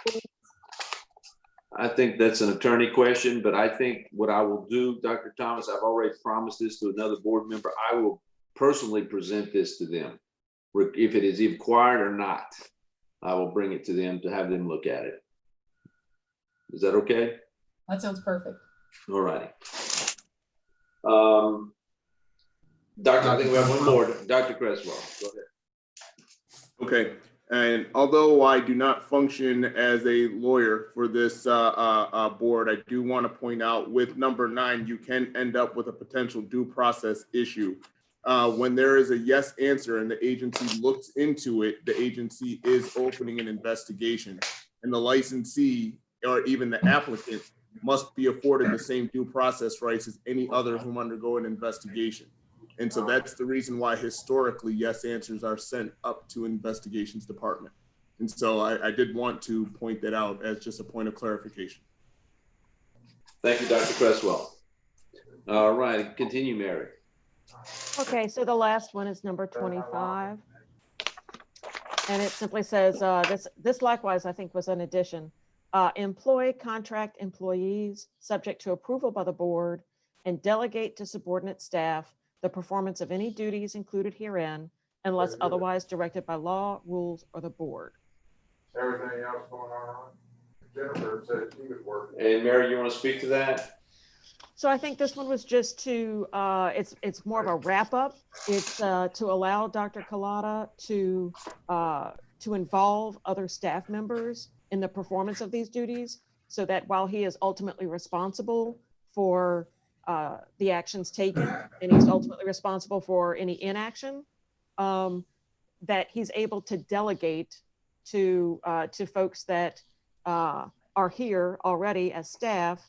And then he's also able to delegate in terms of employing contract employees subject to approval by the board. Okay, and then we'll just need to whatever. Yeah, go ahead. I'm sorry, as long as it doesn't violate any laws or rules or the board's resolutions. And again, I don't, was that Dr. Valentine? I think you carved that one out. I don't want to put that on you. Couldn't recall who carved out 25. But if you want to come to with an amendment or something else to that, we'd appreciate it. We have now concluded going through this document. And so I think that there's a motion potentially from Dr. Taylor. Dr. Taylor? Yes, thank you. Yes, Mr. President, I would move that the president call and the board authorize a special meeting of this board to address the enumerated issues that have been discussed outside of what we've already approved. And that included in that meeting should be the Attorney General representation, civil service should be invited, and Senator Jackson and or her representative should also be invited so that we can have everyone's conversation at the same time. Second. Dr. Johnson is second. Is there any discussion? Hearing none, please call the Excellent. roll.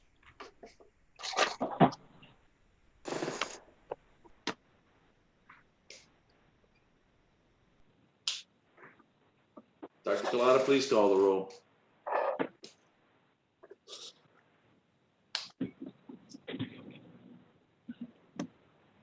Dr. Collada, you Yeah, out I'm there? ready, sir. I'm sorry. On the item of special call meeting, Dr. Weather, Yes. Dr. Johnson, Yes. Dr. Yu, Yes. Dr. Horton, Yes. Dr. Thomas. Yes. Did I hear Dr. Thomas say no? Yes. Yes. Yes, okay, thank you, ma'am. Dr. Clark, Yes. Ms. Sport, Abstain. Dr. Valentine, Yes. Dr. O'Neill, Yes. Dr. Taylor. Yes. You have 9 yeas and then 1 abstention. Any comments from the public, Dr. Collada or Mr. Phillips? Not at this time. All right, motion carries. All right, we're back to the agenda. We have now, Dr. Van, you have 1 minute to do your executive report. I'm just joking. Go ahead. Well, yes, sir. In 1 minute or less. Basically, all I can tell you is that the day after our last meeting, I had a right total knee. Been fortunate to do very well. I walked the equivalent of 75 yards the afternoon of surgery. And I've had my first post-op visit, and I am now allowed to return to the office half days. But since this was going to be an all-day meeting and I could do it from home, I'm not in the office today, but will be tomorrow. I want to commend all of our board members for your hard work during the July 11th Education Day. I know it was a long and tedious meeting.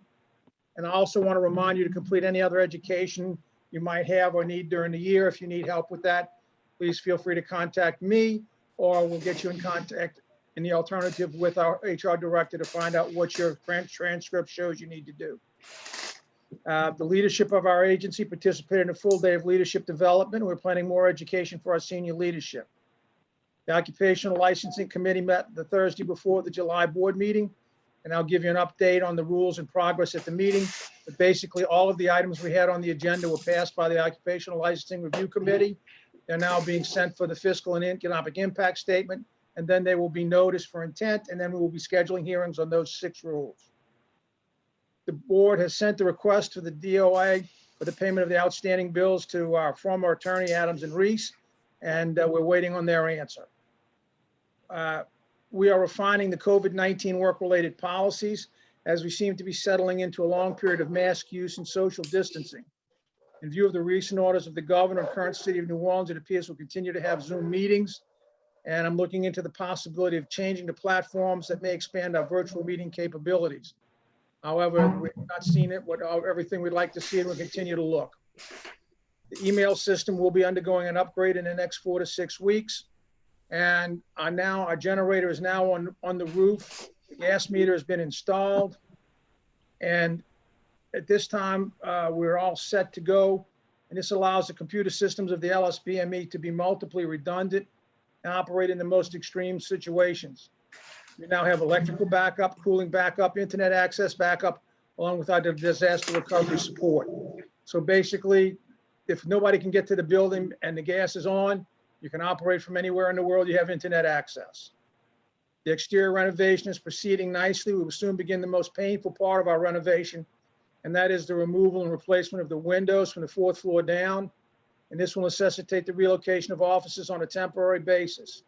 It is intended that this will be on a scheduled and orderly fashion, but I think we all know the vicissitudes of construction. We'll just have to live with that. To let you know, we now had over 1,800 temporary permits for the COVID-19 emergency, and the bulk of these are in the area of telemedicine temporary permits. That concludes my report. Thank you, Dr. God. I'm glad you're back on 2 feet again. Are they running out of spare parts? I'm just. Not yet. just spare procedures. Dr. Creswell, you have the floor. I think you want to make a comment. Dr. Thomas had her hand up. Oh, I'm sorry. Go ahead, Dr. Thomas.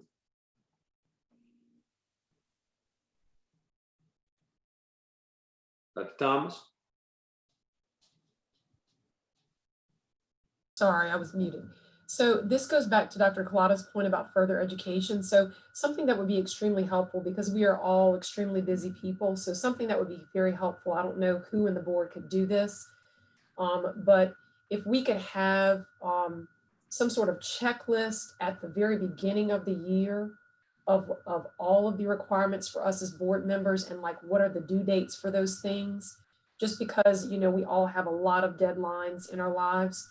So that would be extremely helpful, just to kind of get something at like maybe in January to say there's a deadline on May 15th for, you know, this and that and the other, just like a forecast of what the requirements are for the year, so that we can make sure that we stay in compliance with all of these things. Because right now, as it stands, I don't really know of what other requirements there are educationally wise for me as a board member that were not completed on the 11th. Dr. Thomas, let me do this. Why don't I send everybody an update to where you are currently, and we'll begin with next year on January, but we'll give everybody an update of where they are presently. That sounds perfect. I appreciate it. All right, wonderful. Dr. Creswell, I think you had a. Dr. Clark? Uh-huh.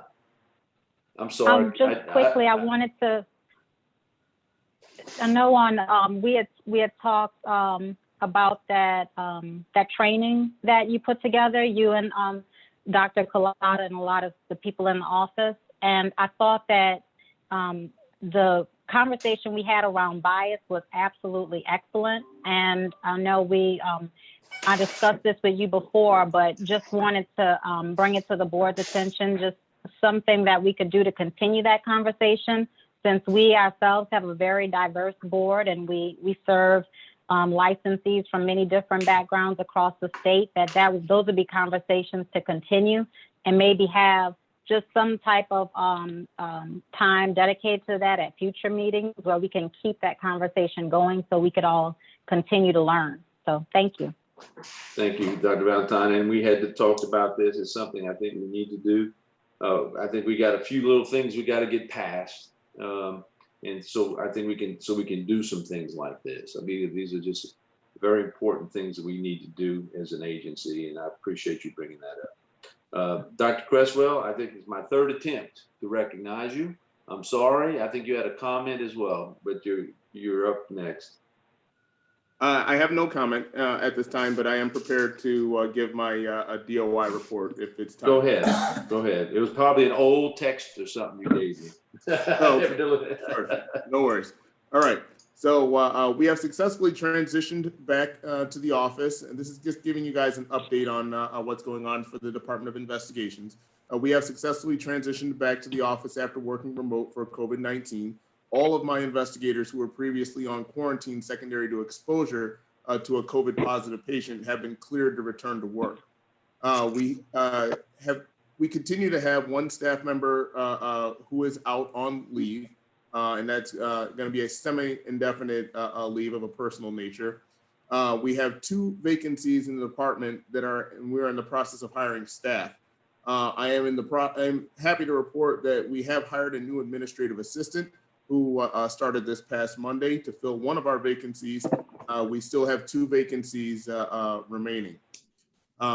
We continue to have a very high caseload per investigator, and we are in need of additional investigators. As stated last month, we are currently in the process of advertising to replace an investigator position previously held by a staff member who resigned in February of 2020. The board also approved the creation of an additional investigative staff position. The job description for that position has been created. It needs to be approved by the executive director in order to be advertised so that I can actually start interviewing and hire for that position. It has been delayed, and the executive director still has not signed off on this. I'm asking, however, for the board approval so that we can move forward. So I can provide some well-needed assistance for my investigators. Next up is Dr. Denner's contract is up for renewal as the Assistant Director of Investigations. I believe she has done an excellent job and her assistance is invaluable. We discussed this last month. However, since our last discussion, the contract has been changed in a manner that's inconsistent with the needs of the department and the advice of myself as the DOI. I was not consulted prior to this contract change, and currently the contract will need to be reworked. I am seeking approval of the board, and this goes back to the discussion that we were talking earlier, to obtain the signing authority over this contract to remain consistent with the legislative intent articulated by Senator Jackson during our hearing in front of the Joint Governmental Affairs Committee in Baton Rouge on June 24th, 2020. For my fourth paragraph, I'm going to strike that. I believe that is, it may be redacted anyway for executive session, but I'm actually going to remove that section, and that was specifically pertaining to the special investigator. But I'm going to get to the last paragraph, which is the Department of Investigations remains committed to appropriately following all laws and rules as they pertain to investigations being conducted on behalf of the agency. In addition, we remain committed to following the legislative intent of Louisiana Revised Statute 37-1285.2 as articulated by Senator Jackson during our hearing before the Joint Governmental Affairs Committee on June 24, 2020. Civil Service has confirmed that the board at its sole discretion has the authority, the board at its sole discretion has the authority to delegate signing authority over the employees and staff of the Department of Investigations to the Director of Investigations. This would be proper and consistent with the articulated legislative intent. And I ask that the board make a motion to make this happen. Thank you, Dr. Questwell, for your report. All right. Are there any questions or concerns? Board has her hand up. Who's that, Ben? Ms. Sport. Ms. Sport, go ahead. I think this issue is much too complicated for us to take up now. Involves too many statutes, a civil service report that we've never seen, and I don't recall ever approving another investigator for the investigative staff. It also involves a contract employee, and I would recommend that we postpone this until we get through the job description for the executive director and determine what, if any, powers the DOI has regarding the hiring of new employees.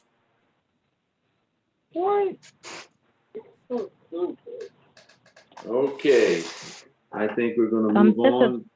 Okay. I would agree with Ms. Ford on that, and with another question that I have so far, elucidation and clearance. Because it's obviously all works together as to trying to come up with something, a plan that would work for all involved, and in particular the legislative intent and whatnot, which is still somewhat cloudy and in doubt. But did I understand that right now, Dr. Creswell, I'll just ask Dr. Creswell himself, are you asking for the authority to sign the contracts of people under you, Larry, or are you asking for the right to bring it to the board so that the executive officer would, in his capacity, sign something that you convince us of as is worthy of signature by him? Did that come across to Dr. Creswell? That's who I'm asking it of. Yep, I'm here and I'm on the line. So to answer your question directly, I think either would be appropriate. I can absolutely bring things to you, and that's what I did with the asking the board to approve the process to continue, and that was with the investigator position that the board previously approved in January of 2020. The board did approve that in January 2020. However, it has not been signed yet by the executive director. So I was bringing that directly to the board to ask for approval to move forward and to direct the executive director to move forward with that process for a well-needed position. In lieu, I did also ask specifically for the authority to sign for the contract. However, like I stated, as the if the board felt it was more appropriate to bring it to the board and then direct the former, then that is okay as well. The problem that I have with the contract specifically is that, one, I was not consulted in any way, and two, the contract was changed in a manner inconsistent with the needs of the department. And I can talk about it specifically, but that's going to have to be done in executive session. Well, Larry, you made a few comments, and I have to be fair that we have to hear both sides of this issue. And I know that the board feels we're running a little late behind, but since you brought up some of these things that are pretty controversial, I think, first of all, I need to hear from counsel, because I think counsel may have been involved in this. And I also need to hear from Dr. Collada. I need to hear his side of the story. We're hearing one side of the story, and I appreciate your side of the story, but we need to hear from everybody. So I'm going to recognize Dr. Collada. Be careful what you say. Should this be an executive session, Rod? No, we're not going to. We're going to put some of it in executive session, but I want to air some of this out in public. It's time. Okay. This has been going around in circles forever. It's time to just let it happen. So go ahead, Dr. Collada. If we want to bring out this, let's bring it out. Come on.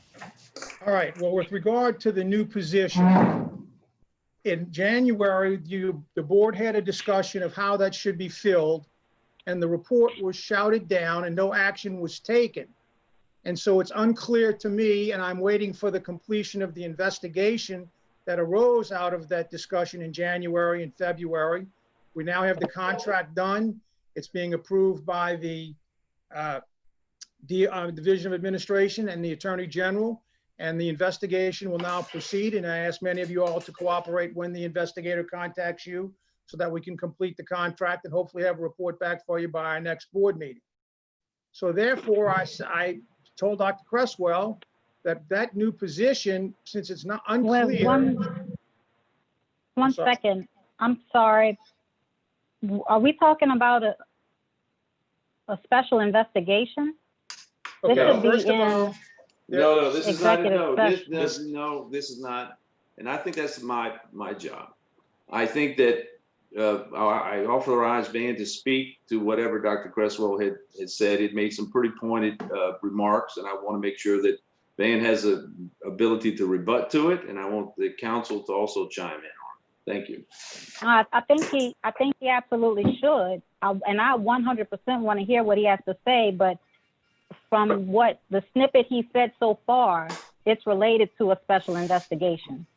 And I think that is not for us to live stream on YouTube. I'll have to get, I want to always honor your thoughts. So I will get an attorney opinion. From my perspective, the special investigation was discussed originally in executive session, and any details with regard to that should continue to be an executive session as it's a personnel matter. With regard to simply the contract, he's waiting on the contract to be approved. I think he's already stated that. I think that's enough with regard to that. Unless he has something further with regard to that. It seems like. Well, let's just avoid discussion. Let's just avoid that. Dr. Collada, continue, but avoid any conversations on that. Thank you, Dr. Valentine. Just recall that that additional position and the investigation are linked, in my opinion. And if you want me to unlink them, I'm happy to do so. And then with regard to the contract for the assistant DOI, I will not use any names. The contract was never negotiated with me. It was never presented. Nobody came to me and said, I want to increase the salary. I want to increase the hours. It was just simply placed on my desk. So nobody came to talk to Dr. Collada. In reading it, I thought it was inappropriate at a time when we were talking about not even giving raises to state employees. And so since nobody came to discuss it with me, I simply changed the contract to reflect number one is the fiduciary responsible person in the agency, and the fact that you budgeted one budget amount for that contract. I kept it the same and made it exactly the same. The only stipulation I made in the new contract was 70% of the hours will be done present in the office as opposed to remotely. And we're only talking about 20 hours every 2 weeks. With regard to the other part of the contract and the fact that it would have to be budgeted for an increase, we would look to next year's budget process, and then I gave her a 1-year contract, and we could either renew it, adjust it, or make it different for whatever needs to be done. So that's how I would answer both of those questions. Can I comment on that? Yeah, who is this? Who is this? This is Dr. Denner. Executive session. Yeah, I don't know. That's why I'm holding back. I don't know if it's a personnel, unless you want to waive your rights. No. Actually, I don't think this has to Can do with she? Dr. Denner's competence or professional character. Okay, that's why I kind of stalled. I don't want to. If there are any comments with regard to that nature, or y'all want to go into the content No, of that I nature, don't think it's competent. No, none of those issues, no. then that should be handled in executive session if we do, but otherwise. Point of order. Who has a Point point? of order. Are Yeah, go issues ahead. of contract negotiation also under executive session? I defer to counsel. Public With open contracts, meeting laws. public contracts are usually done in public session. But like I said, if there are some sort of negotiations that involve comments and discussions with regard to particular to the person's professional competence, character, mental status, those need to be taking place in executive session. And certainly if Okay, Dr. but Denner was simply a negotiation of hours and time present and those sorts of things, those are appropriate for public? to my knowledge, yes, they are. Okay, well, I just want to be sure. I want to protect Dr. Denner. I welcome anything from the AG's office, as they are the arbiters of open meetings law. Ms. Wilton or Ms. Sudduth, would you like to chime in? Hi, this is Ms. Sudduth. So that is correct. As long as it doesn't have anything to do with the professional competency or character of that person that's actually holding the position, all public contracts and the discussion about them, all of that has to be done in regular session because we're dealing with, the public's money and the public position. So all of that is proper to be in. Dr. Denner, thank you. Dr. Denner, I want to thank you for your patience while I got this clarified. So please, you do have the floor. No problem. So the only thing I wanted to say was that at the last board meeting, what I mentioned and what we agreed upon was that as long as there wasn't a change in the contract, that the contract would be renewed.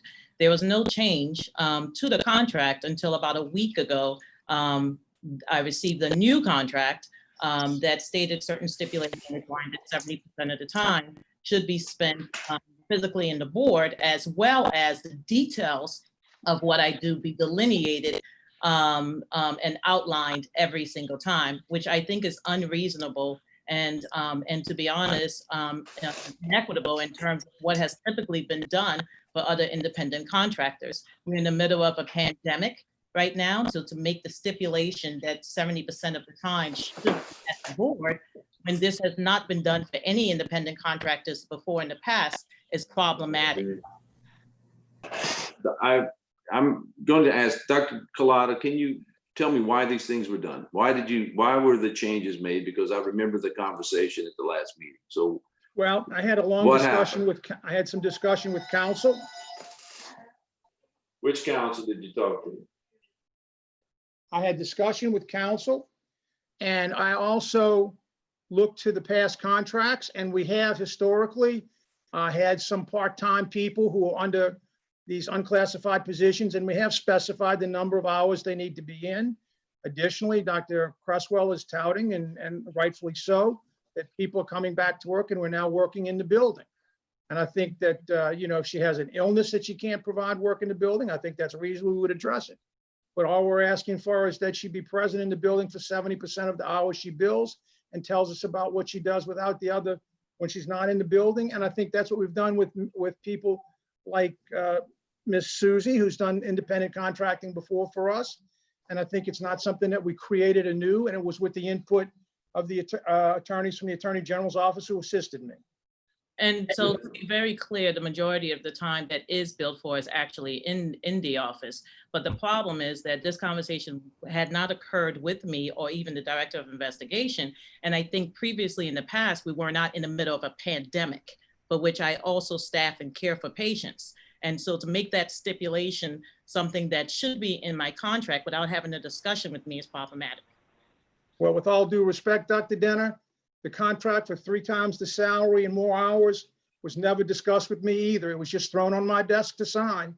Likewise, Okay, I also did not, and I want to be very clear that there was no increase in the salary that came from me as alleged, as alleged, as Dr. Collada is stating as occurred. And that was cleared up last month as well. We made a point last month that there would be no change other than from 3 years to 1 year. That salary point was removed last month. There was no change whatsoever. And so the contract that I expected after last month was no change from her previous contract, which was for 3 years, to a 1-year contract. That is what we all agreed upon.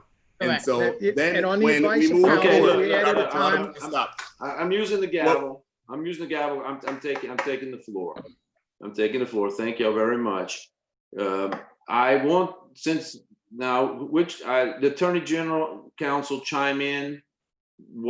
Try to tell me, the board, what's going on here. Why were the hours increased? Why were the hours increased for staying at the office? Was that something came from you, or was that coming from Dr. Collada? Where did that go? Hi, hey, this is Patricia. So I was asked to develop language that would affect changes to in-office hours, and also provide some level of accountability for work performed, primarily from the standpoint of the necessity to safeguard the public trust, the public fisc, and also for legislative audit purposes. It's appropriate that this not be a blank check, if you will, that there is some accountability for the work performed. I did present some suggested language. It's not my role to make a policy decision of what the board wishes to require or not require, but at Dr. Collada's request, and after discussing the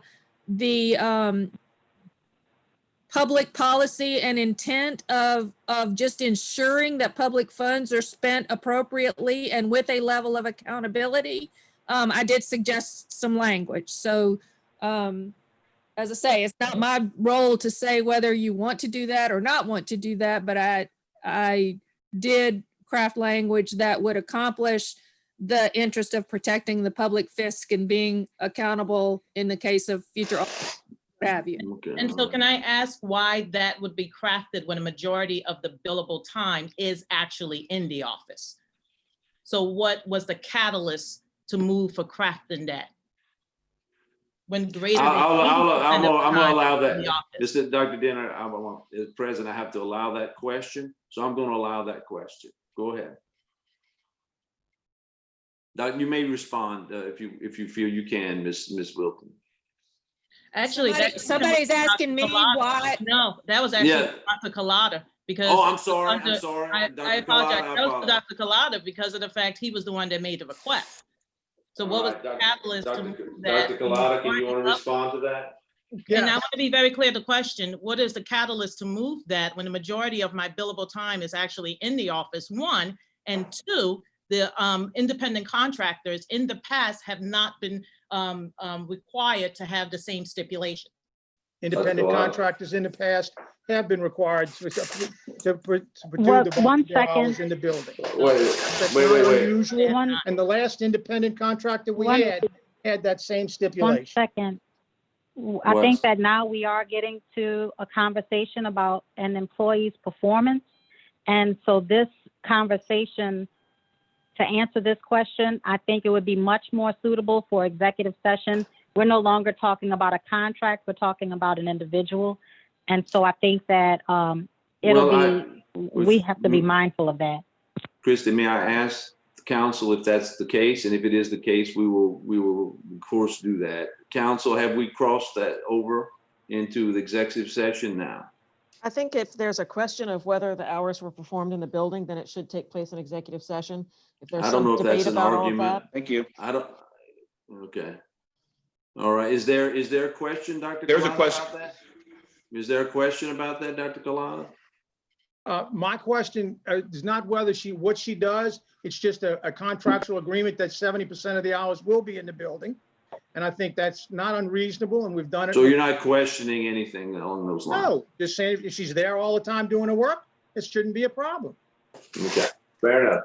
All right. Now, the one thing that I would highlight is that this speaks directly to the interference, in my opinion, that is seen within the Department of Investigations in the ability to do my job as Director of Investigations and the immediate supervisor. I was bypassed completely. This was not discussed with me in any way, shape, or form. I had neither did you discussion. discuss There was with no me, Doctor. discussion made with me pertaining to Well, this. I think what or this even what shows, the input would gentlemen, be. I think what this shows is the complete dysfunction of this agency and the lack of collegial discussion. And that's what I am, this board, trying to fix. I'm very frustrated at this, and I'm trying to be as kind as I can. But this is just shouldn't be coming to this board with this. Correct. This should be handled at a lower level. Okay, and I think it's pox on both houses is the way I see this. Well, all I ask is for the respect due as the immediate supervisor and the Director of Investigations that I am asked and consulted when something like this is made over one of my employees, and specifically the Assistant Director of Investigations. And I do not think that's an unreasonable request. And as the executive director, I would request that when you decide to change a contract, you discuss it with me before you submit it for my signature. There was no change made. Okay, Clark, I'm going Clark. to gavel this down in this Yeah. discussion. I will show you the changed contract that was submitted to me. Listen, I'm gaveling. No Dr. one Clark. is I'm not recognizing anyone now. This discussion is over. Yes, Dr. Weather. No, thank you. I was simply trying to make sure about our image and about at least the probity and rectitude. We need to kind of step back from this. Yes, it's over. This discussion is over, and we're moving on to the next topic. And do you have some, Dr. Kalata, you have some general administrative matters? Let's see. Let me get to it, sir.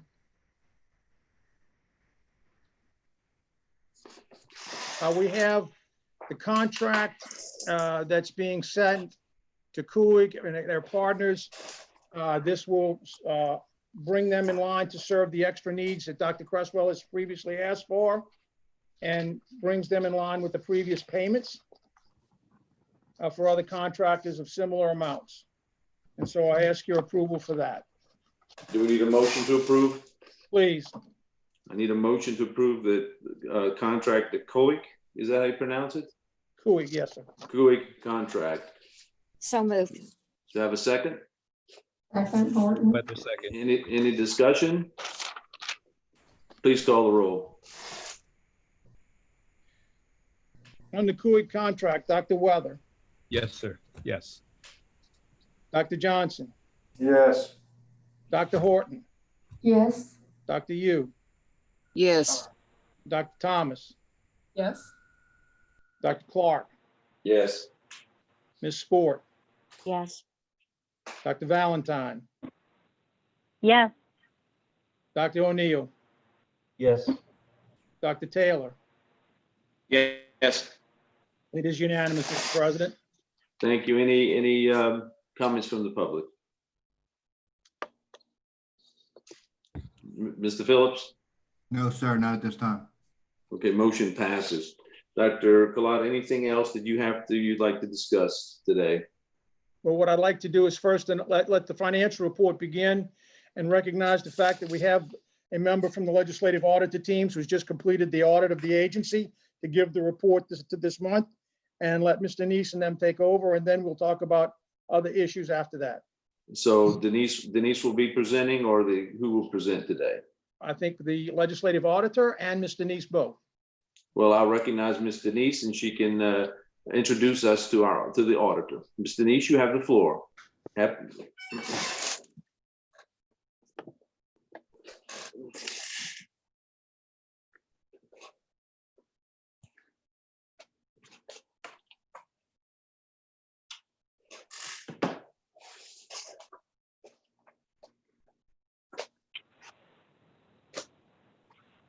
Denise, are you available?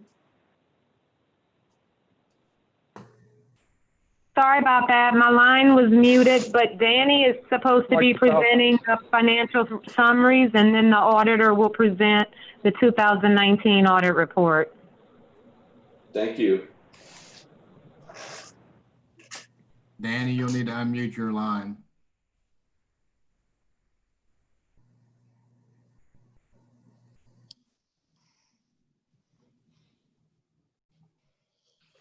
Is he there? He's still connected. He's got to unmute his line. There he goes. Okay, I think I have it now. Sorry about that. So this is Danny Alday, and so I'm going to just briefly go over the May financial reports before the auditor comes on and talks about the audit report.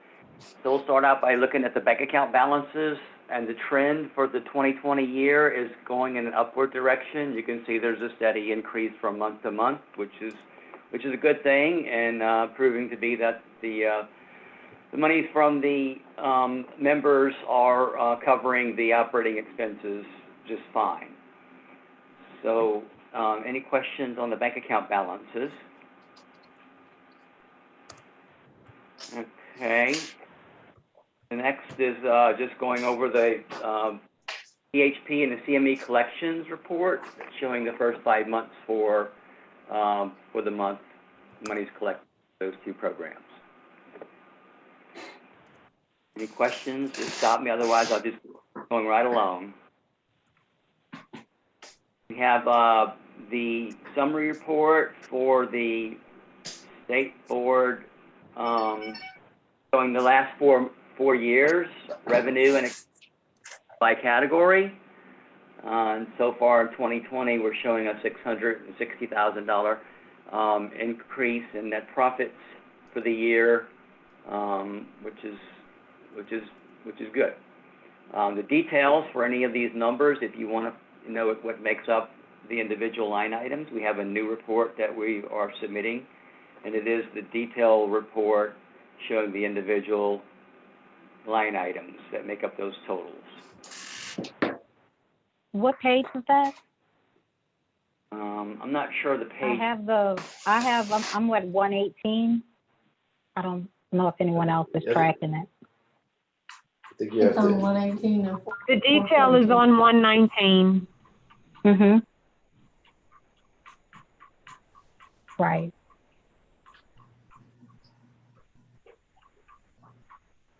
Continue.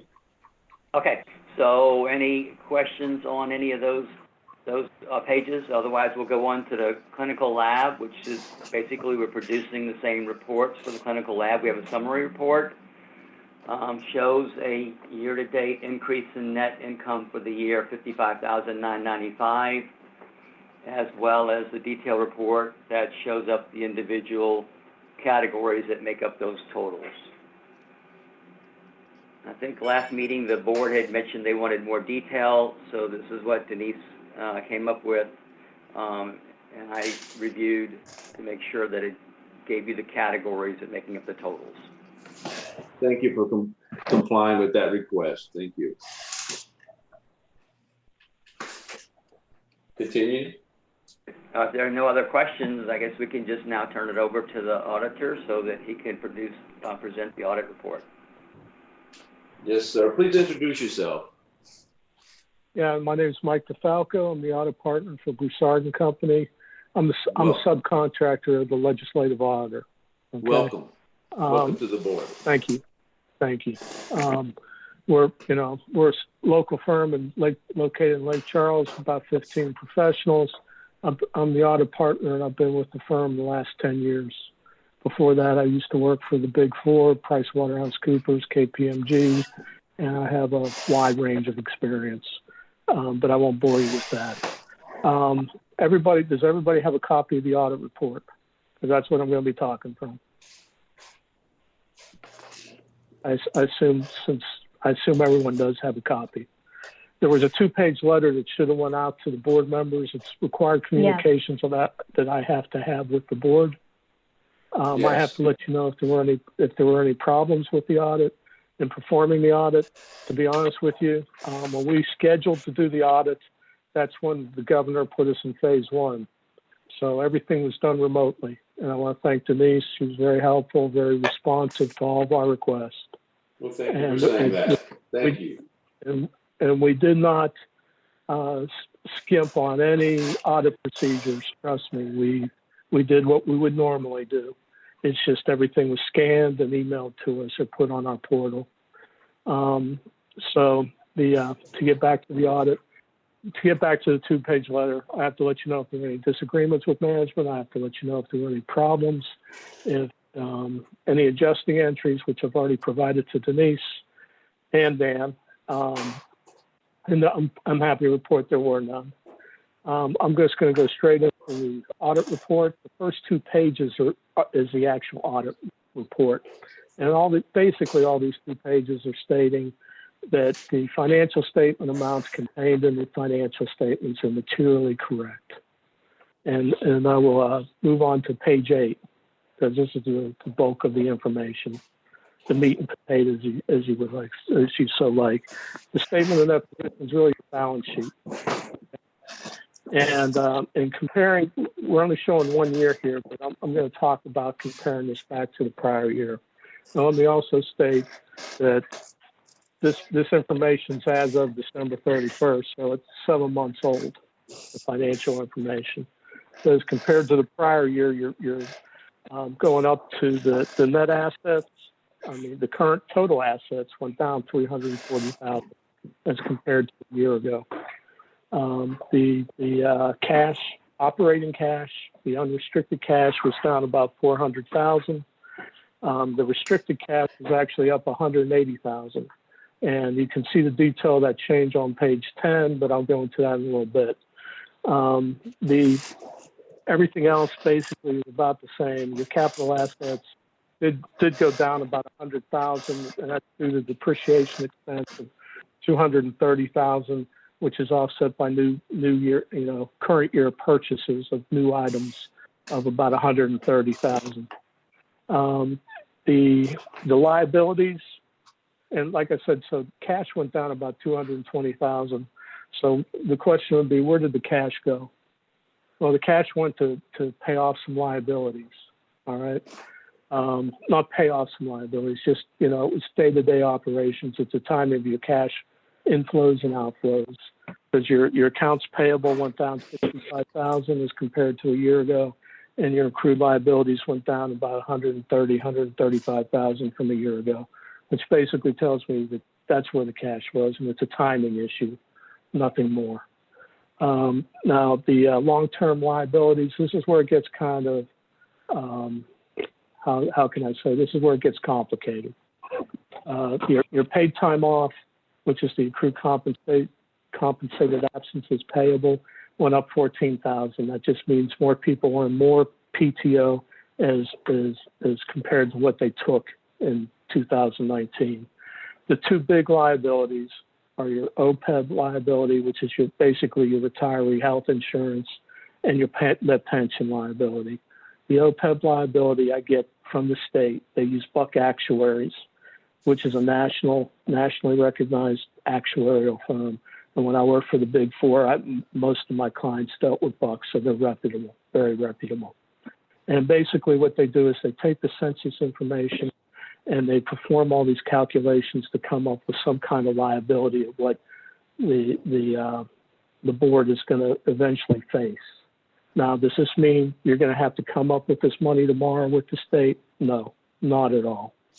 And actually, your OPEB liability, and it's a little confusing when you look at these statements, because you have something called deferred outflows of resources, which is right under assets, and you have something called deferred inflow of resources, which is just under your liabilities. Deferred outflows is basic. Let me back up for a minute. All these the OPEB liability and the pension liability use a measurement date of June 30th, 2018. They were always a year behind. Well, here for you guys, a year and a half. And so the Standards Board for Governmental Accounting came up with the concept of deferred outflows. They're not really an asset, and they're not really liability, but they're comparable to an asset and liability. And I don't mean to confuse everybody, but they complicated the hell out of this. Excuse my language. Deferred outflows of resources is like prepaid expenses. That's the retirement expense and the retiree health insurance expense the board faced in 2019 after the measurement date. Deferred inflows of resources, basically like deferred revenue. That's like the actual return on the investments of these plans is actually better than the expected return. So you have to combine all this together to figure out what happened with the OPEB liability and what happened with the pension liability. The OPEB liability, after you compare the liability and the outflow of resources and the inflow of resources, actually went down about 100,000. It was 5.8 million the year before, 5.7 million this year. The pension liability actually went up $1 million. Okay, again, the state is not going to, and the pension liability, I guess, straight from lasers, the state actuaries, and I use their audit report. They're audited by another subcontractor with the legislative auditor, and I use their audit report to get their numbers.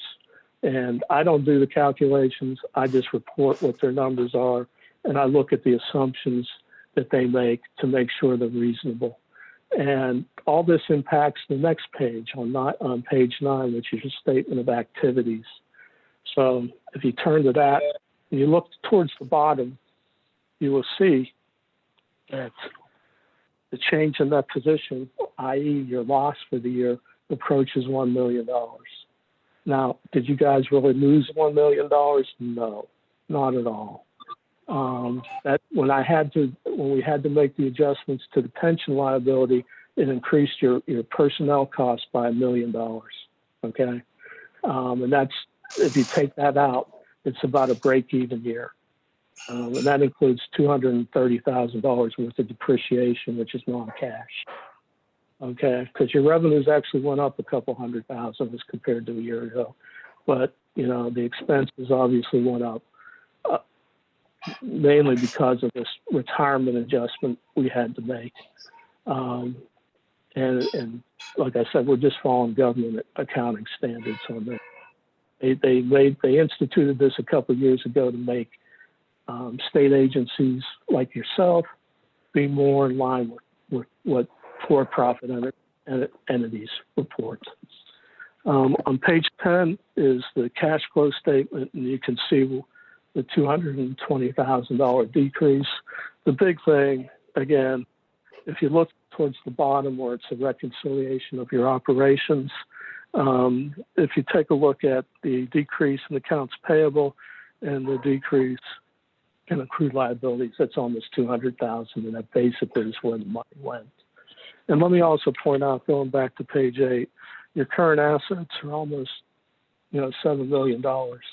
And your current liabilities are $600,000. So that's a pretty strong financial position to be in. On pages 11 through 26, those are notes that give a little more flavor to the financial statement numbers. And they go into a little more description of what makes up what. Nothing really new as compared to previous years. This is, these are standard footnotes that have to be in every governmental set of financial statements. Pages 27, 28, 29 are supplemental schedules related to the OPEB liability and related to the pension liability. And then I have to also report, it's not really, I don't give an opinion on the internal control structure of the organization, but I have to include this report on the internal control. And I have to let the board know if I found any material weaknesses or significant deficiencies in the internal control, and I did not. And I also had to respond to the legislative auditor performed this audit themselves the last year, I think the last couple years.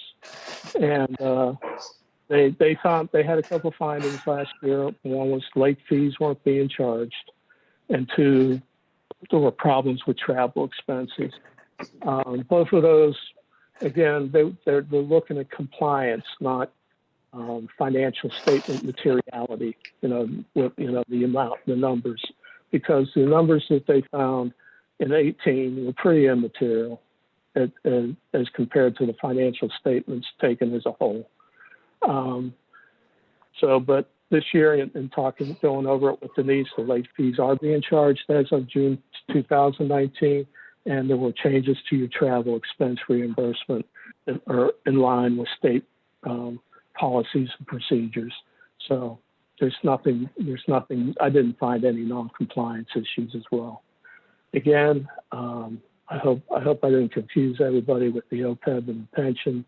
The state's not going to ask you for that money tomorrow or next year or the year after, but it's just something we have to report on the financial statements. Like I said, I want to thank Denise again for her assistance. We wouldn't be where we're at. Are there any questions? Well, as president, I want to thank you for giving us a clean bill of health. Number one, it sounds like Denise and us and the staff are doing a fantastic job. And so I appreciate that as president, that we're in good financial shape, and it looks like we're very compliant with everything the auditors asked us to do. And so again, I gotta give credit to our staff for that as well. So I want to thank you. If there are any questions or comments from the rest of the board, please feel free to ask. Anybody's hands up, or is there any public comments? Taylor has his hand up. What you up to? All right. Dr. Taylor has his hand up, and Dr. Valentine. All right. Whoever's first may. Dr. Taylor is first. Dr. Taylor. Yeah, I have a question under the CLPC for contract services.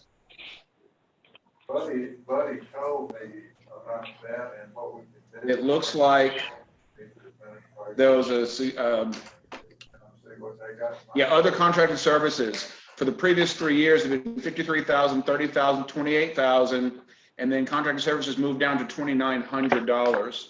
What are they no longer doing, or what did they move out that created that decreased contracted services number? That's just a timing issue. LSU was late submitting their invoices because of COVID. Okay. So we paid them quarterly, and they just submitted 2 quarters this month. So you won't see that until I'm presenting July. Okay, so we expect that to catch up by end of fiscal year? What's that? We expect that to catch up by the end of the year. Yes, it'll be 4 quarters by the end of the year. It's just that they were just late submitting their bills because they weren't at work. Okay. All right. And Dr. Valentine. She has lowered her Oh, no, hand. my hand was raised earlier, and I'm going to reserve my comments for executive session. Thank you. All righty. Any other comments on the I'm sorry, I did have one other question. Go ahead, Dr. Taylor. On page 159, says that the internal control, no material weakness, no significant deficiency, no other conditions. Under compliance materials, financial statements, no. Tell me what that means. Or is that what you No, elucidated back, is that what you elucidated on page 160? Mike, that's page I don't- 31 for you. All right.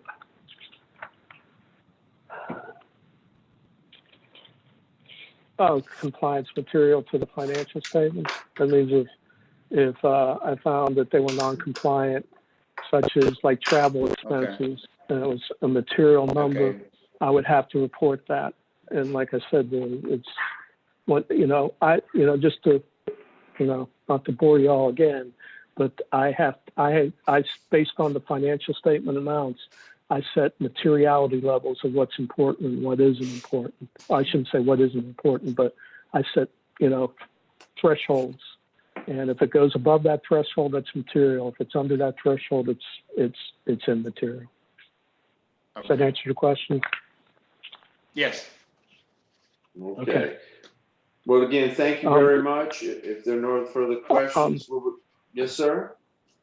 Just one last thing. If anybody has any questions afterwards, Denise has all my contact information. You can call me or email me, and I do respond.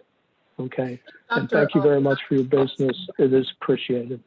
Thank you for making yourself available to us. Is there another board member, Whiskey? I think Dr. Johnson and Dr. Horton both have their hands raised. Dr. Hart, Dr. Johnson? Dr. Hart? Dr. Johnson is muted. Let me take Dr. Johnson off of mute now. How about Dr. Hart and Dr. Johnson? Any comments?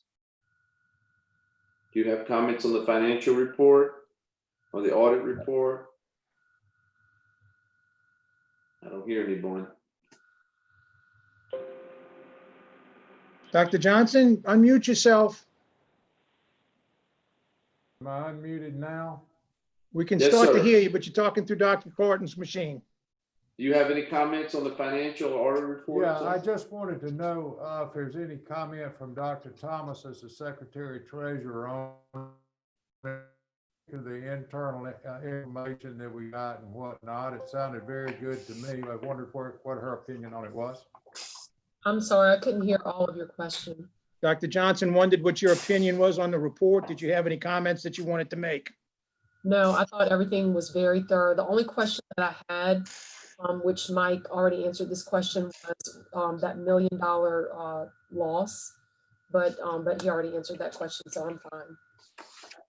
Okay, thank you, Dr. Thomas. All righty. Are there any more questions outstanding? Hearing none, we're going to take a 5-minute break, and we'll be back in 5 minutes.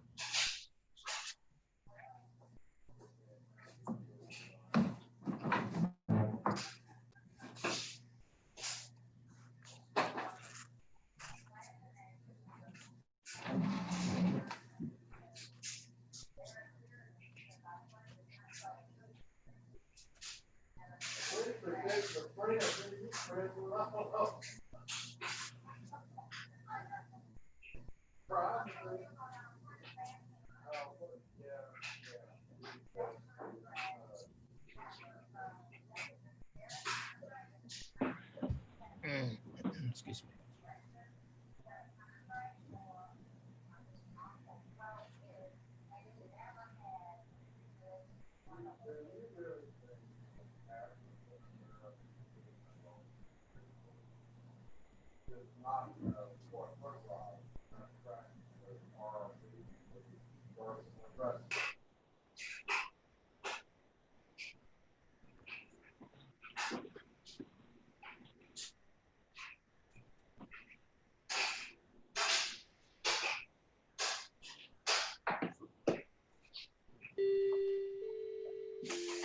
All right, Dr. Kalata, I think 5 minutes has passed.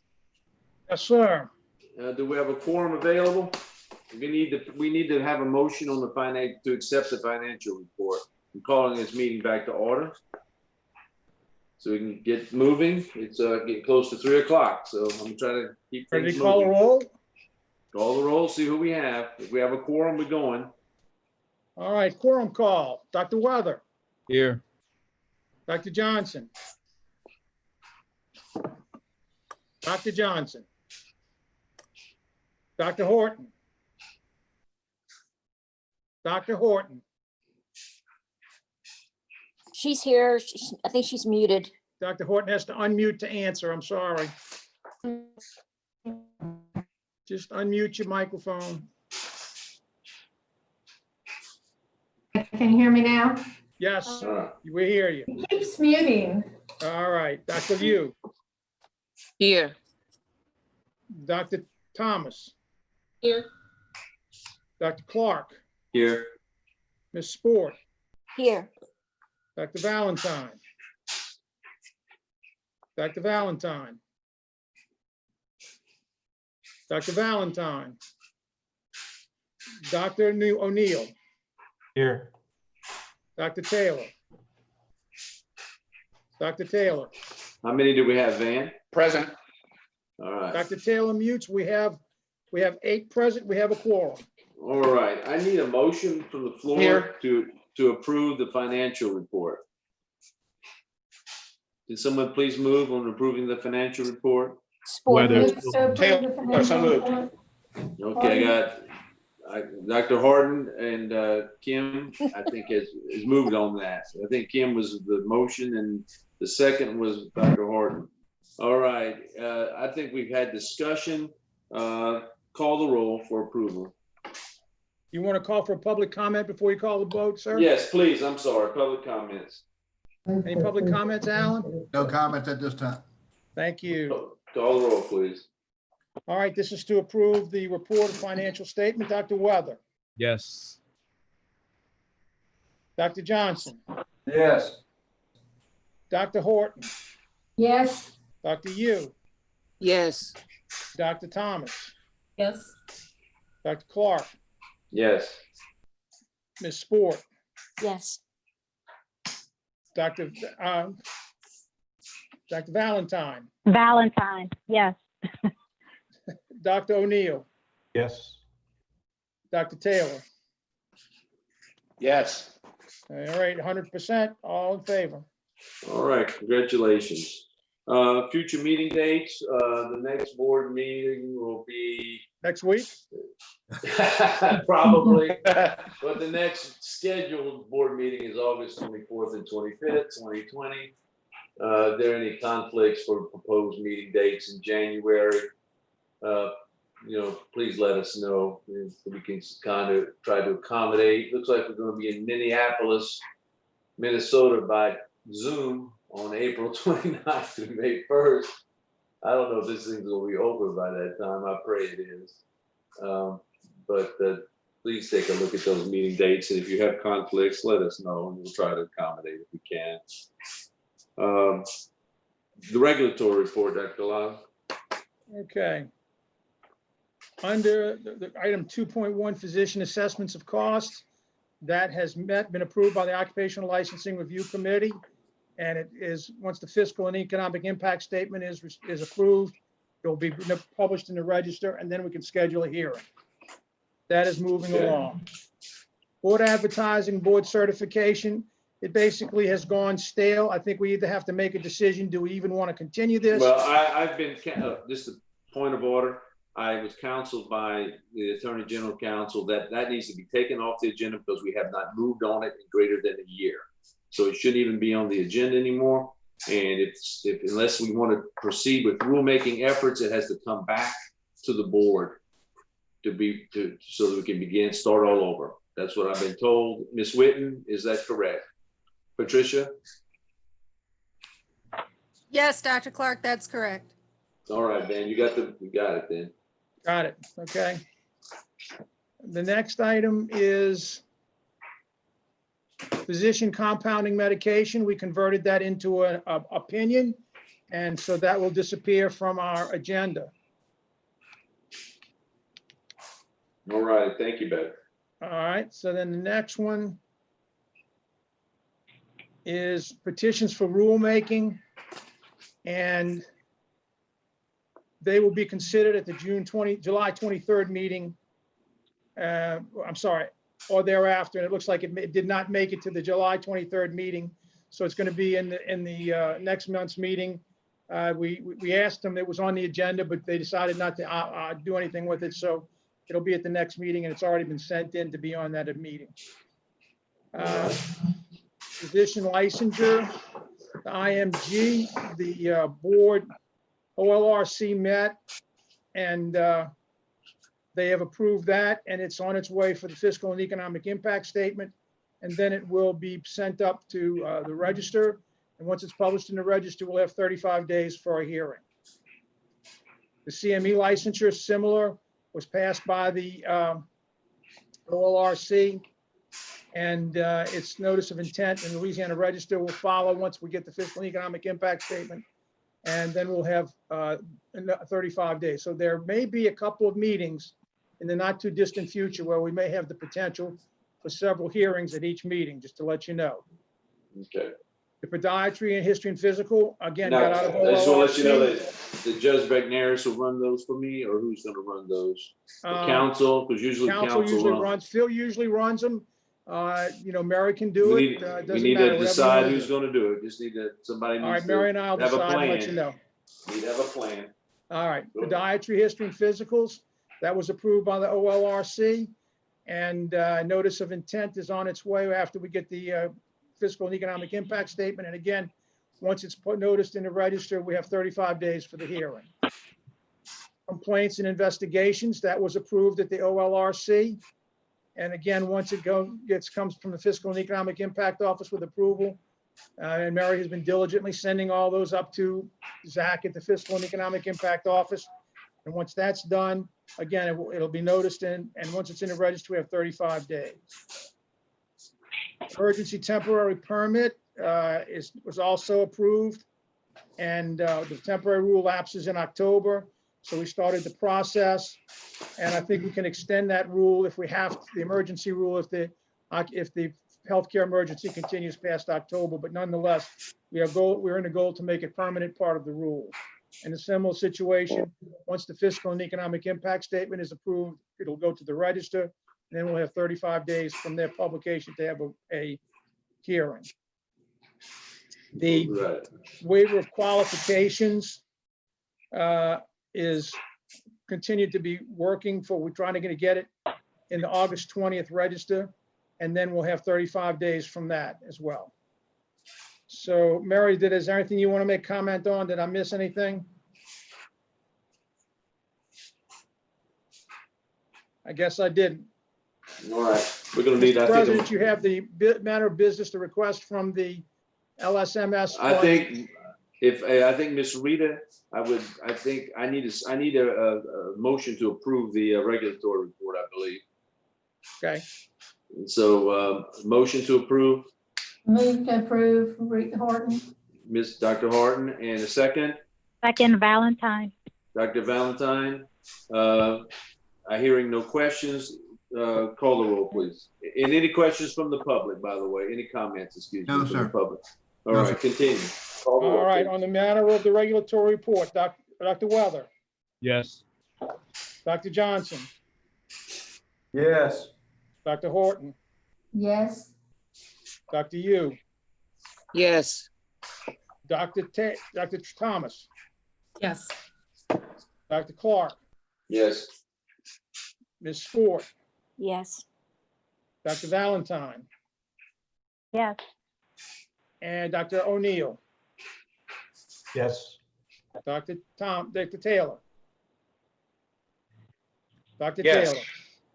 It's unanimous. It's been approved, sir. Wonderful. So next on the agenda is the LSMS request that was added to the agenda. Either Dr. Thomas, if you wish to speak to it, or I could ask Dr. Collada to speak to it, which one, Dr. Thomas, would you like to speak to it?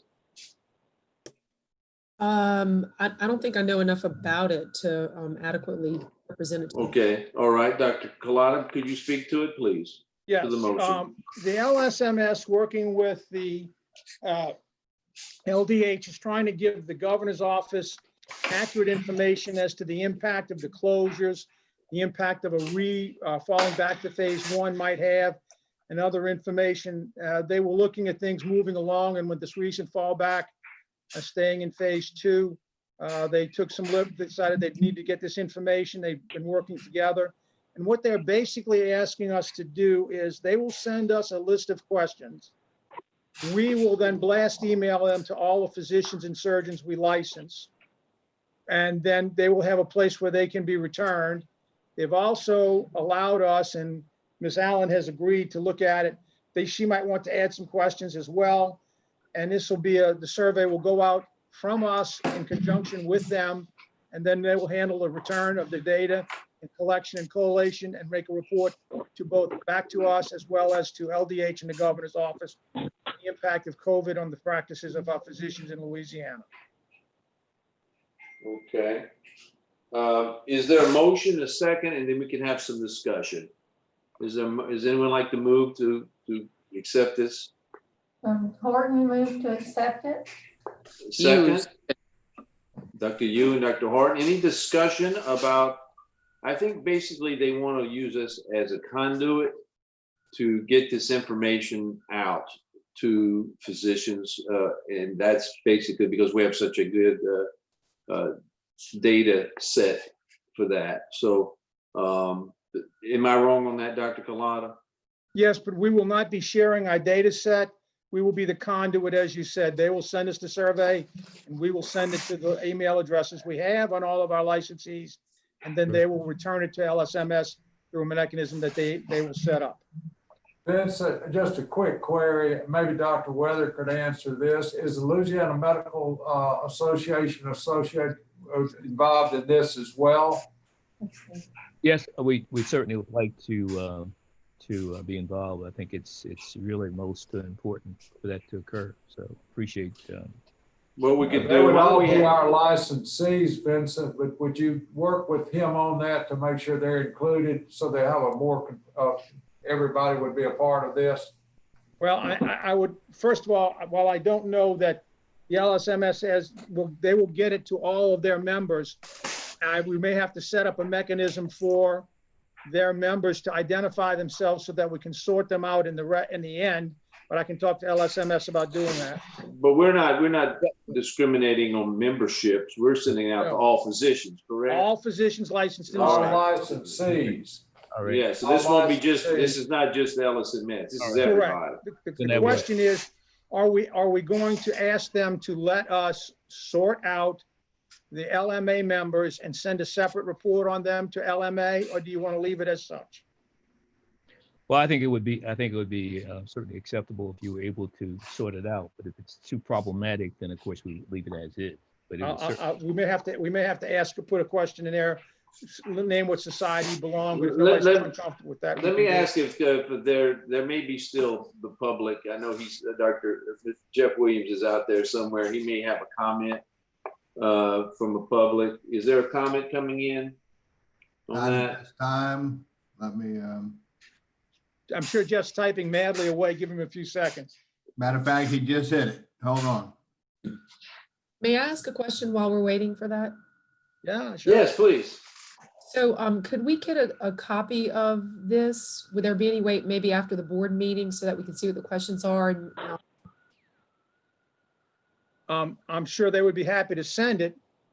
The question is, do you want final approval on it? Is that what you're asking for? I think that would be appropriate. We'll have to That's ask gonna, Jeff. that's gonna delay it won't happen at this meeting then, if we have to give, approval Right, I of the thought, question. right, I thought they were gonna show it to us and we can add more questions if we want to. Right. We could add questions, but I don't think we can change questions. Or maybe subtract questions if we feel like something's not appropriate. Well, again, maybe Jeff can respond to that as he's typing an answer. Jeff Yeah, did respond. He said, to the first issue, he said we would happily share results with LMA. All right, we could ask, Jeff, maybe if you could respond, can the LSMS allow the board to remove some questions? We'll give him a minute to reply. It takes a while, like 20, 30 seconds.